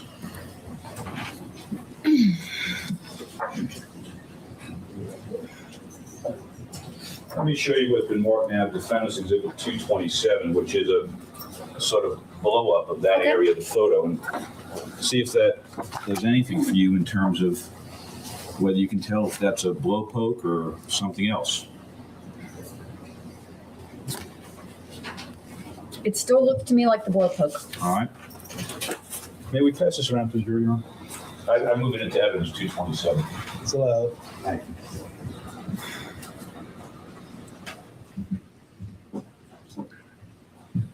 Let me show you what I've marked as Defense Exhibit 228 and ask you whether you recognize this as a picture of Clayton and Becky. You know who Becky is, right? Yes, sir. In 1998, sitting by the fireplace. I'm sorry.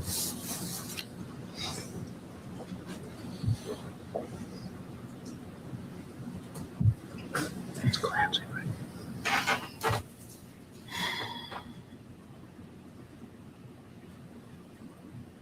You know who Clancy was? Oh, yeah. He drowned.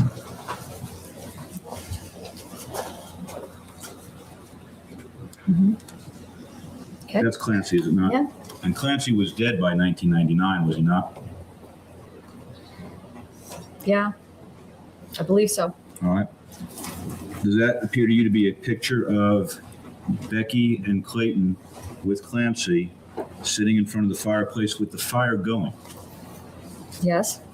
And that would have been sometime before 1999 when you say you went to the house and saw the bullet poke, correct? You're saying this is before? Well, if Clancy was dead by 1999, then that would be before 1999, wouldn't it? I was there Thanksgiving 99. Yeah, I understand. And this is Christmas, I'm assuming, because of the .7. Okay? Yes, ma'am. So I was there and I know I used it in Thanksgiving in 99. Well, that wasn't what I was asking you. I was asking you whether or not you know whether Clancy was dead before November, before Thanksgiving of 99. I don't remember exactly when he died. I just know he died. All right. Well, if Clancy was dead before November of 1999, what is shown there is a picture of Clancy and Clayton and Becky sitting by the fireplace with the fire going, correct? Yes. Move that into evidence, Your Honor. But wait, are you Well, asking me about the blow poke or? Excuse me, I'm moving that into evidence right now. Oh, Thank you. Now, do you see what's there by the fireplace? absolutely. And what's there by the fireplace? Really? Put that on.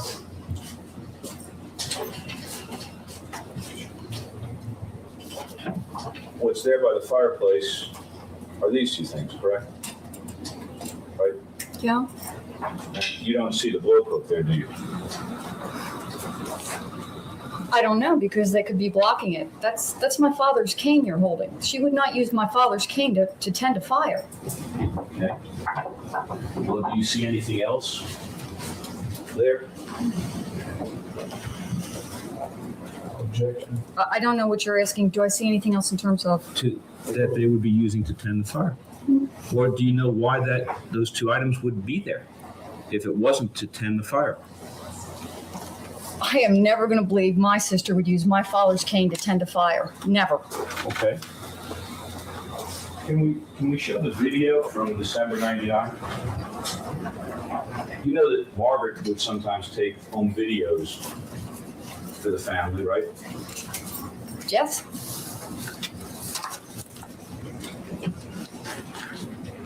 You put it on the screen. Objection, Your Honor, we've not been provided that I know of. Proceedings, counsel. By the way, when we start rolling this poster here, that wasn't up in 1999, was it? No, one of the last things my sister did was have that staircase redone. Right. And this was actually put up in 2001, right? She talked to me about hanging it. And of course, the DA knew that when Barbara Malamino was here and testified, the DA knew. Objection. Well, excuse me, please, and if I can finish my question. You had written a statement to the DA in which you told him that this cat picture had gone up in 2001, had you not? Yes, but my sister. Well, okay. Now, Mr. Hard, or Mr. I'm Rudolph. sorry. He's both of them, Harden and Rudolph.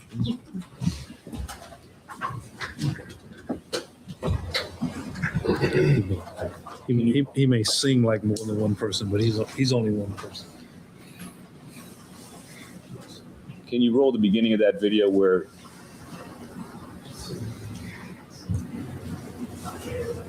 Yeah, this is great. It's Christmas 1999. okay. You heard that, it's Christmas Yes, 1999? heard it. Okay, now can you go to the bookmark? Thank you.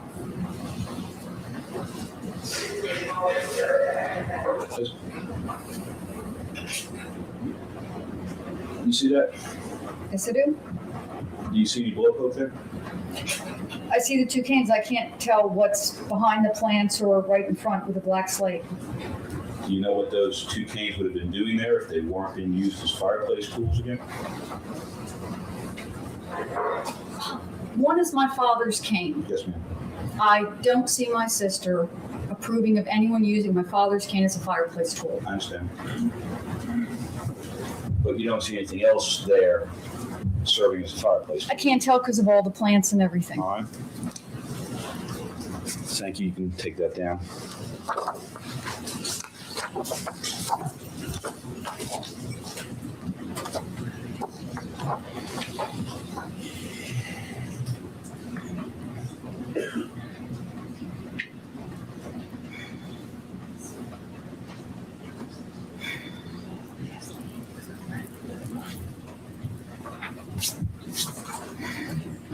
Yes.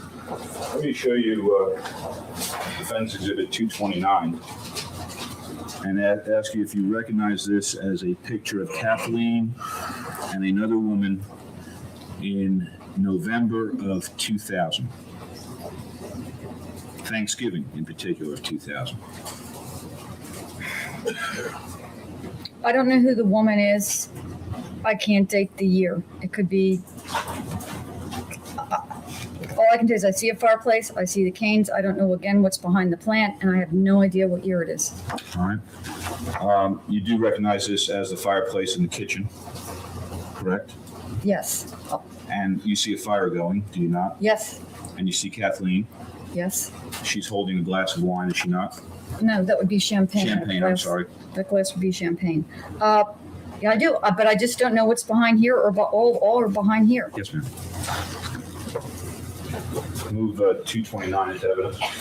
So, And put that up, please. And again, you see the fire going there, right? Yes.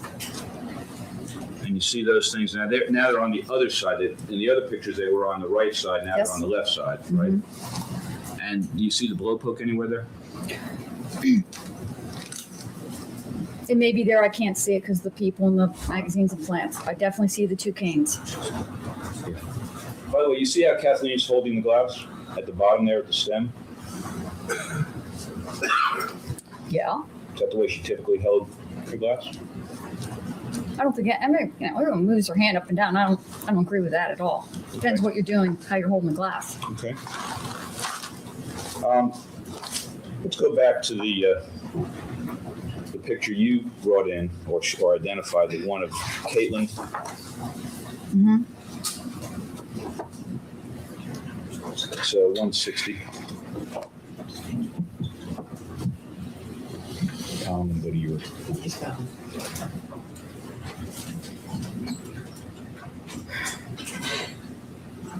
You can't really see it there, but the thing that you think is the blowpoke now is right to the left of the fireplace there, right? The reason I think it is I don't see two things. I just see one thing, and you've always had two walking sticks together. Mm-hmm. So that's what I think based on this. Okay. All right. Can we go to the photo of the blowpoke next to that fireplace? Do you see the height of the blowpoke? That is the blowpoke, is it not? Does that appear to you? It looks like mine, but the height can be misleading because of how the angle coming out. I don't know. Let's take a look at that angle. I'm seeing your angle and I understand what you're saying, but it's hard to tell how far it's propped out. That's all I know. Well, it appears to be a lot longer than the thing that's in the photograph marked P160, does it not? If it's not the blowpoke, there's always two canes together. I understand. That's all I can say I observed. Can we go to the canes? Does that appear to you to be about the height that item is in the photograph?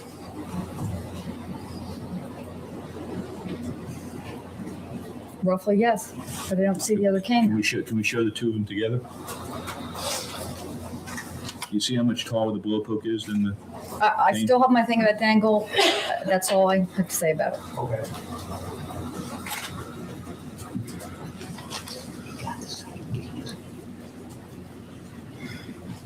Do you know when the second cane was obtained? I just know about my father's cane. And your father's cane is the one. Which one is it? It's the one with the more handle kind of out. This one. May I see the other one though? Yes. Okay.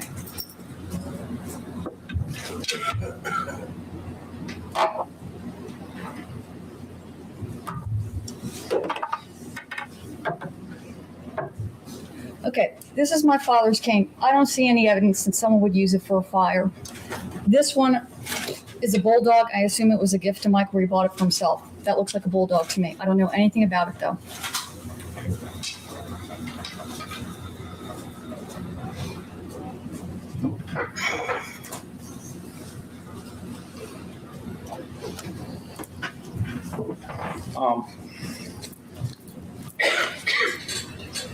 Yeah, you can take that. Thank you. I think you said that the last time you were actually in Michael and Kathleen's house prior to her death was Thanksgiving of 1999. Yes. Right? Yes. So that would have been approximately 2 years prior to her death.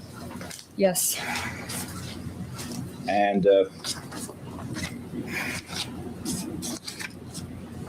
you're aware, are you not, that people who lived in that house and were in that house much more recently than you were did not recall the last time they saw that blowpoke at the fireplace, correct? Mr. Rudolph, I'm not trying to be. How would I possibly know what people are? I mean, how would I be aware of those conversations? I live in Virginia. I know I saw it in that Thanksgiving. What people observed, I don't live there. I don't know. Well, you've spoken with Caitlin about it, haven't you? Caitlin, about what? About the blowpoke and when she saw it last. Objection. She's talked to Mr. Harding about that. That's the last thing I wrote. No, I don't want to talk about that with my niece.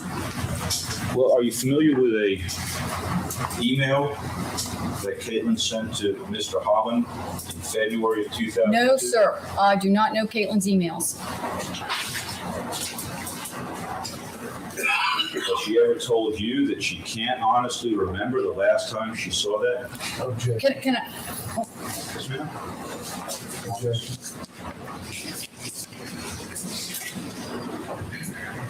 Overruled. May I see it? Yes, ma'am.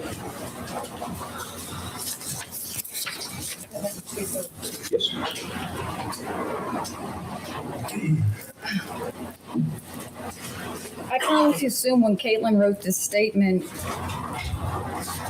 she had a lot more on her mind at Christmas time than whether there was a blowpoke there or not. I mean, her mother had just died, and this whole thing was happening. So I have no idea what her state of mind is. I've never seen that email.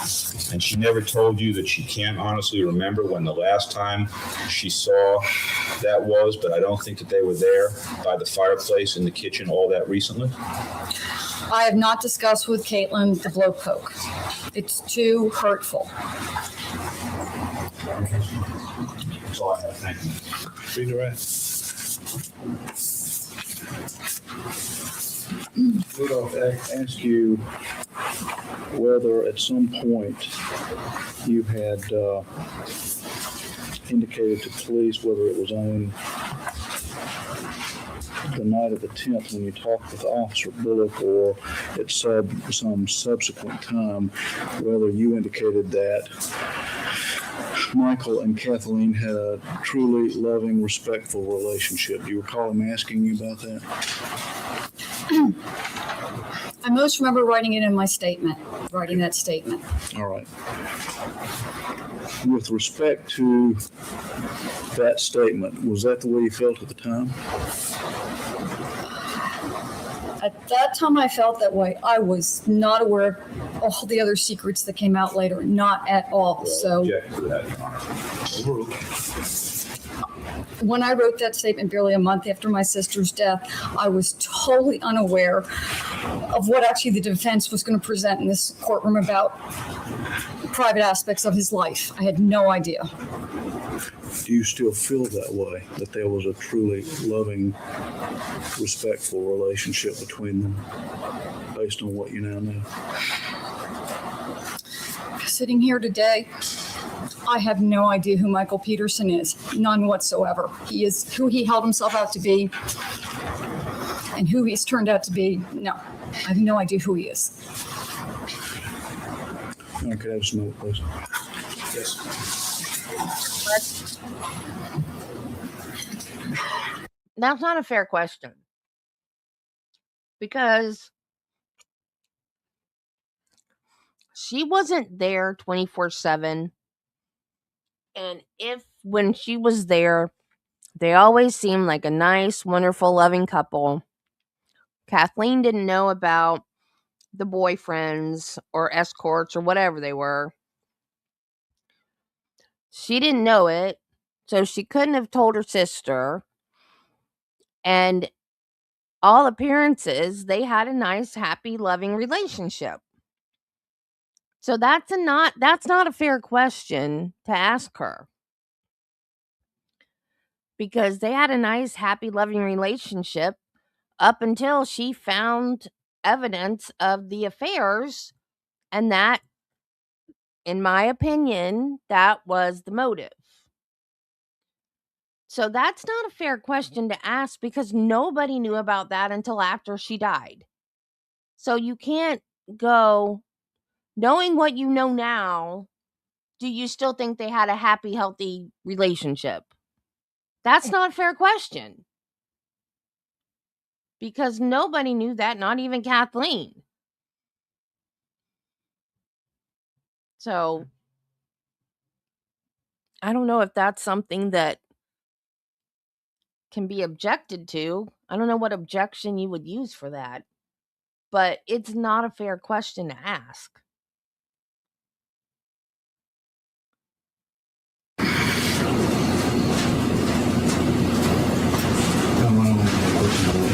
Anything else? All right, you come down.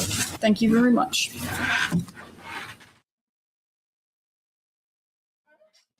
At least in my opinion. I don't know. Let me know what you guys think. Oh, yay, we have ME again. I wanted to start with D5 if I could. D5 purports to be some diagram. Yeah, all that money talk. We forgot about the real motive, or what I think is a real motive. Yeah, the money had nothing to do with anything.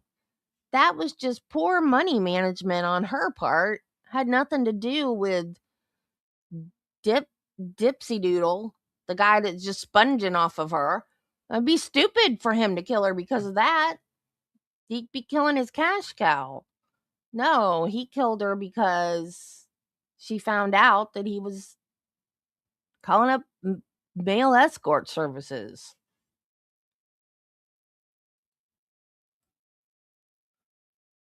Of the lacerations or areas of laceration on the scalp of Kathleen Peterson. Do you see those? Yes. Now, with regard to first of all, did you prepare this diagram? No, I didn't prepare it. All right, and have you seen this before? Yes. All right, with regard to the location of the lacerations on the head itself, where on the, not the shape of the lacerations, but where they are on the head. If you would look at the bottom. Did they redirect? I mean, did they do her direct at some point and then didn't do her cross and then take other witnesses? This is the most unorganized trial. Is this cross-examination? It's gotta be, because they didn't say it was defense's case yet. So this has gotta be, the last time she was on her stand had to be direct, and now this is cross-examination. I wish they would do this stuff in order. Two figures here. Do you see where those lacerations extend to, sort of over the midline of the scalp? Yes. That's not where they were in real life, were they? I mean, can I compare them Sure. with photographs? It's difficult because the photographs. I might help you look at the diagrams as well. Yeah. I like to look at the photographs Sure. first. The photographs are not in the same angle, or Right, they're not in the same plane as those particular right. on the diagram. What the photographs show is that all of the lacerations are on the back portion of the head, correct? Well, they're on the back and coming around the sides, some of them. Well, none of them go up above the ear to the middle of the head, do they? As shown here, for example. I don't, like I say, I don't have that particular view in either a photograph or a diagram. When you talk about them being above the ear, I can see the tops of the ears on photographs, and there are lacerations above that area. Well, they're above going up straight, not Yes. going Not that across. probably not that sharply. Right. So, just so we're all clear, so the judge can see, this shows the laceration going almost to the front of the head, doesn't it? I mean, that's what this view shows, isn't it? It looks like it there, yes. Right. And there's no way that laceration went that far on Kathleen Peterson, right? Not that far. Right. And similarly on this side, this one shows it going almost to the forehead, doesn't it? Well, I think that in both of those, that they're probably a little bit too far forward, but not, for the purposes of a diagram, they're not excessively far forward. Well, is there any reason not to have a diagram be accurate? It's as accurate as can be, trying to reconstruct it from the diagrams that we make and the photographs that we make. Well, did you make these diagrams? No, Who made the diagrams? I think Mr. Dew Who, Mr. Dew? is somebody that Mr. Harden, I think, employed or whatever to help make some diagrams. And did he show you a draft of these before he finalized it? Yes. And did you tell him that it was a little bit too far forward on each side? I just used what I could to, the information that I had to try to put it together. And it, for the purposes of a diagram, the diagrams are not meant to show exactly where the wounds are. That's what photographs and descriptions are used for as well. Well, but this diagram right here is misleading in that it shows the wound on the top of the head where you couldn't get it from falling down very easily, right? That's true. And that's misleading, is it not? I don't know that it certainly wasn't attempted to be misleading. I'm not saying it was attempted to be. It was the best attempt that we had to make it one part of an illustration in this case. And what you could do, if you wanted to be more accurate, is to have Mr. Dew or whoever redraw it with these things being further back on the skull to be more accurate, right? Yes. That's something that can be done. Yes.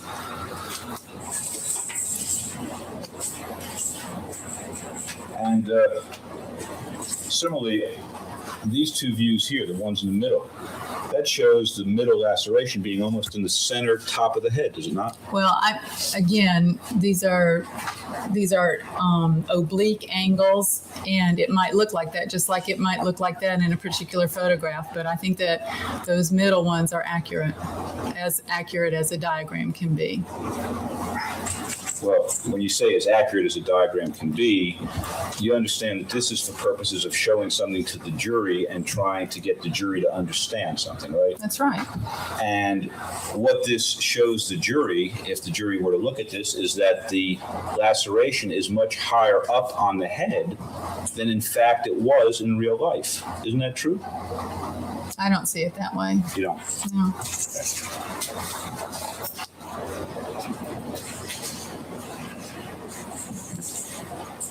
And D7 is simply another version of D5 on the top, right? It's exactly the same thing, only smaller. I believe so, yes.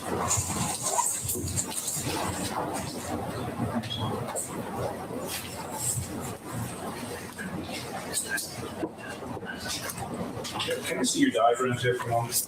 Have your diagrams there?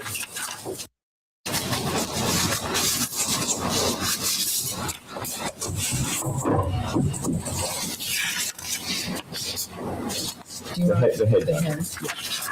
I think we had that on a blow. I think we do.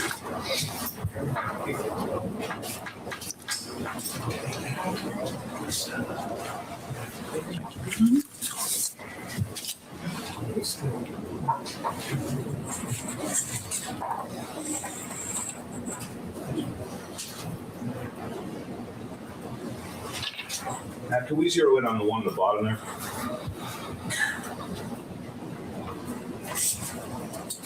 Those are the diagrams that you drew at the autopsy, correct? Yes. And what we're comparing that to are these diagrams here. No, that's incorrect. They're being compared to the top ones. What top ones? The top ones in the exhibit. That's more those. This one right here? Yes. It's closer. And this one up here shows it going on top of the line there at the top of the head, doesn't it? It shows it ending there, yes. But not your diagram, right? That's correct. Can I show the court? We're comparing that with that. And this one shows it coming over the front. That's, the one on the left. yes. Can we go to the top photo? Top diagram? We don't have any laceration coming over the front on your diagram, do we? No. Can I show the court? Yes. We're comparing that with that. And you're saying that's the best you could do? No, Mr. Do did that. So, go ahead. I have a few questions. Dr. Radish, when you observed these lacerations on the diagrams, did you compare those with the photographs that were taken?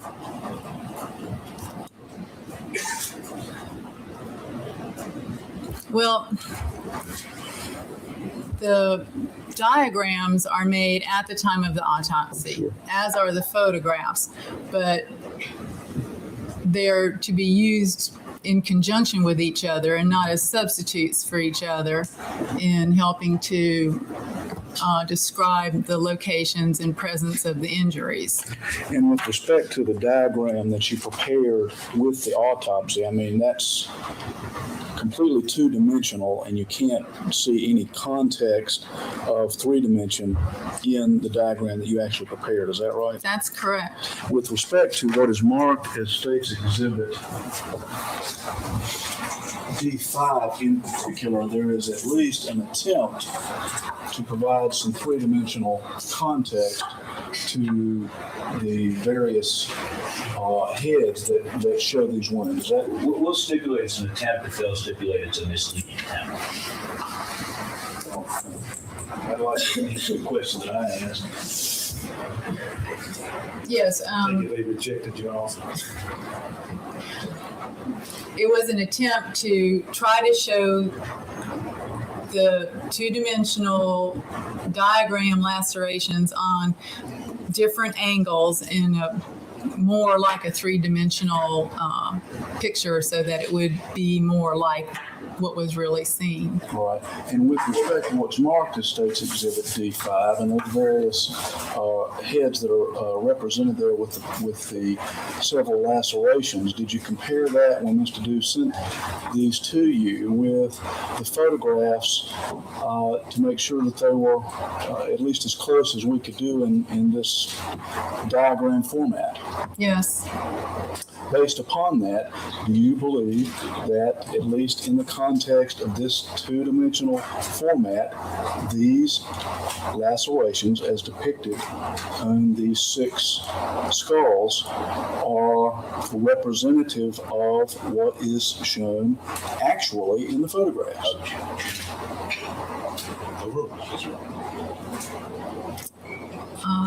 Yes, I do. They are representative, yes. Would the use of the photographs and the diagram, D5 in particular, assist you in describing to the jury what Ms. Peterson's injuries were and orienting them to the location of the injury in various locations of Ms. Peterson's head? Yes.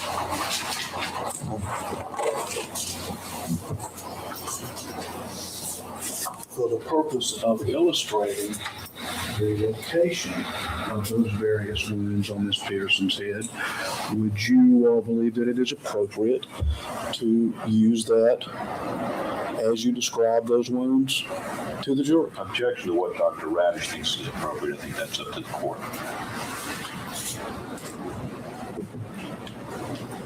Well, I don't really think that's what he's asking. Overruled. Would that be helpful? Yes, it would be helpful. Do you think it would be helpful to the jury for you to do that? Yes. Would it help explain your testimony? Well, that's my decision. I'm not sure that happens with Dr. Radisson. Anyway, go ahead. Yes. Would it be helpful in your description to the jury of what the injuries were to Ms. Peterson's head? Yes. I have no other questions. All right, anything in? Any other question? You want to be heard, Mr.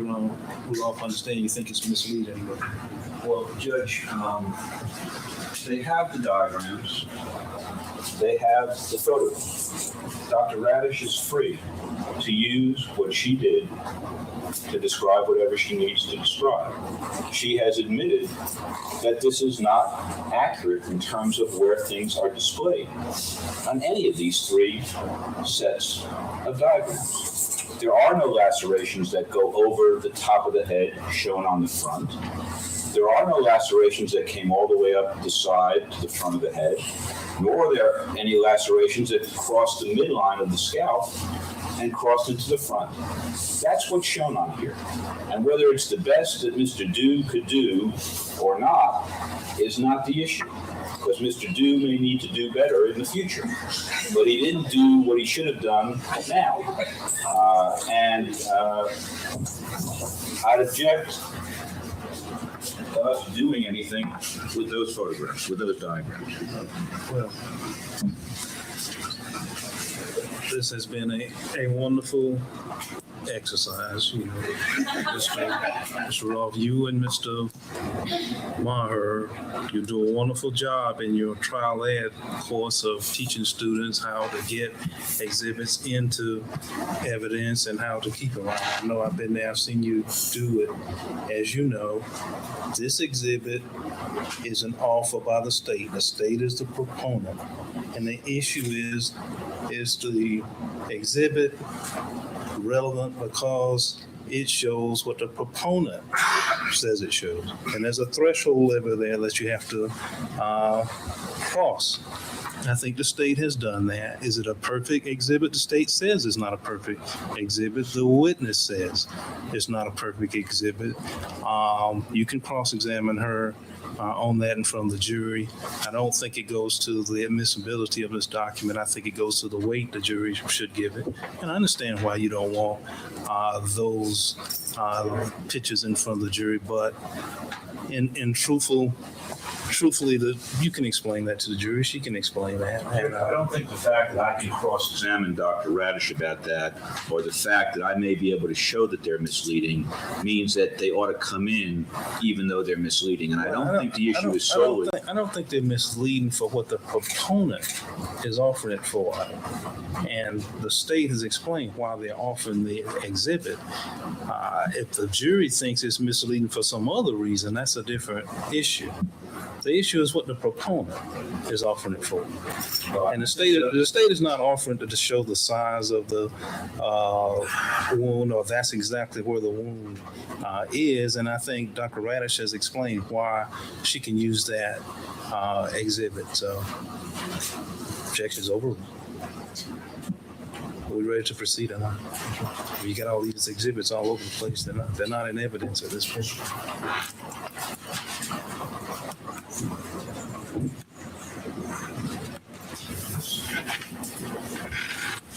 For the record, please state your name.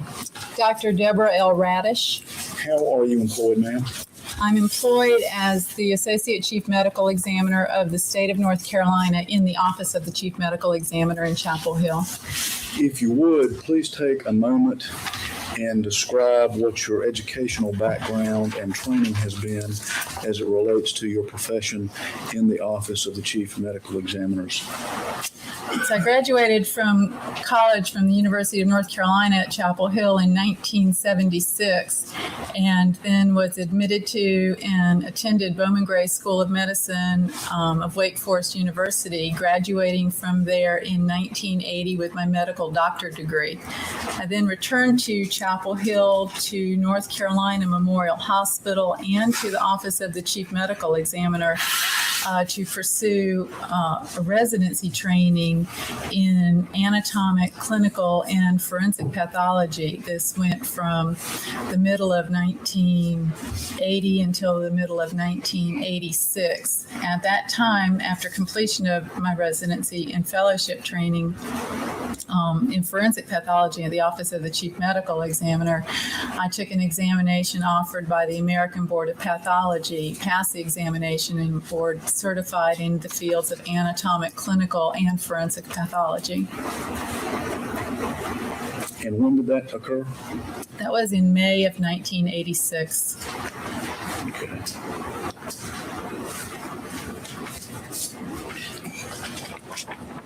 Now, are you a member of any professional organizations? Yes. What would those be? Well, I belong to the American Academy of Forensic Sciences. I'm a fellow in that organization. I belong to the National Association of Medical Examiners and to the North Carolina Society of Pathologists. During the course of your career with the Office of the Chief Medical Examiner's Department, how many autopsies have you performed? Or should I, well, how many autopsies have you performed? I've performed somewhere approximately 3,200 autopsies. Were all of those forensic autopsies? No, but most of them were.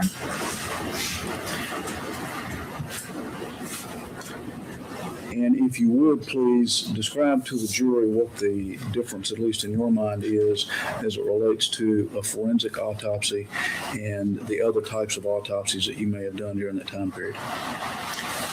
Well, the usual type of autopsy that people think about is probably a hospital autopsy. And one main difference is that if someone dies in the hospital, the next of kin has to give permission for an autopsy.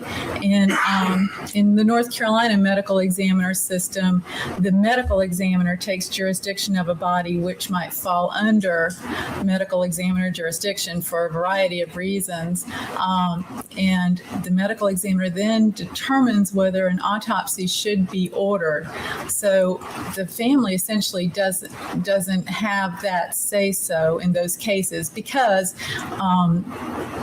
someone has determined that a further investigation into the death needs to be performed. So that decision is left to the medical examiner. When the next of kin gives permission for a hospital autopsy, they can also have restrictions on that autopsy. Say they don't want anything but the heart examined, and the hospital pathologist would have to abide by those wishes. In the case of a forensic autopsy as performed in the medical examiner's office in Chapel Hill, a complete autopsy is done on every single case, and this would include examining the neck organs, the organs of the chest, the organs of the abdomen, and the brain inside the skull. And in some respects, there are different purposes for doing each of these kinds of autopsies. In a hospital autopsy, generally you're looking to find out perhaps the extent of disease, in some cases the exact cause of death. You might know that somebody had heart disease, but you might want to rule out or determine whether or not there was pneumonia or what part, say if someone had cancer, what was it about the cancer that actually killed the person. In the case of a forensic autopsy, you're primarily looking for the cause of death in order to help to determine the manner of death in the case.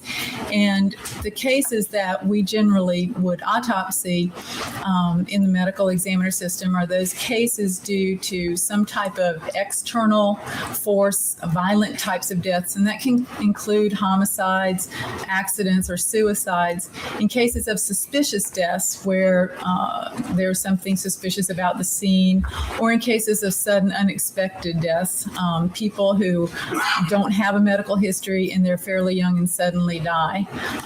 So that we see a wide variety of different kinds of deaths. And we would probably, or we certainly in medical examiner cases, see more injuries and know more about how to describe injuries and try to help determine their causes than you would ever see in hospital autopsies. And I think you indicated with respect to medical examiner cases, you all are pointed toward the objective of determining cause of death, as that then would relate to manner of death. Is that correct? Yes, the medical examiner system is charged with both determining cause of death and then manner of death. And manner of death, it only includes 5 choices. That would be natural, accident, suicide, homicide, or undetermined. All right.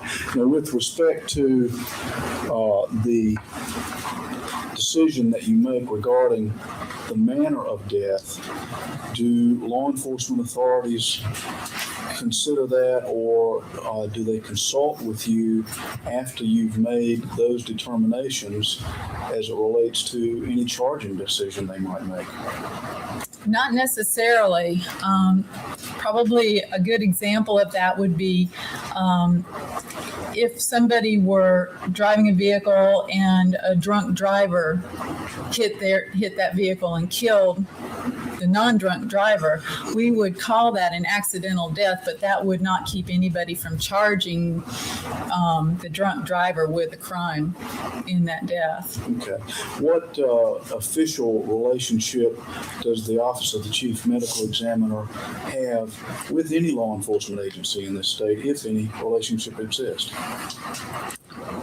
Well, I don't know if you would call it a relationship. We certainly, part of the investigation in the medical examiner system would include information from law enforcement about the circumstances of the death, and these things need to be taken into account. Part of what we often do is we're given a story from the medical examiner via the medical examiner from law enforcement, and use our autopsy findings to say whether or not that makes sense with this story or not. But as far as any type of relationship, I mean, the medical examiner's office is actually a public health. It's in state public health. It's not related to state law enforcement or anything like that. But of course, we would have to utilize law enforcement information as part of the decision making and coming to a determination in manner of death. So the decisions you make are completely independent of what law enforcement may or may not do? They can be, yes. Now, with respect to the work that you've done at the medical examiner's office, approximately how many times, well, let me ask, have you been qualified as an expert in the field of forensic pathology in the past? Yes. Approximately how many times have you qualified or testified as an expert in that field? Approximately 200 times. And that would have been over what period of time? Probably over the past 20 years. And with respect to that, what types of cases actually have you testified in? Do you recall? Generally. Well, most of the time I'll be testifying in cases, it would be a homicide. As far as the types of homicides, it would be variable. They would be strangulation, asphyxia deaths, gunshot wounds, beatings, child abuse cases. At this point, we'd ask that the court, and we would tender Dr. Radish as an expert in the field of forensic pathology. So,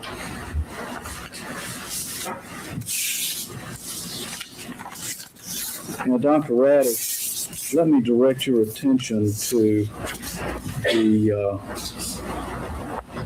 case involving Kathleen Peterson and ask whether you had the occasion to conduct an autopsy for Ms. Peterson. Yes, I did. If you would, please describe how you got involved and generally what you did with respect to that involvement. Could I have my autopsy report back, please?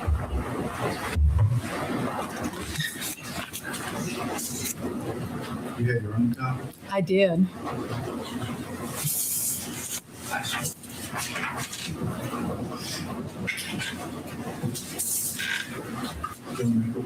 yes. Thank you. This case came to our attention on the morning of December 9th, 2001. I was working that weekend. That was a Sunday morning. And I got a call from the medical examiner, Dr. Kenneth Snell, saying that he was on the way to a scene at a home in Durham. And he briefly filled me in on what that was about, and just I was working with him that weekend, so he wanted to call and let me know that why he was going to be somewhat late, and then what he was doing, and that we were probably going to be doing an autopsy. Once you received that information later that day, did you receive the body at the office of the chief medical examiner? Yes. With respect to that, please generally describe what you did once that occurred, please. Okay,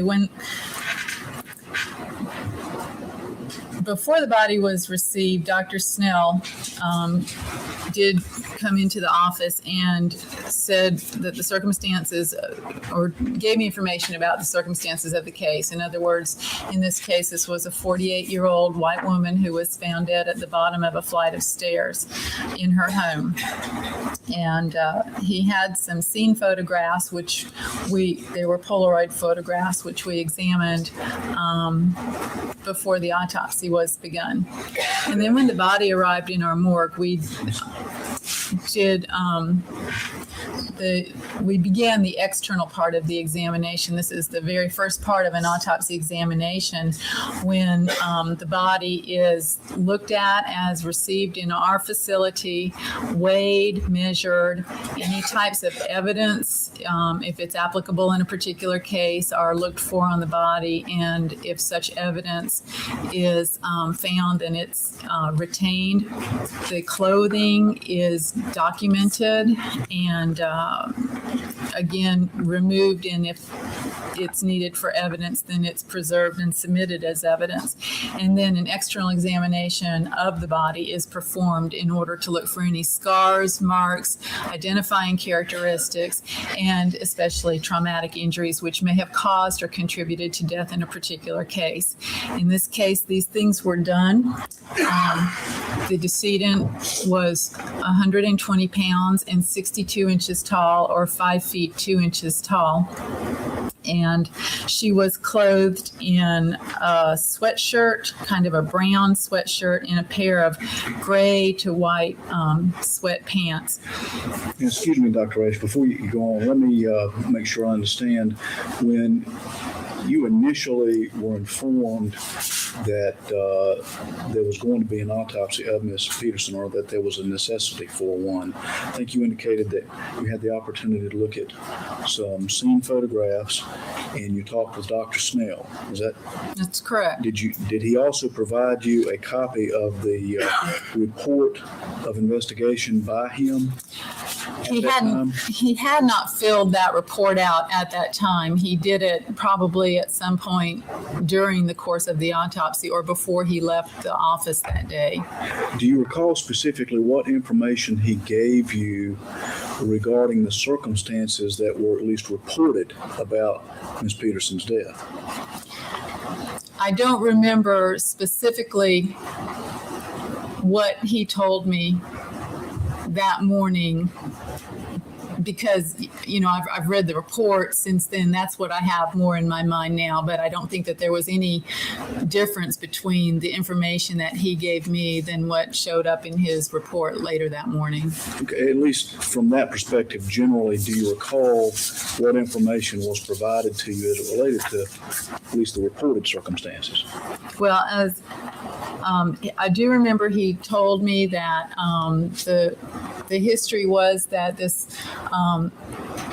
woman and her husband had been celebrating the evening before, and I don't remember if he said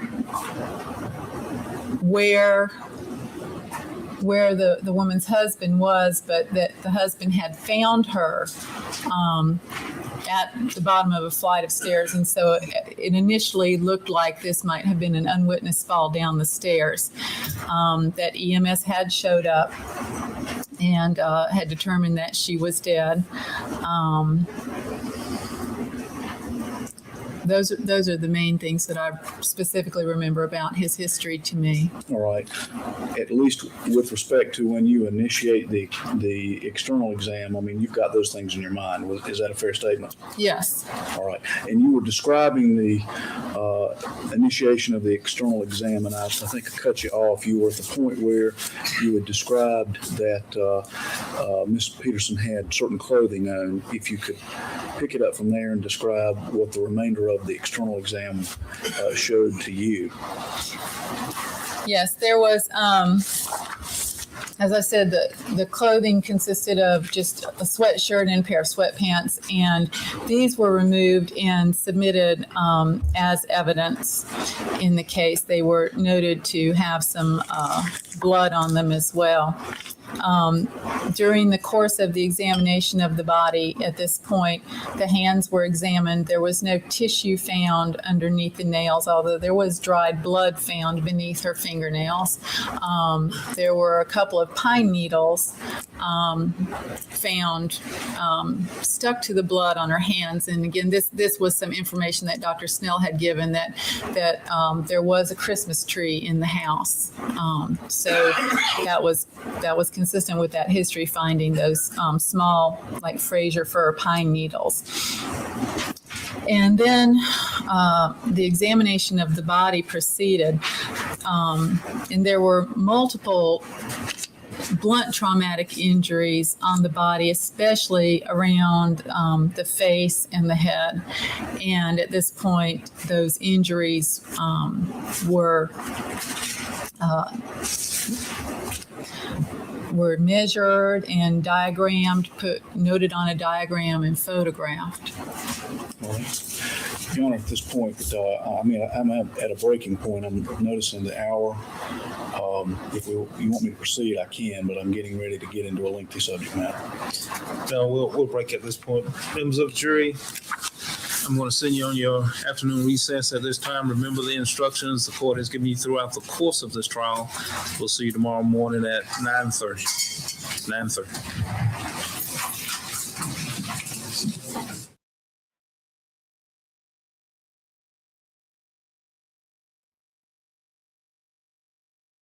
That Dr. Radish, actually it was the day before yesterday that we got notice, I guess it was through the testimony of Dr. Gleckman, that Dr. Radish had apparently done some sort of a study of prior fall cases. And when we found out that from Dr. Gleckman the day before yesterday, I made a request to Mr. Harden under the discovery statute that we be provided with the basis for that study so that we could do our own independent analysis and interpretation of it. And he said he would check into it. He said he didn't know anything about it, and he would check into it with Dr. Radish. Yesterday, I inquired again, and I was provided with about 25 or 30 pages of notes that Dr. Radish apparently took.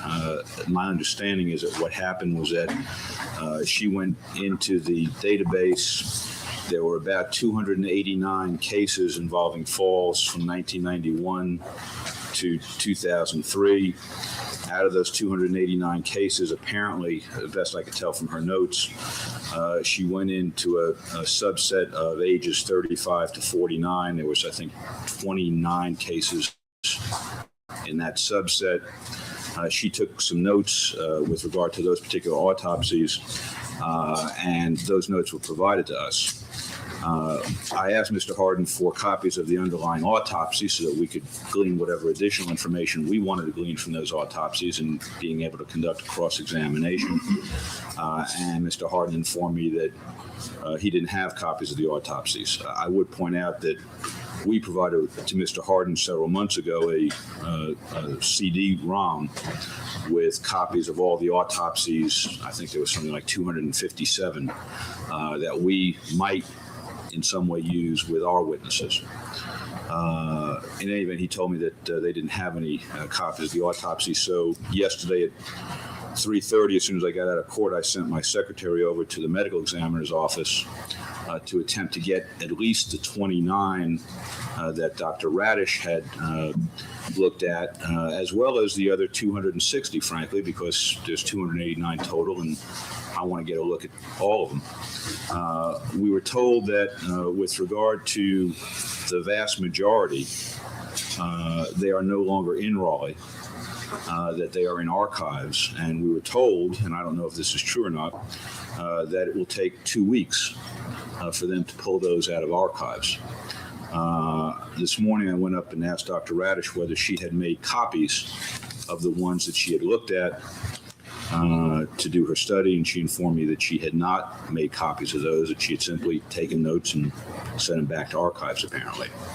So at the appropriate time, before Mr. Harden gets into this study, I would like to have a chance to ask some questions of Dr. Radish outside the presence of the jury about the methodology that she used and that sort of thing, so that I can determine whether or not that I'm in a position where I can go ahead, or whether or not I need to ask the court for a continuance so that I can obtain the actual autopsies, at least for the 29, if not for all 289, to be able to cross-examine. I just wanted to alert the court to that and to ask Mr. Harden, when he gets to that point in his examination where he's getting to ask Dr. Radish about other cases or this study, that he let us know at the bench so that we can have a brief hearing about the methodology.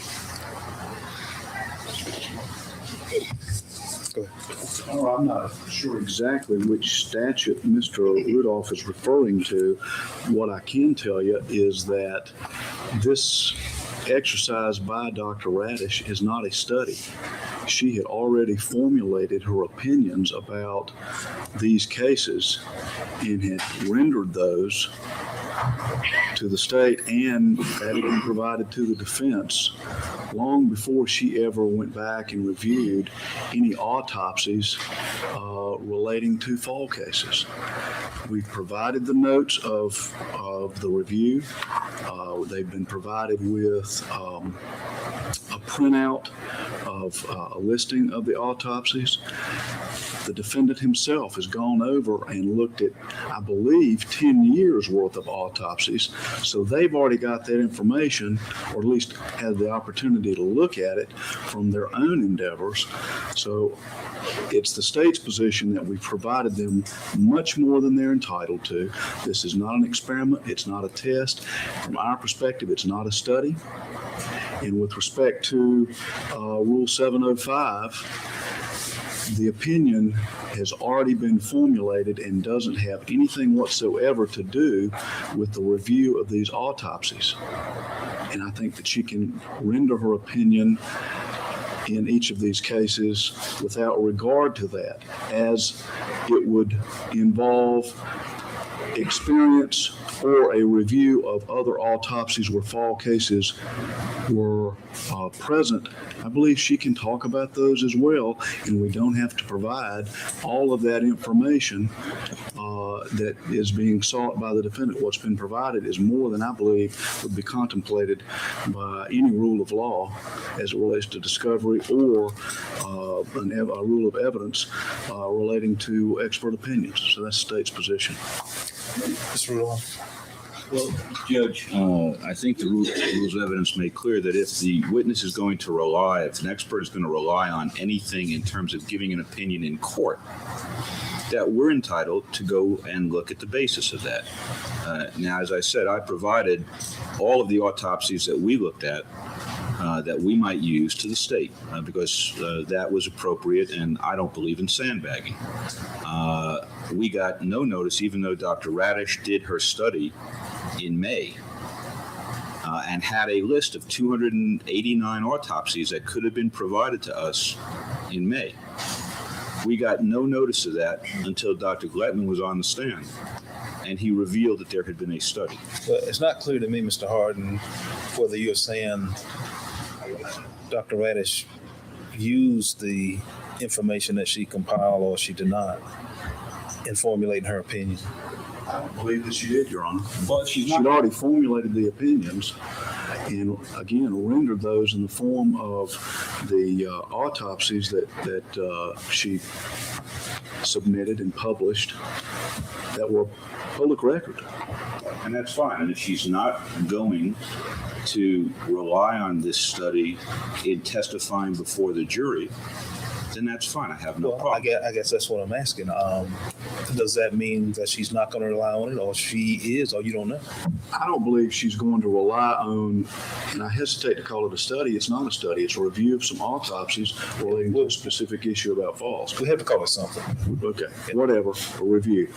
I don't believe she's going to indicate that review was part of the process for rendering her opinion when those were rendered in each of these cases. Well, then with that good faith statement by the district attorney, Mr. Rudolph, I think the matter dies unless we find something different. Well, I think we're being a little bit coy here, or Mr. Hardin's being a little bit coy. I'm not being coy. No, I know. I'm of course not. Mr. Hardin's being a little bit coy because he's not saying that she's not going to get up on the witness stand and tell the jury that this review supports. He said, in all due respect for Mr. Hardin, he said he didn't believe she was going to use that as a basis for her opinion. I don't know. No, he said she didn't use it to form her initial opinion. He's splitting hairs here, and I don't know if he is or not. Are you splitting hairs or not, Mr. Hardin? Well, let's have him put on the record that he's not going to use it in court. She's not going to testify to it. If he says that, I'm not saying that at all. Exactly. And I don't like being cut off, quite frankly. All right, Jim. I believe she can describe the experience that she's had with fall cases, and she can discuss other information that she has received relative to fall cases to report what those injuries were from a general perspective and what you could expect with respect to those based upon this review of the autopsies. I don't think that's an opinion at all. That's simply a recitation of what is contained in the autopsies that she looked at. I don't believe that is part of the opinion that she is giving with respect to Liz Ratliff or Kathleen Peterson. And if she wants to bring those autopsies in here so that I can have access to them and conduct an effective cross-examination and give me time to look at them, I've got no problem with that. My problem is if she's going to get up on a witness stand and tell us what she thinks the autopsies show and avoid cross-examination by sticking them back in the archives and preventing me from having access to them. That's what's going on here, and it's misleading and unfair.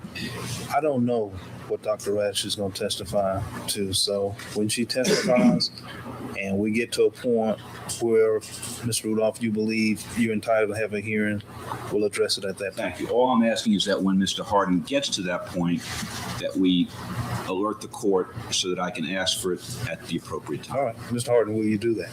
Yes, sir. All right. Are we ready? Yes, sir. Yes, sir. Let's go.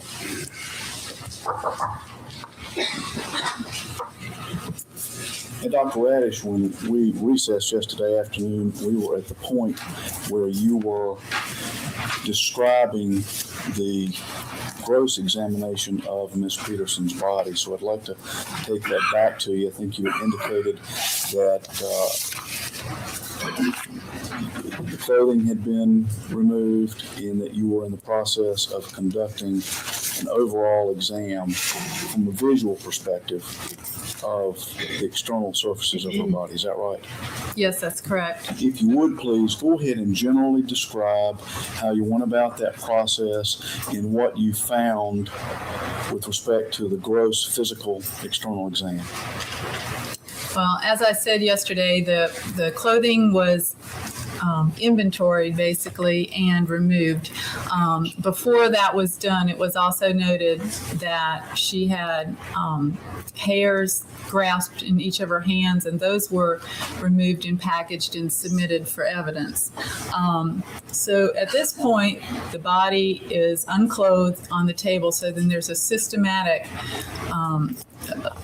looking at the body, looking for any types of marks or scars or injuries, and then diagramming those, measuring them, and photographing them.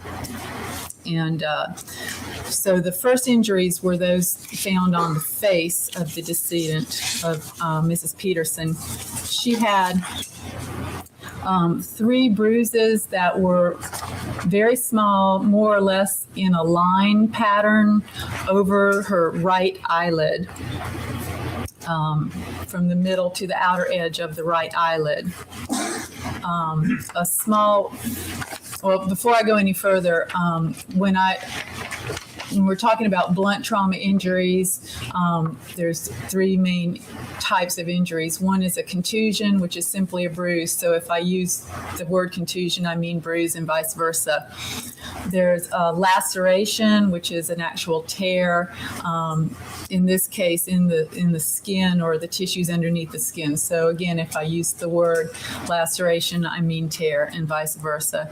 And then an abrasion is the 3rd main type of blunt force injury. And this is when the upper layer or layers of skin have been scraped away from the body. So again, if I say abrasion, which I generally will say because it's easier to say than a scrape, that's what I mean by that. So we're talking primarily here about blunt trauma injuries. So as I said, there's the 3 small bruises over the right eyelid. There's a small bruise over the right mid part of the earlobe.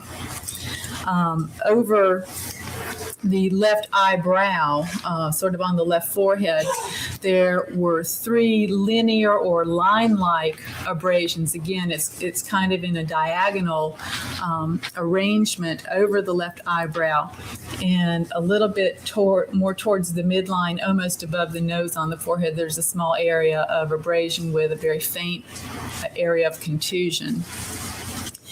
There is kind of an angled, dried abrasion over the right bridge of the nose, and then on the right side of the nose, there's a very short, linear or line-like abrasion. Right below the bridge of her nose, there was an area of bruising that it was more horizontal than vertical. So across her nose below the bridge, beneath that there's a cleared area, just normal colored looking skin. And then more over the tip of the nose, there's another area of bruising. There, she had an abrasion over her upper lip. There were 2 small abrasions, very short, just linear abrasions below the left eye. And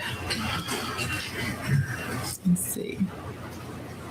And then on the neck, on the right side of the neck, there was a vertical up and down linear abrasion on the right side of the neck. Does that address all the injuries that you saw, at least externally, from the face and neck area? Yes. If you would please describe what, if any, injuries or wounding that you saw on the head area. On the head, primarily the back and side backs of the head, there were 7 areas of laceration. And again, these are lacerations are tears. And in many of these lacerations, they were actually full thickness or all the way through the scalp to the underlying skull. And these were associated with a large amount of hemorrhage or bleeding into the scalp tissue around them. They were, in some cases, so severe that they actually created a flap of skin or an avulsion, which could actually be lifted off the skull so that you could see the skull beneath. These, as I said, there were 7 of them, and they had several different kinds of patterns. There was, starting, if you're thinking about your head, starting on the right back of your head, there was what I called a tri-pronged or a laceration with 3 prongs or hooks on the end of it.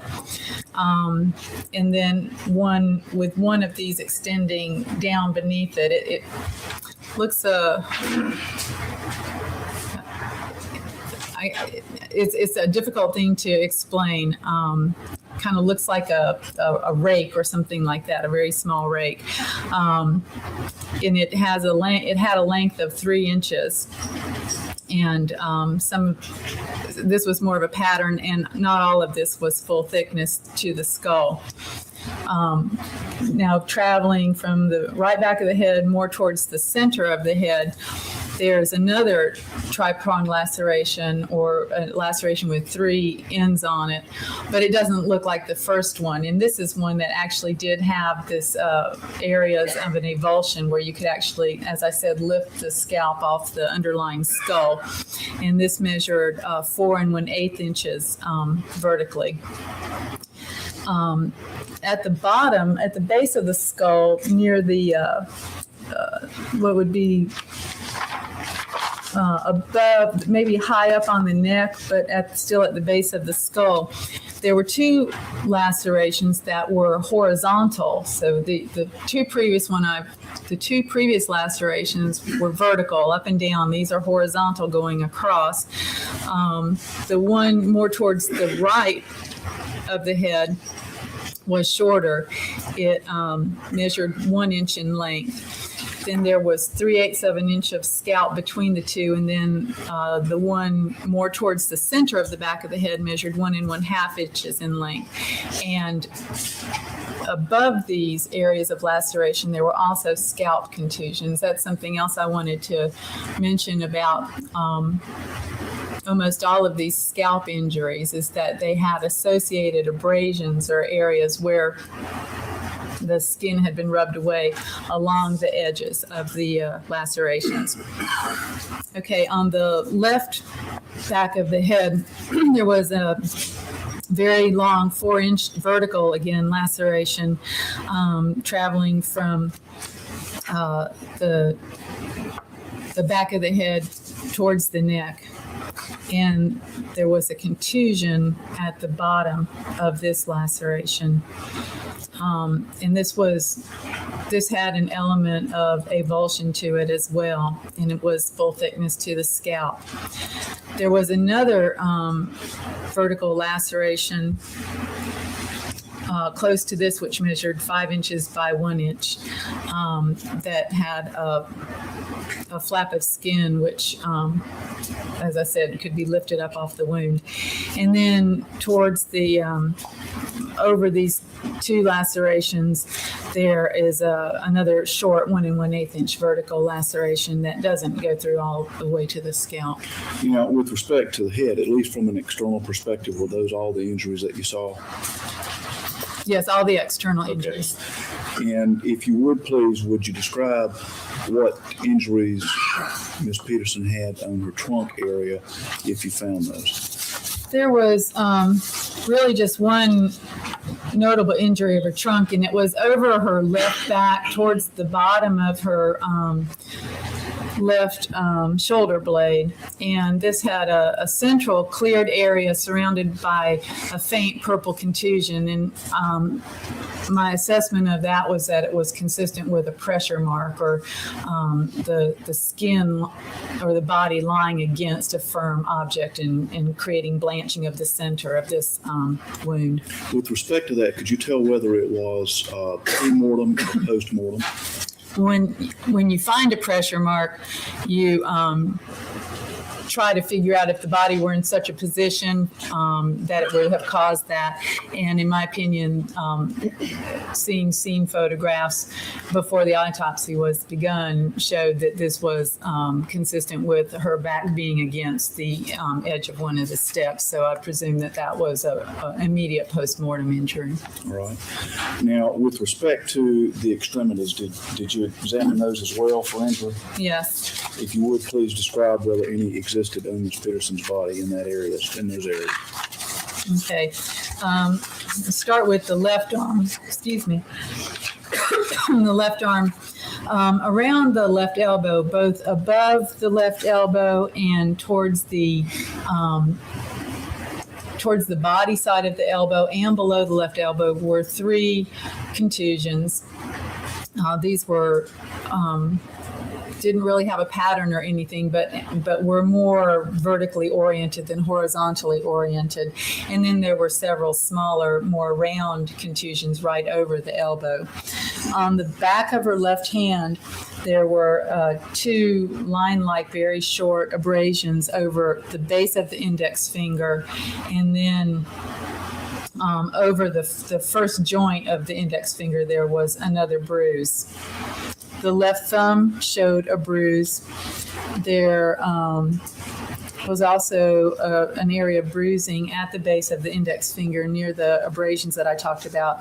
And there were 2 contusions or bruises of her left wrist, kind of with a spared area of skin between them.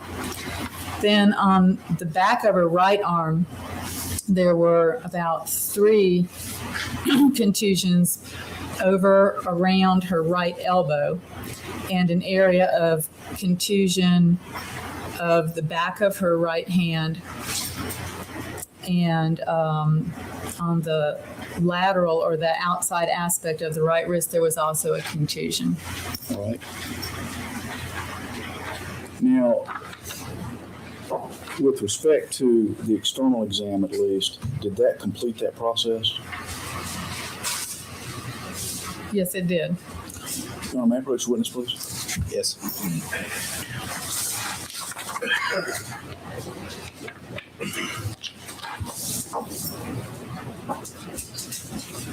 And Dr. Raddish, earlier in your testimony, you indicated that additional diagrams being prepared, photographs were also taken of Ms. Peterson during at least the external exam. Is that correct? Yes. Let me show you what will be marked as State's Exhibit AKP 1 through AKP 11 inclusive. And ask whether you can identify this.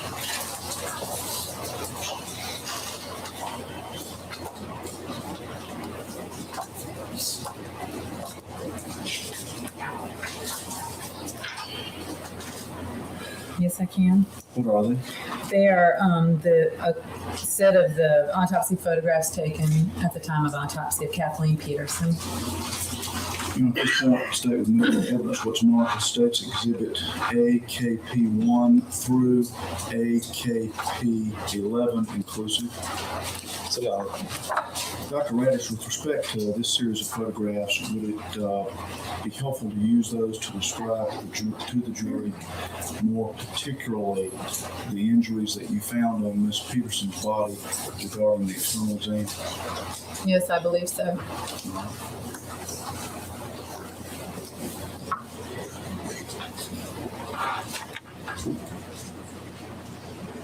Let me also show you what is marked as State's Exhibit D-5 and ask whether you can identify this, please. Yes, I can. What is it? State's Exhibit D5 is a poster showing the locations of injuries on Kathleen Peterson, her entire body, as well as the injuries on her scalp.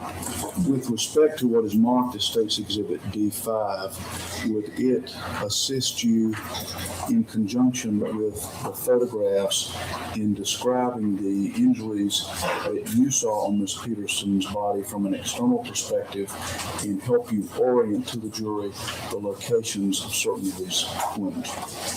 Yes, I believe so. Do you believe that it would illustrate your testimony such that it would at least help you describe to the jury what the injuries were and exactly where they were located? Yes.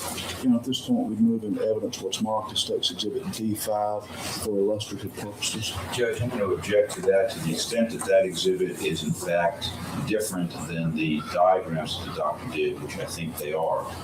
It's misleading and unfairly prejudicial in misrepresenting where the wounds are. And I object on that basis and ask that they use the diagrams that the doctor drew, not some other diagram that's misleading. Okay, the objections overruled. The diagram can be explained if there are any differences from the autopsy pictures, and it'll be up to the jury to determine what the value of that diagram is. Overruled.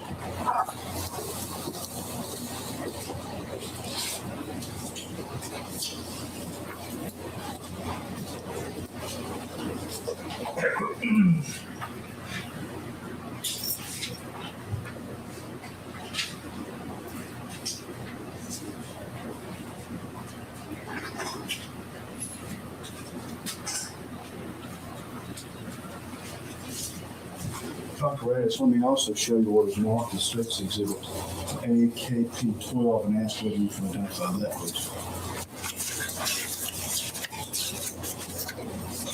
Yes, I can. What is that? State's Exhibit AKP12 is a copy of the autopsy report, including the neuropathology report and toxicology report on Kathleen Peterson. And who prepared that? I prepared the autopsy report, and everything is my signature is over everything in this report.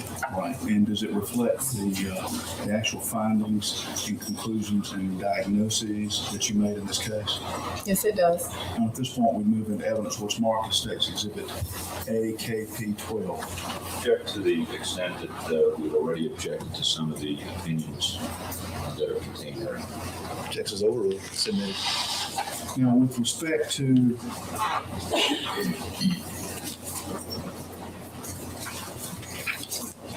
pages 10 and 11, describe to the jury what those pages are of what's marked as State's Exhibit AKP12, please. Page 10 of 11 is the body diagram that was drawn at the time of autopsy. It's like the overall body diagram on Kathleen Peterson. And page 11 of 11 is, again, a body diagram of the front and back of the head, which was drawn at the time of autopsy. Okay, who actually prepared those diagrams? Dr. Depchik Smith, under my supervision, prepared these. Okay, now with respect to what is shown here as pages 10 and 11 of what is marked as State's Exhibit AKP12, to the extent that there are differences in what is marked as State's Exhibit D5, as you describe to the jury what the location of the wounds are, if you would point those out. And at this point, could you describe generally why those differences might exist? Well, I think that the main reason for the differences existing is that it's very difficult to take, a flat two-dimensional diagram and try to make it into, I'm going to object to her explaining what some other person did in a diagram. The difficulty that this other person had in trying to draw a diagram that was accurate, they could bring in that other person. He can testify about that. But unless she was involved in the preparation of it, I'd object to her explaining it. Objections overruled.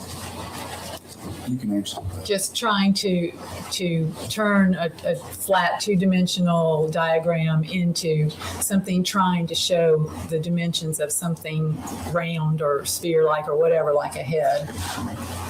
And with respect to what's marked as State's Exhibit D5, describe to the jury what input you had into the preparation of this diagram. I was present with the person preparing the diagrams. He was showing me, I was telling him where the injuries were, the shapes. He had access to my report and my photographs, and me. And his computer was right there, and he was making changes in his computer as we went along. The final product that I saw was a very small picture, and even though looking back at it and comparing, it's the same. Some of the lacerations that I'll point out on this large diagram look a little bit different than they do in a little 2x3 inch picture that I ended up with. But can you still use the diagram to help orient the jury to whether the injuries were in reference to what are depicted here in these photographs? Yes, for the purposes of it being a diagram and remembering that we take photographs and we make diagrams and we write descriptions, and that all three of those should be used together to try to get as accurate a picture as possible of the diagrams. Yes, I can use that. With your permission, could she step down and utilize the photograph and the diagram, and to the extent that she needs to, the autopsy in this diagram, to describe to the jury the wounds that she found from an external perspective on Ms. Peterson's body? Yes, sir. Remind the doctor to keep her voice. Yes, sir.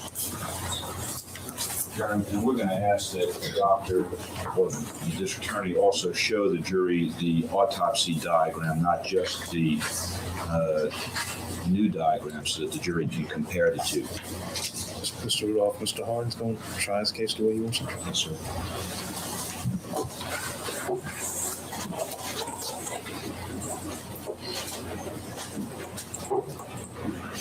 Yeah, do you want a point, or do you want a pointer, or do you want to shoot finger? I'll just point with that. Let me show you what is marked as State's Exhibit AKP1 and also AKP2, and ask you to describe what the injuries are that are depicted in these photographs of Ms. Peterson, please. State's Exhibit AKP1 is pretty much the usual identification photo taken in the medical examiner's office of everybody that is autopsy.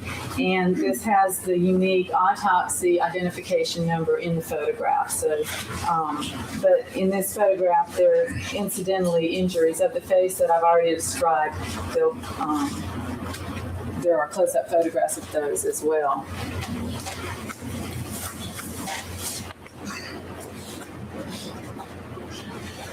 State's Exhibit AKP2 is one of those close-up photographs of the face of Kathleen Peterson at the time of autopsy. Again, now we have a scale with the unique autopsy identification number on it. So this photograph was made to show more closely the injuries on the face of the deceased. So these are the injuries that I talked about earlier: the bruising over the right eyelid, some areas of bruising over the left forehead, near the forehead, the bruising over the nose, and these areas of abrasion on the right side of the nose, primarily below the left eye.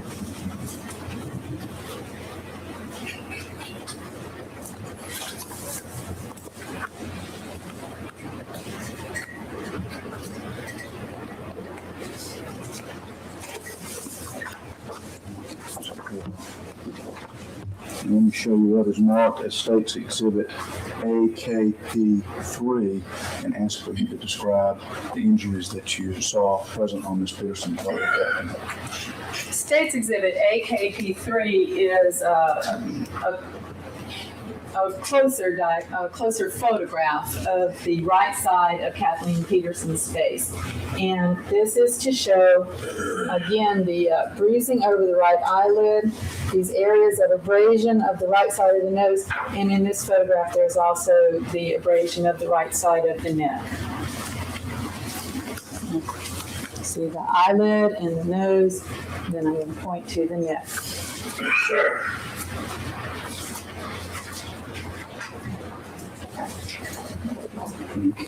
And I'll show you what is marked as State's Exhibit AKP4 and ask you to describe those injuries on Ms. Peterson's face as well. State's Exhibit AKP4 is close up of the left side of Kathleen Peterson's face to show the injuries that I'm talking about. These areas of abrasion or bruising over the left forehead, over the left eyebrow, and towards the top of the nose, and then these two abrasions right below the left eye.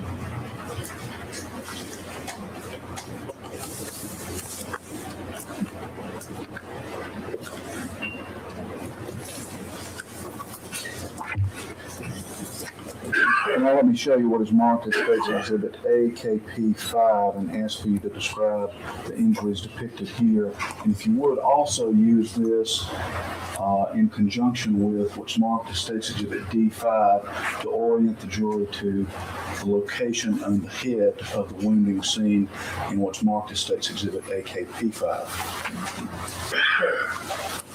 State's Exhibit AKP5 is a photograph of the back of Kathleen Peterson's head.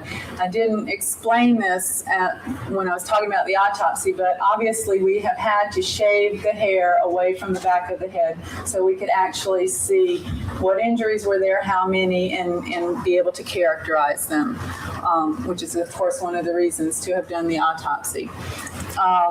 This photograph would more or less correspond to this diagram right here in that, and it'll show better in another photograph, but for instance, this laceration is this laceration. This laceration is this one, this is this one, and this is this one. And I'll talk about it more closely, but just so you have an idea of what we're talking about. And then, of course, this is the head kind of turned at an angle to show them. I think that when this diagram got blown up into an exhibit, probably some of these higher lacerations shouldn't be quite so high. They shouldn't be going over to the top of the head. But in general, they're in the right areas and have the approximate correct relationships to each other. So, and then to get you oriented in the photograph, I'll do this here too. This is the back of her head seen from, this is how my head would be. So this laceration would be here. This is her right ear and her left ear, and it's the back coming up towards the top of her head. So you can think about it on your head, the right back of the head. This is the first vertical laceration I talked about. This second one that I called also tri-pronged. These two horizontal ones down at the bottom, sort of where your skull starts to curve under. And then these two large ones on the left back of her head, and then the smaller one more towards the left top of her head. Okay, now let me show you what is marked as State's Exhibit AKP6, and if you will use that to describe the wounds as well, and use the diagram to orient the jury to those, if you would please. State's AKP6, State's Exhibit AKP6, is a photograph primarily showing the lacerations of the right side of her scalp. So this is where we can take a closer look at the first unusually shaped laceration that I described. It doesn't exactly correspond to here, but it's closer to this because we're primarily looking at the right side. The orientation with this being the back of her head is the same as in previous photographs, so you're still looking at the right back of the head. So this is the first tri-pronged laceration that I described next to this other large one. You know, I think you'd indicated that there were avulsions to some of these lacerations depicted in that photograph. Do we see that? Well, it's not been pulled away, but at the autopsy, we could actually pull these pieces of tissue up as a flap, or this piece of tissue, for instance, in this particular wound, pulled up as a flap. Got the labels closest to the first laceration that I described, and then my finger is pointing to the one that has the avulsion on it.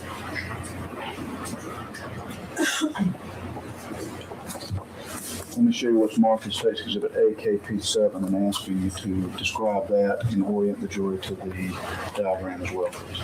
Okay, State's AKP7 is, again, a photograph of the back of the head, and this is also to show all the lacerations as well. I think that the color in this shows some of the bruising around some of the lacerations, and it's probably, again, the most like this diagram if you just shifted the top parts down a little bit. So it shows each one of the lacerations that I've described in the same orientation as we've been talking about, but bring your attention to the bottom two horizontal lacerations, and you can see the purple area of the scalp with the more pronounced contusions or bruising around them. With respect to the bruising, did you see any pattern around any of the lacerations? On this one in particular, the one that the label is beneath, there's a faint pattern of linear or line-like contusions perpendicular to the edges of this wound that suggests some type of pattern. With respect to any of the bruising, did you see anything circular, or would you describe it more as general bruising?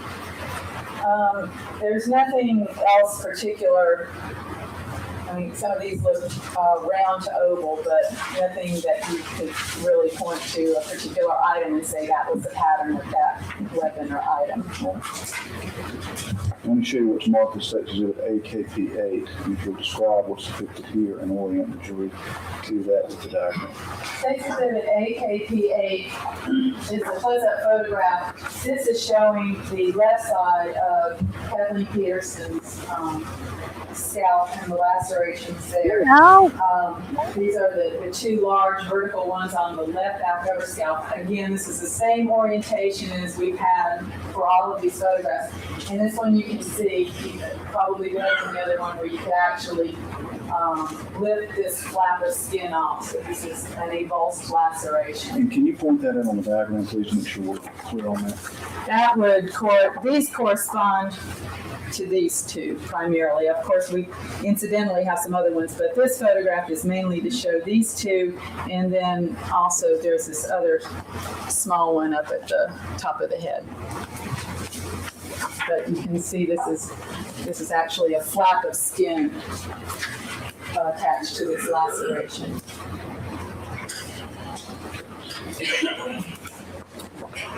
Let me show you what is marked as State's Exhibit AKP9 and ask you to describe the injuries that are present in that photograph.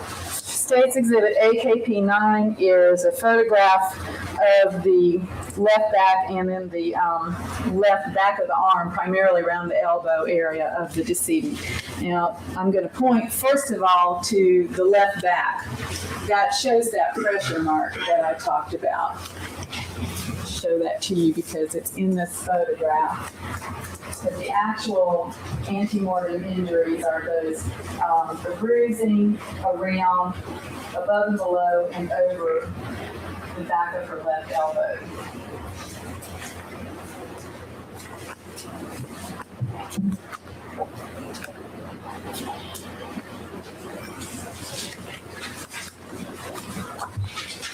And let me show you what is marked as State's Exhibit AKP10 and ask you to describe the injury depicted in that photograph. State's AKP10 shows a photograph of the back of the left hand of Kathleen Peterson.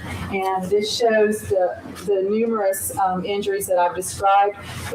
There's bruising up here over the left wrist, kind of like at or below the left wrist, areas of bruising along the knuckles, these linear abrasions at the base of the left index finger, and you can see a small area of bruising just showing up in this photograph over the left thumb.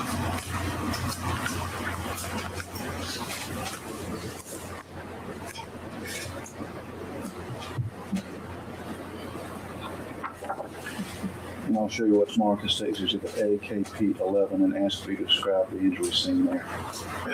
States AKP 11 is a photograph of the back of the right arm and wrist of Kathleen Peterson, again to show these primarily contusions, might be some abrasion component over the back of the right elbow and the back of the right wrist.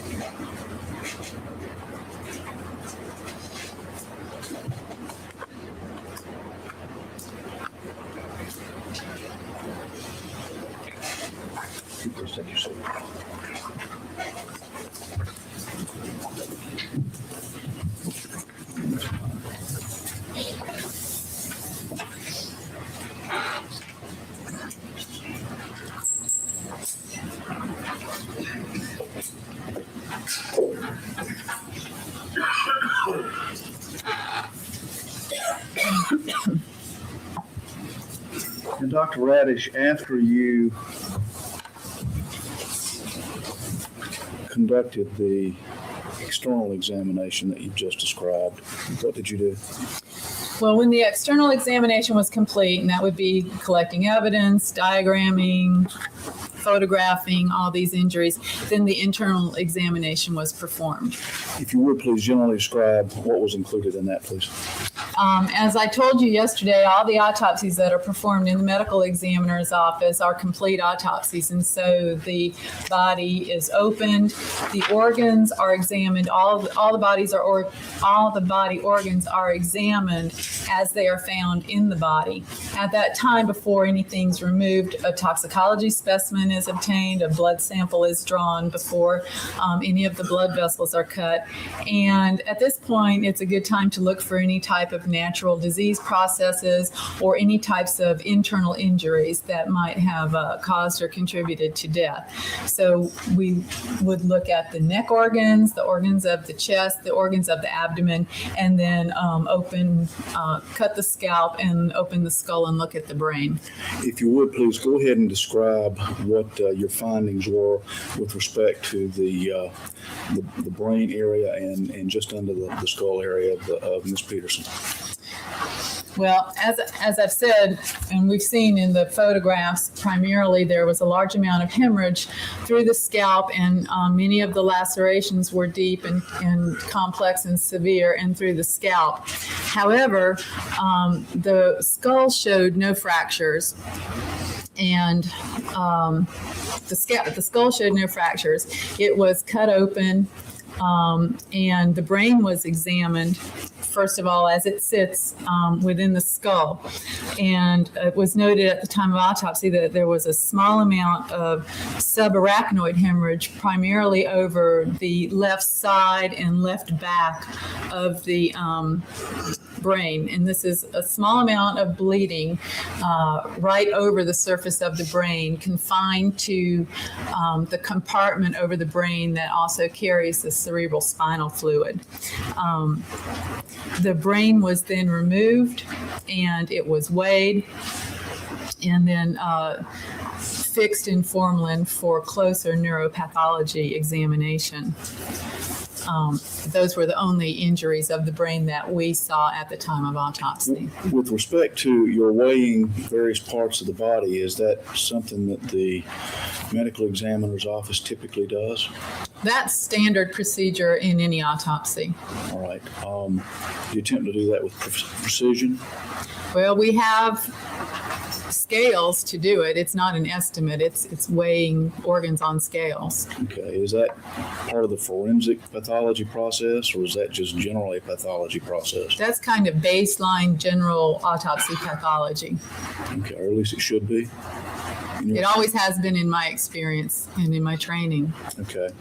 Now, you've described, and I want to make sure I'm clear, you indicate that there is subarachnoid hemorrhage just below the skull area of the brain. Is that right? It's below the skull and then below the dura. It's below the dural compartment, but it's in a different compartment called the subarachnoid space. Okay. And with respect to the area where that hemorrhaging would have existed, you were at least pointing to the left side of your head. Could you be more specific in where you saw it, Ms. Peterson? It would be this side of the head, kind of over and behind the left ear onto the back, the left back of the head. Okay. Now, you had also indicated that you conducted an examination of the external area of the neck. Is that right? Yes. With respect to that, what did you find? The only thing that was found externally in the neck was that small abrasion over that really short vertical abrasion over the right side of the neck. Okay. With respect to the internal area of the neck, what injuries, if any, did you find? There was one injury of the neck organs itself, and that was a fracture with hemorrhage of the superior horn of the left thyroid cartilage. The thyroid cartilage is primarily what you could feel as your Adam's apple. And there are these two pieces of cartilage that come off the top of it, and they're on the side of your neck, and those are called the horns. And the superior ones are just the higher horns. So this is actually an area up on it would be the left side of her neck, somewhat deep in the left side of the neck, kind of nestled between some muscle bundles in the left neck. And there was actually a fracture of that. And what was significant about it was a fracture with hemorrhage or bleeding around it that indicated that it happened prior to death. Okay. Now, with respect to the other organs that you would have examined, did you find any remarkable pathology with respect to those? No, my visual examination of the rest of her organs was unremarkable. Okay.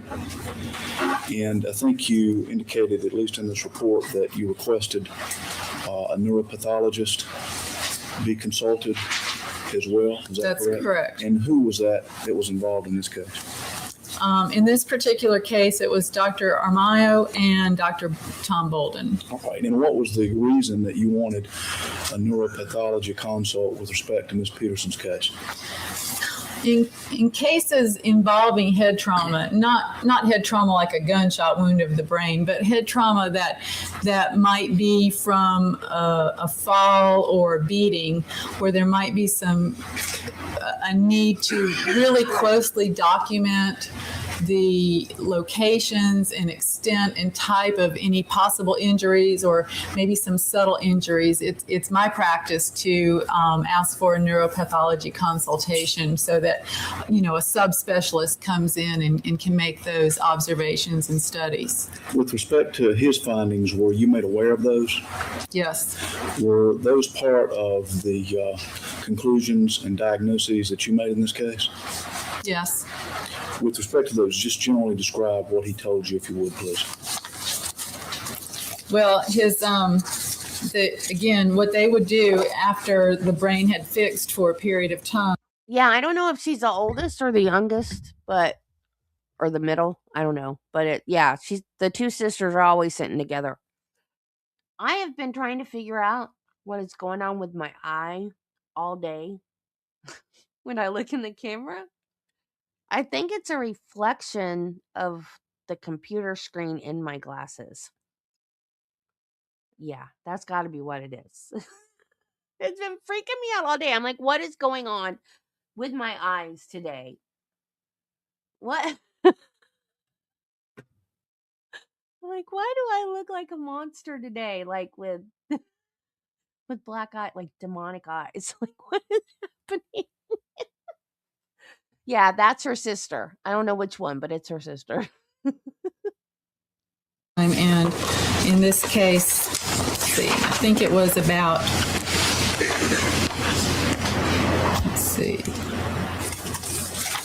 I don't think it was more than about a week or two.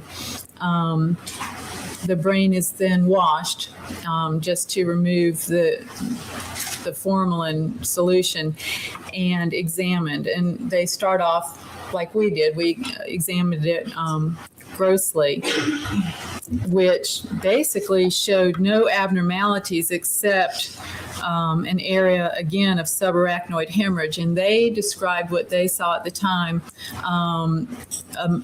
a mild to moderate amount of acute or fresh subarachnoid hemorrhage over both the left and right cerebral convexities. So basically where I'm holding my hands over the right and left sides of my head. And they talk about it starting towards the back of the front and then extending on the side and onto the back of the head, like I had seen at autopsy on the left side. And that would have been based on a visual? Yes, that's the external, just the visual examination. Okay. But that was all that they saw. They did note, since we looked at because of the possibility of a fall, we looked at the spine and we removed the top part, the neck part of the spinal cord, and submitted that for neuropathology examination as well. And they did note a small amount of hemorrhage or bleeding, but they felt like that was most likely artifact due to the removal of the cord and not an injury.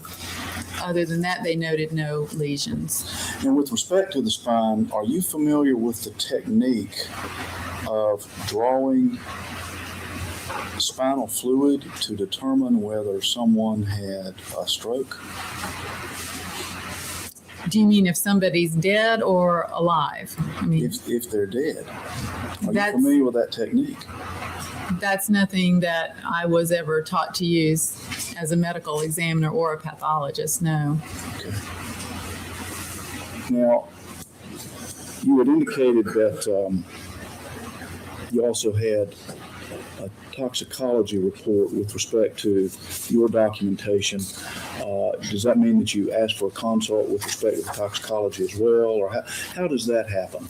Well, the medical examiner's office, it's the state medical examiner's office, and part of our office is the toxicology laboratory, and they do all the toxicology testing for the entire state medical examiner system. It just, since I work in the state office and the lab is right there, so on every case, we submit a specimen and request alcohol.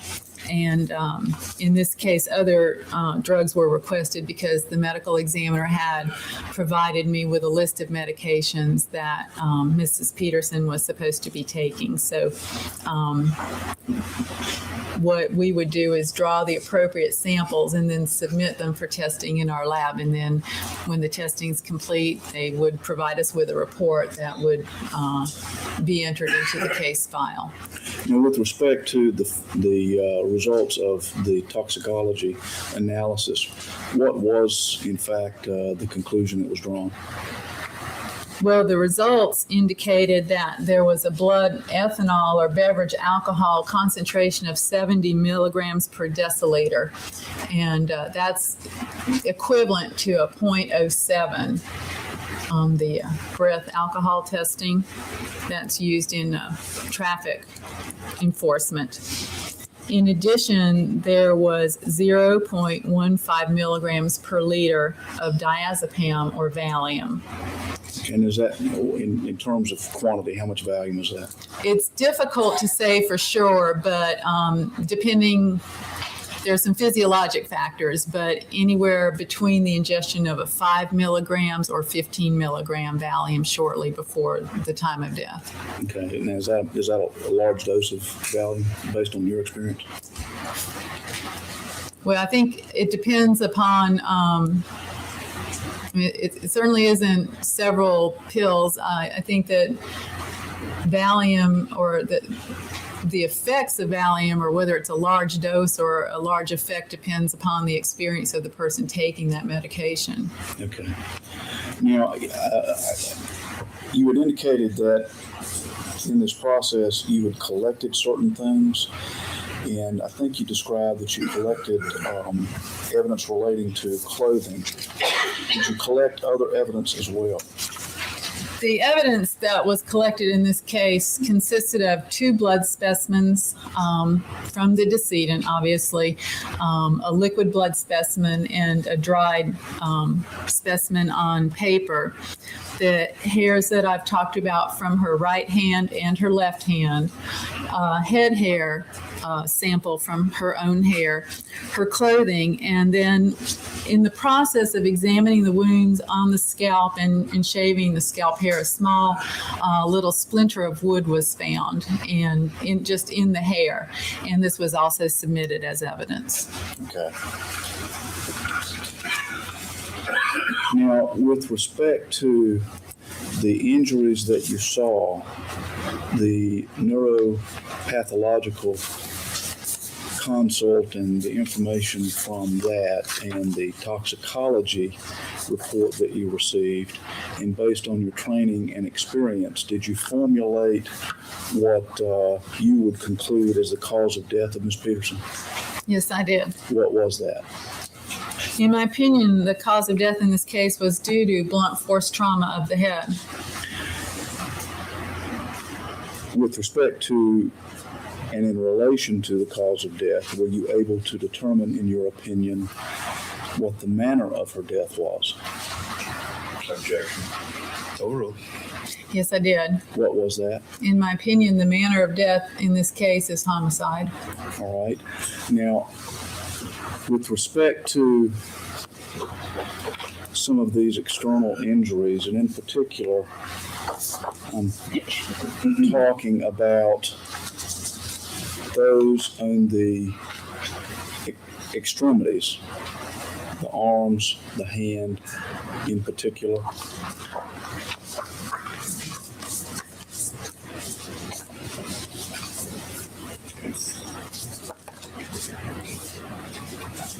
And I'm looking at the right hand, right arm,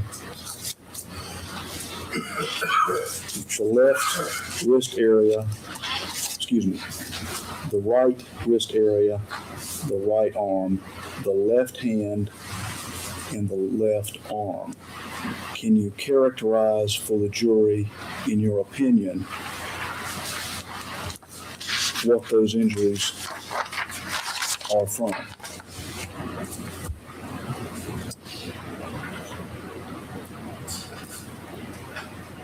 Those are blunt force injuries, and in my experience, they're most consistent with the types of injuries you would see in attempting to fend off an attack.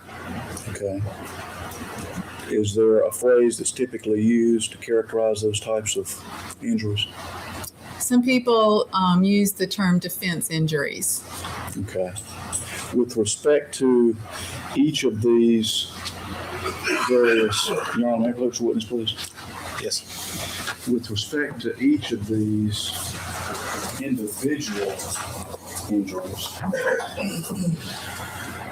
would it be your opinion that, and we'll just use the right wrist, right elbow, arm area as the example, would that be a separate impact, in your opinion? A separate impact from what?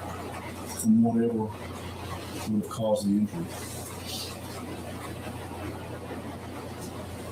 Well, probably each one is a separate impact, yes. Okay. And would that be your opinion with respect to looking at the right hand, right wrist area, left hand, left wrist area, and left arm area as well? Well, the three larger contusions around the left elbow that I described would all be separate impacts. I wonder on the left wrist whether that was one broad impact and perhaps shielded in the middle by a watch or something like that. Maybe some of the knuckles could be one or more, and then the abrasions would be from a separate type of impact or injury than the contusions. Mr. Harden, let's take a break for 10 minutes. Members of the jury, remember the instructions I've given you throughout the course of this trial. We'll take a 10-minute break, Mr. Day. Yes, he said 10 minutes. Please allow the jury to exit.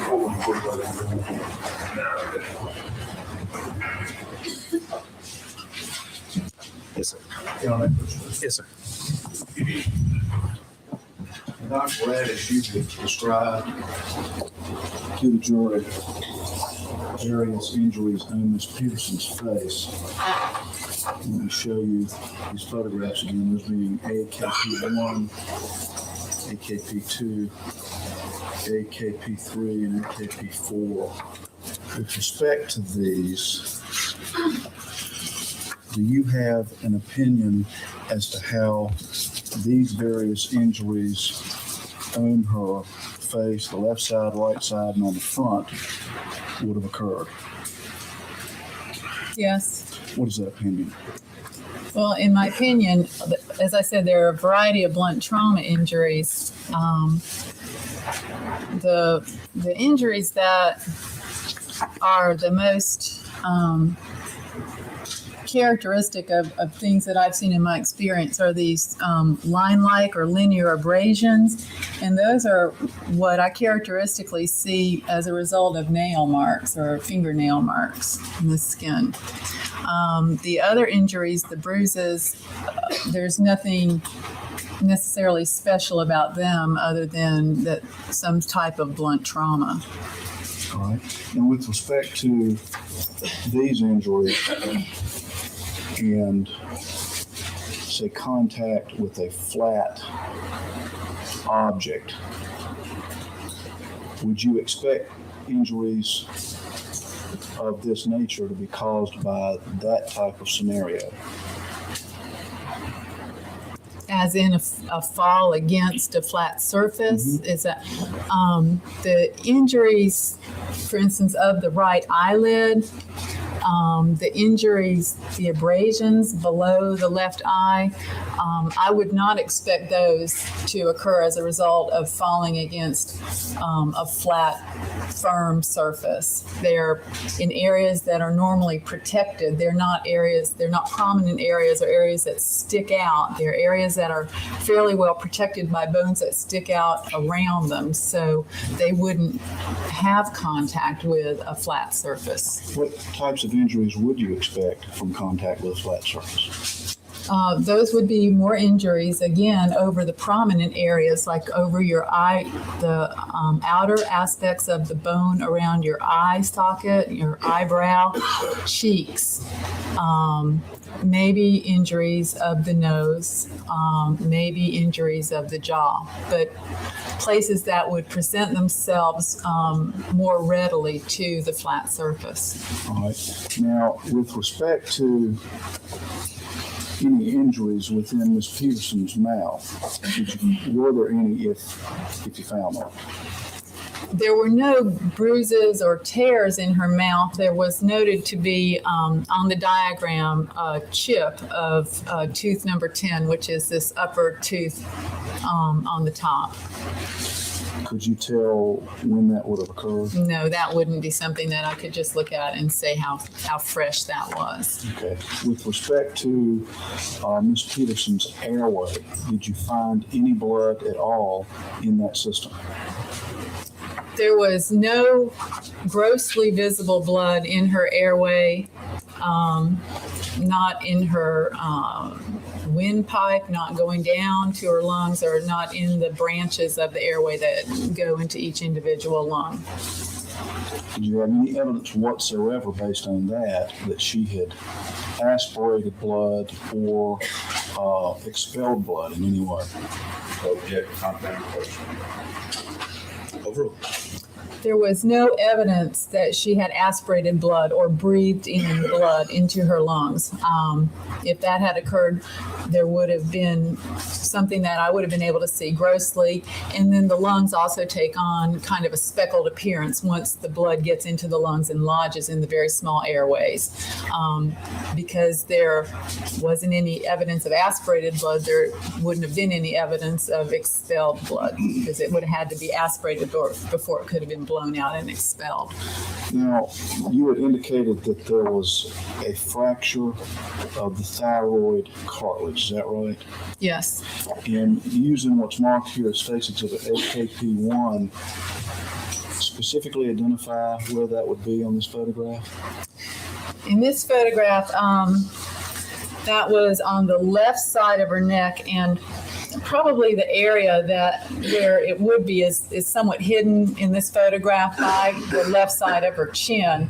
But I'm pointing to it approximately, and as I pointed on myself, it's slightly above the Adam's apple, and kind of, if you felt on your own neck, it would be kind of nestled between these muscles that help to turn your head and your neck. Now, with respect to that injury, would you expect something like that to occur with a fall in contact with a flat surface? I think it would be unlikely to occur as a result of a fall. Do you have an opinion as to how that particular injury would have occurred with respect to Ms. Peterson? Yes, I do. What is that opinion? In my opinion, that injury occurred as a result of direct trauma to that bone. And the most usual way that we see that is in strangulation or attempted strangulation. All right. Now, with respect to the various injuries or wounds on the scalp,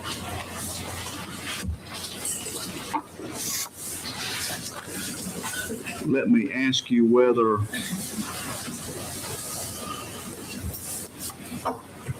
those are consistent with having been struck. Let me put you witness, please. Yes. With something like, not necessarily this, but something like what is marked here as State's Exhibit 72.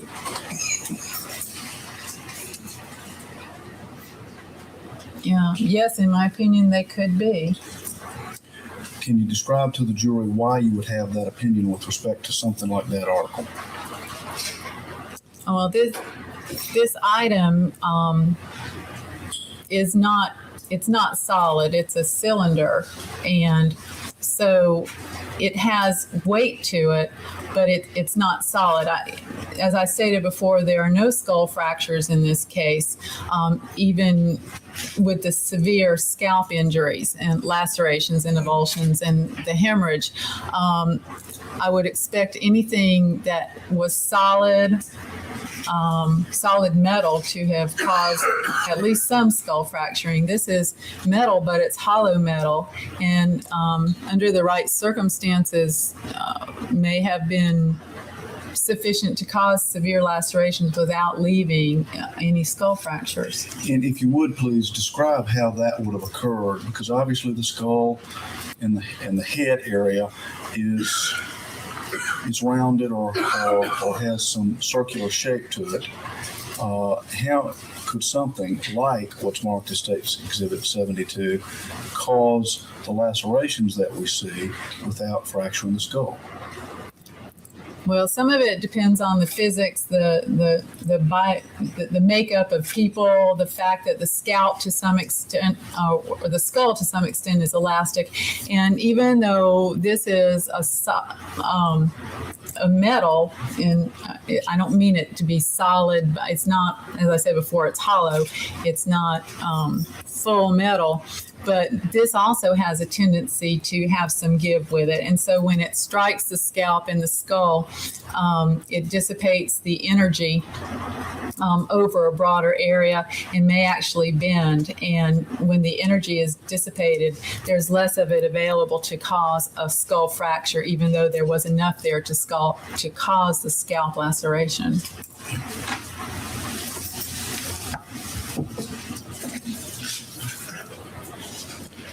Now, with respect to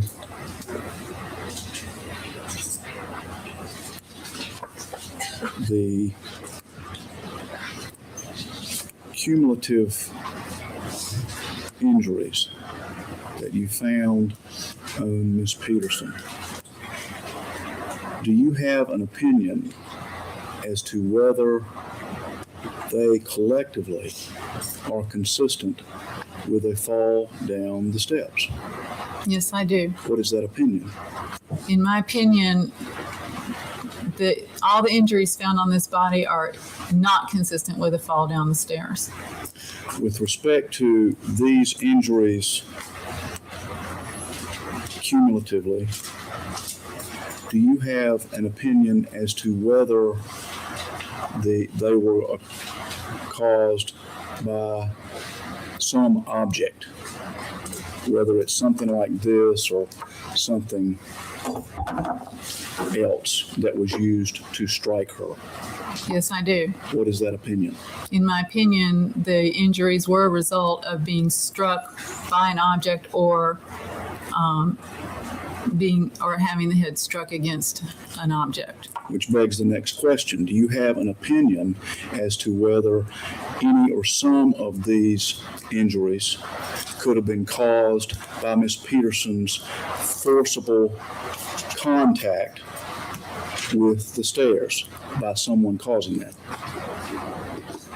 Yes, I do. What is that opinion? In my opinion, some of the injuries may have been caused by striking the stairs or being struck against the stairs with force. All right.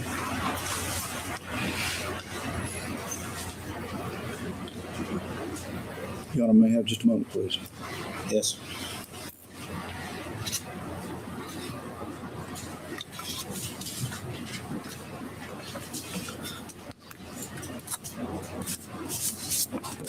With respect to what you have identified as 7 lacerations on Ms. Peterson's scalp, do you have an opinion as to whether they would have been individually caused or whether some of these could have been with the result or combined could have been the result of a single impact? Maybe I'm not asking that right. Do you have an opinion as to whether the 7 lacerations that you find here is a result of individual impacts? Yes, I do. What is that opinion? In my opinion, each of the lacerations that I've discussed was caused at least by a separate impact. You've identified 7 lacerations. Would you consider that all the lacerations that are present here, or is that a minimal number?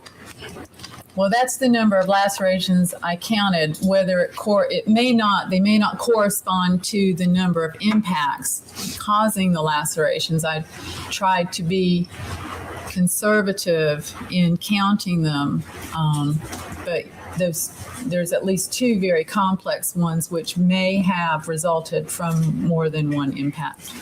And if I could approach the witness, please, would you point those out for the jury, please? If you'd step down.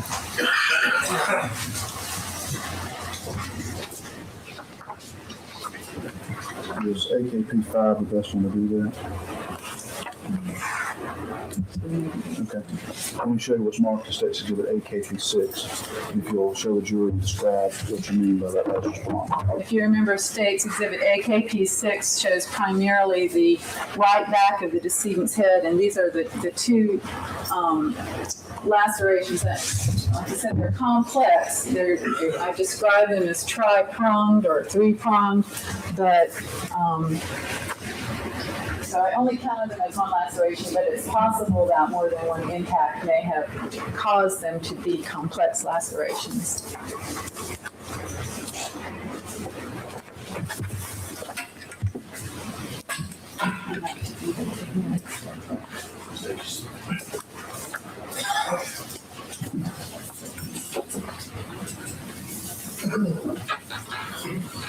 Just so I'm clear, upon what do you base your opinion that these injuries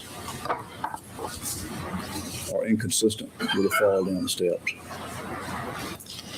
My opinion is based on my experience in the field of forensic pathology in investigating both as a medical examiner, a pathologist, and reviewing cases from all over the state of North Carolina in cases of falls and beatings of the head.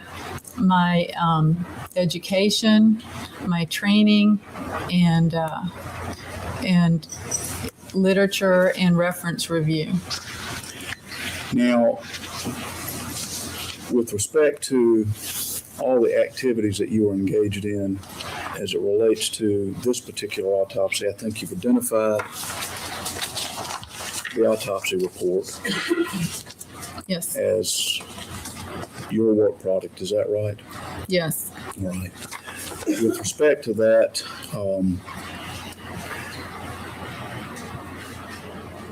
did you have the occasion to become involved with the autopsy of another person, at least peripherally identified in relation to this case by the name of Elizabeth Ratliff? Yes, I did. If you would please generally describe how you went about that process and how you got involved in that case. I became involved in that case. Detective Holland informed me about the death of Elizabeth Ratliff. At the time, I guess it was 16 or 17 years before, and that there was a relationship, a friend relationship with Mr. Peterson. And that he told me that she was found dead. Objection to it. All I may have told her. Overruled. She was found dead at the bottom of the stairs. And since his wife had been found dead at the bottom of the stairs, I found that interesting and asked him if he could get me a copy of Ms. Ratliff's autopsy report so that I could review it. At that point, it was kind of out of interest, but also a sense of completeness in investigation. Did you at some point receive a copy of the autopsy of Ms. Ratliff? Yes, I did. That was conducted many years ago. Yes. And with respect to that, what did you then do? Well, I read it very carefully, and I took some notes or made some observations on it. Generally, what were the observations that you made? Well, two things struck me right away from that autopsy report.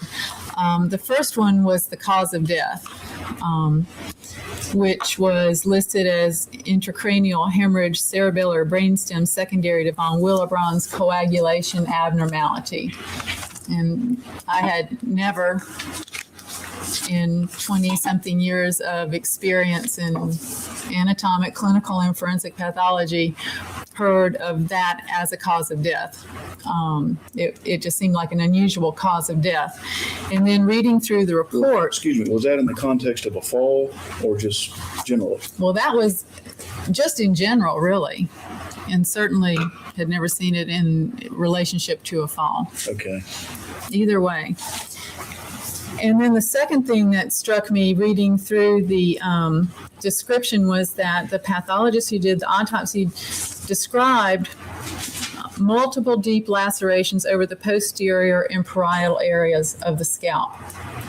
So I kept looking through the report to try to find more of a description. You know, I would expect if somebody says that they would say how many there were, how big they were, where they were located, have some diagrams. There was nothing else in that report other than that, talking about those lacerations. And so that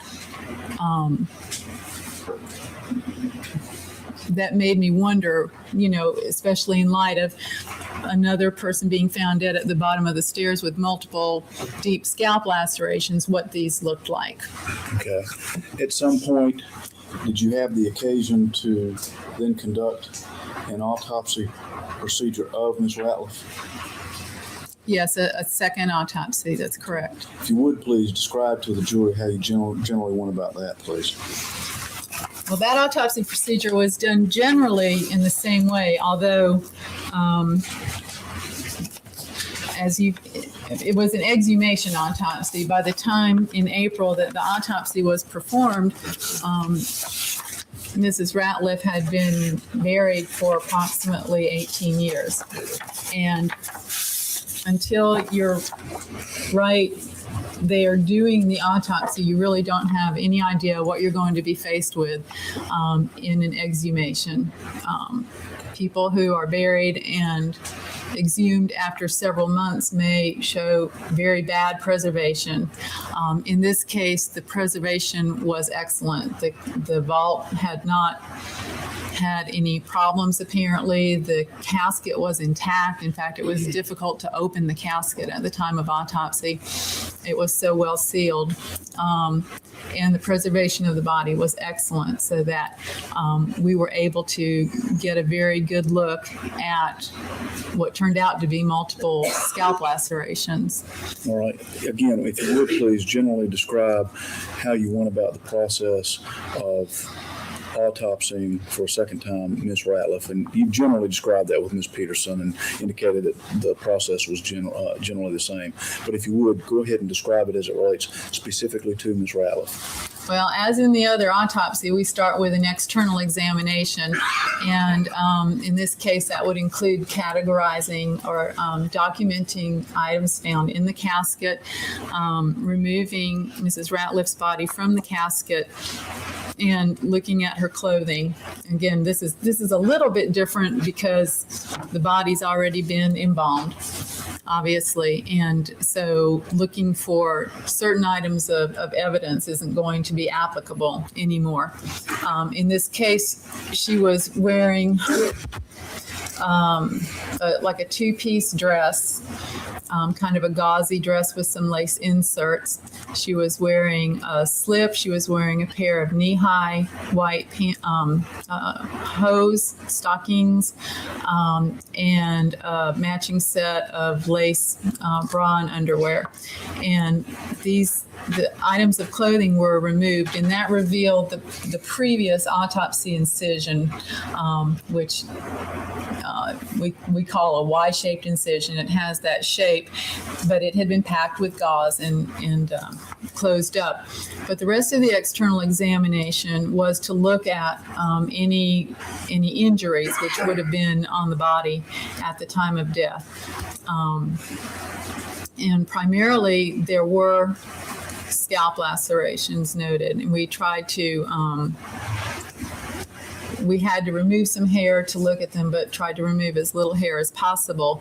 Now, these lacerations had been sewn up. They were found, presumably, I believe, by mortuary personnel and sewed up. In some cases, the edges were glued together. So some parts of the edges of these lacerations were still attached, but not all the way through. It's not like having to pull things apart. You just had to tease the edges of the lacerations apart to get a good look at them. And this ended up being a pretty tedious process because we didn't want to make lacerations or tears in the scalp where there weren't already tears. But eventually all the sutures were removed and the wounds were able to be examined more closely. If you would please, as you did with Ms. Peterson, describe what the gross external examination revealed, and then we'll come back and specifically ask about particular aspects of that. Well, what was remarkable about the gross external examination was the excellent state of preservation of the body. We were, of course, able to get a height and weight. The height was 68 inches or 5 feet 8 inches, and the weight was 115 pounds. I want to say here, I don't know really what the weight would have been at the time of autopsy because there's going to be some degree of dehydration due to embalming and being buried for a long time. But it was probably pretty close just looking at her body size and habitus. With respect to the skin, please describe what happens to the skin, or at least based on what you saw, what had happened to the skin of Ms. Ratliff, please. Well, the face skin looked fairly normal, but there was a large amount of makeup on it, and that's very common in preparation for a funeral or viewing of the body. But when the clothing was removed, the skin itself was found to be very darkly discolored and somewhat leathery as a result of the embalming artifact. She had to be embalmed before she could be sent back to the United States for burial. And I believe that they would use a stronger embalming solution because of that trip, and that would more tend to discolor the skin this way than normal preservation would.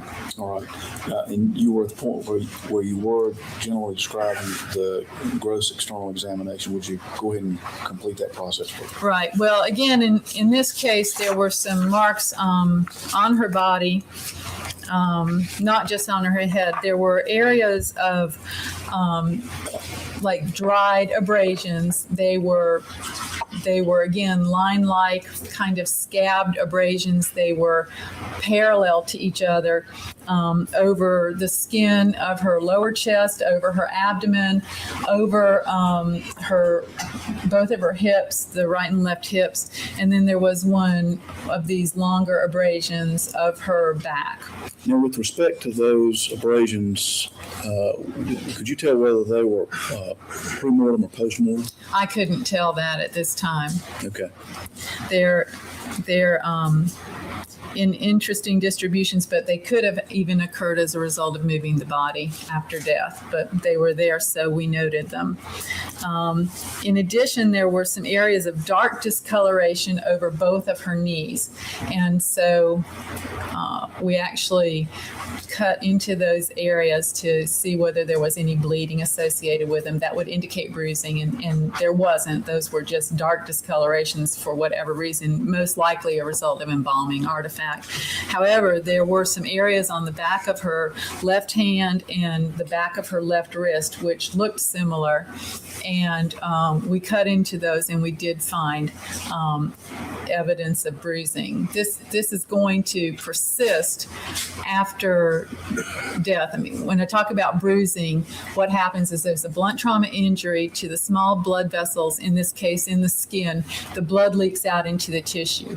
When the embalming process occurs, the blood is removed from the blood vessels, but it can't remove that blood that's already leaked into the tissue. So it actually kind of preserves, and in some cases may even develop a bruise. That might be difficult to see. There's more of a contrast there. So these were found to be real bruises on the back of her left hand and lower left arm near her wrist.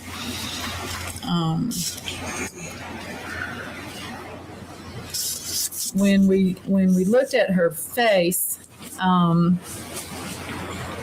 we noted, looking into her mouth, that she had some areas of bruising with a small, very small tear near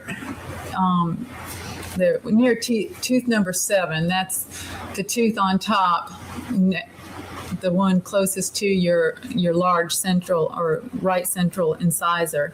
So up in the gum, there was actually an area of bruising.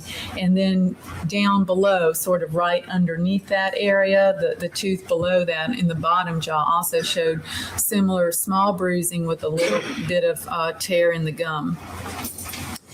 She had, as I said, on her face, there was makeup applied. And when that was removed, I found an area of bruising again over her left eyelid, kind of going underneath the brow of her left eye, the outer aspect. And right within her left eyebrow, towards the outside of the eyebrow, there was a very small, shallow laceration or tear in that eyebrow. All right. Mr. Harden, let's stop right here. Yes, sir. All right, members of the jury, we'll take our lunch break. Remember the instructions I've given you throughout the course of this trial, and we'll see you at 12:45.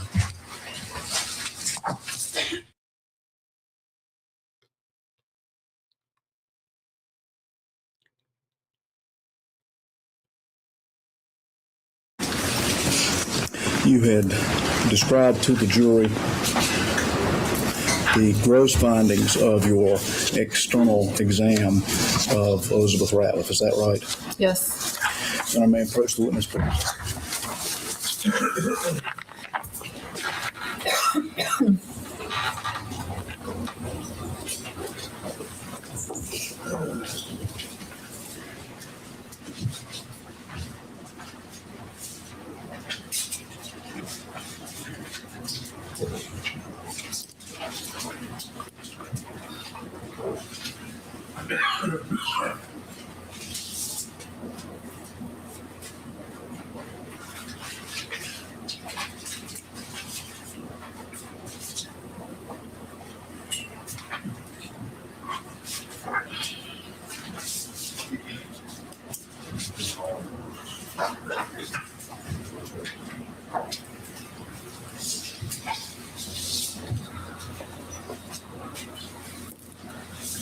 Now let me show you, if I may, a series of photographs, those being marked as State's Exhibit AER 1 through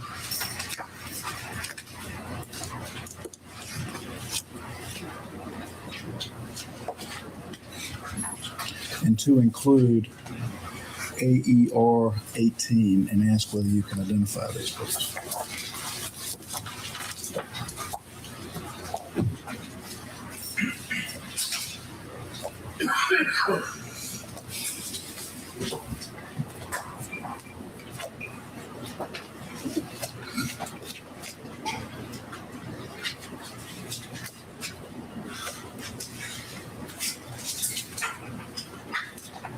Yes, I can.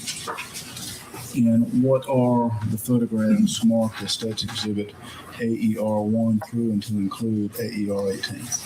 Those are photographs taken in the medical examiner's office at the time of the exhumation autopsy of Elizabeth Ratliff. Now, at this point, we move into evidence what is marked as State's Exhibit AER 1 through and to include AER 18. It's allowed. Let me also show you what is marked as State's Exhibit AER 23 and ask whether you can identify that, please.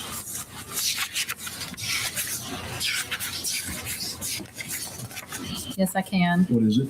State's Exhibit AER 23 is a copy of my autopsy report on Elizabeth Ratliff. And with respect to that, generally, what does that document contain? This document contains the gross microscopic descriptions, the diagrams, and the pathological diagnoses and cause of death. That's all the autopsy report. And at this point, we move into evidence what's marked as State's Exhibit AER 23. So overruled. It's allowed. Now, let me show you what is marked as State's Exhibit D6 and ask whether you can identify that, please. Yes, I can. What is it? State's Exhibit D6 is a diagram showing the locations of injuries on the body and the scalp of Elizabeth Ratliff that was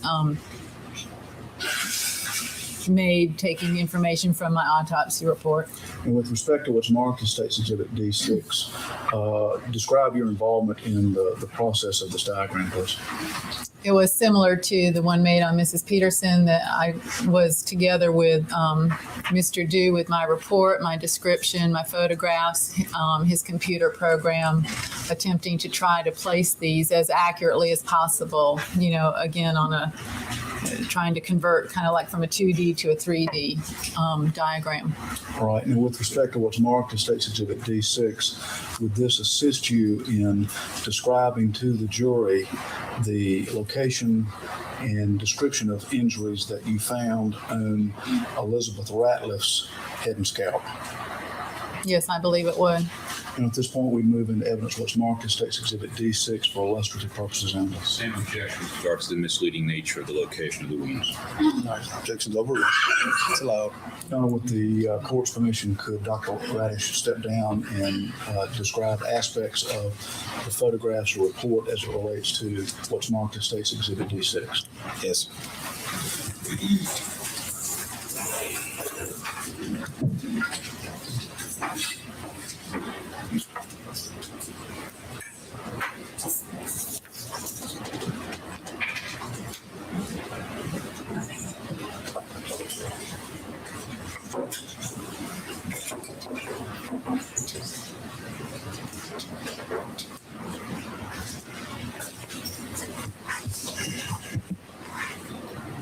Okay, Dr. Radish, let me show you what will be marked as State's Exhibit AER1 and ask if you'll just stand where you are and describe what's depicted in that photograph. State's Exhibit AER1 is a photograph of the casket, the coffin that was received in the medical examiner's office on the date of the exhumation autopsy, and above the coffin is the unique autopsy identification number. And why would you all take a photograph of the casket that Ms. Ratliff was contained?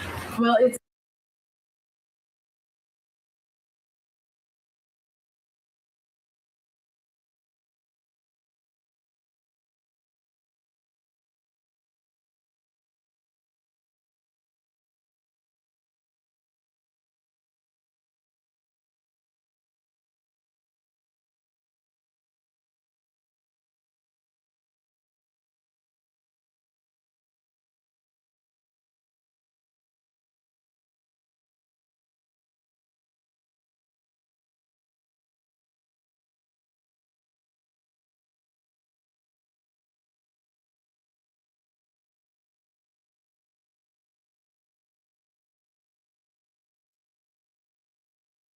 Uh-oh. I'm so sorry, guys. Oh no! Stop it!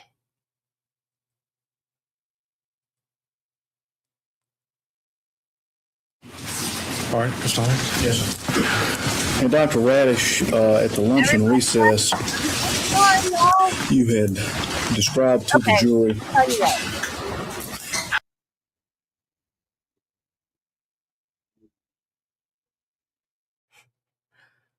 Since everybody left, I'm so sorry. I had to make a phone call. We will just start there tomorrow. So we'll go ahead and stop now. I'm so sorry, y'all. Go ahead and stop now, and we will pick it back up in the morning at this part of Deborah Radish's. I'm sorry, Melissa. I'm so sorry, y'all. I had to make a phone call. Everything was going so, the tech was going good today. Until I had to step away. The tech was fine. Oh my god. So, yeah, this video is like 2 hours long. We would have had to stop in the middle of it anyway. So we'll just call it a day. And then, well, at least Melissa and Marty and I suspect Judy is still here. Or, well, there's 4 people here. Do you guys want to keep going? Okay, bye, Marty. Okay. I'll see you guys in the morning. Bye. Love you guys. I'll see you in the morning. We'll pick it up where we left off in the morning. Bye, guys. Go gamble, Marty. Win some money.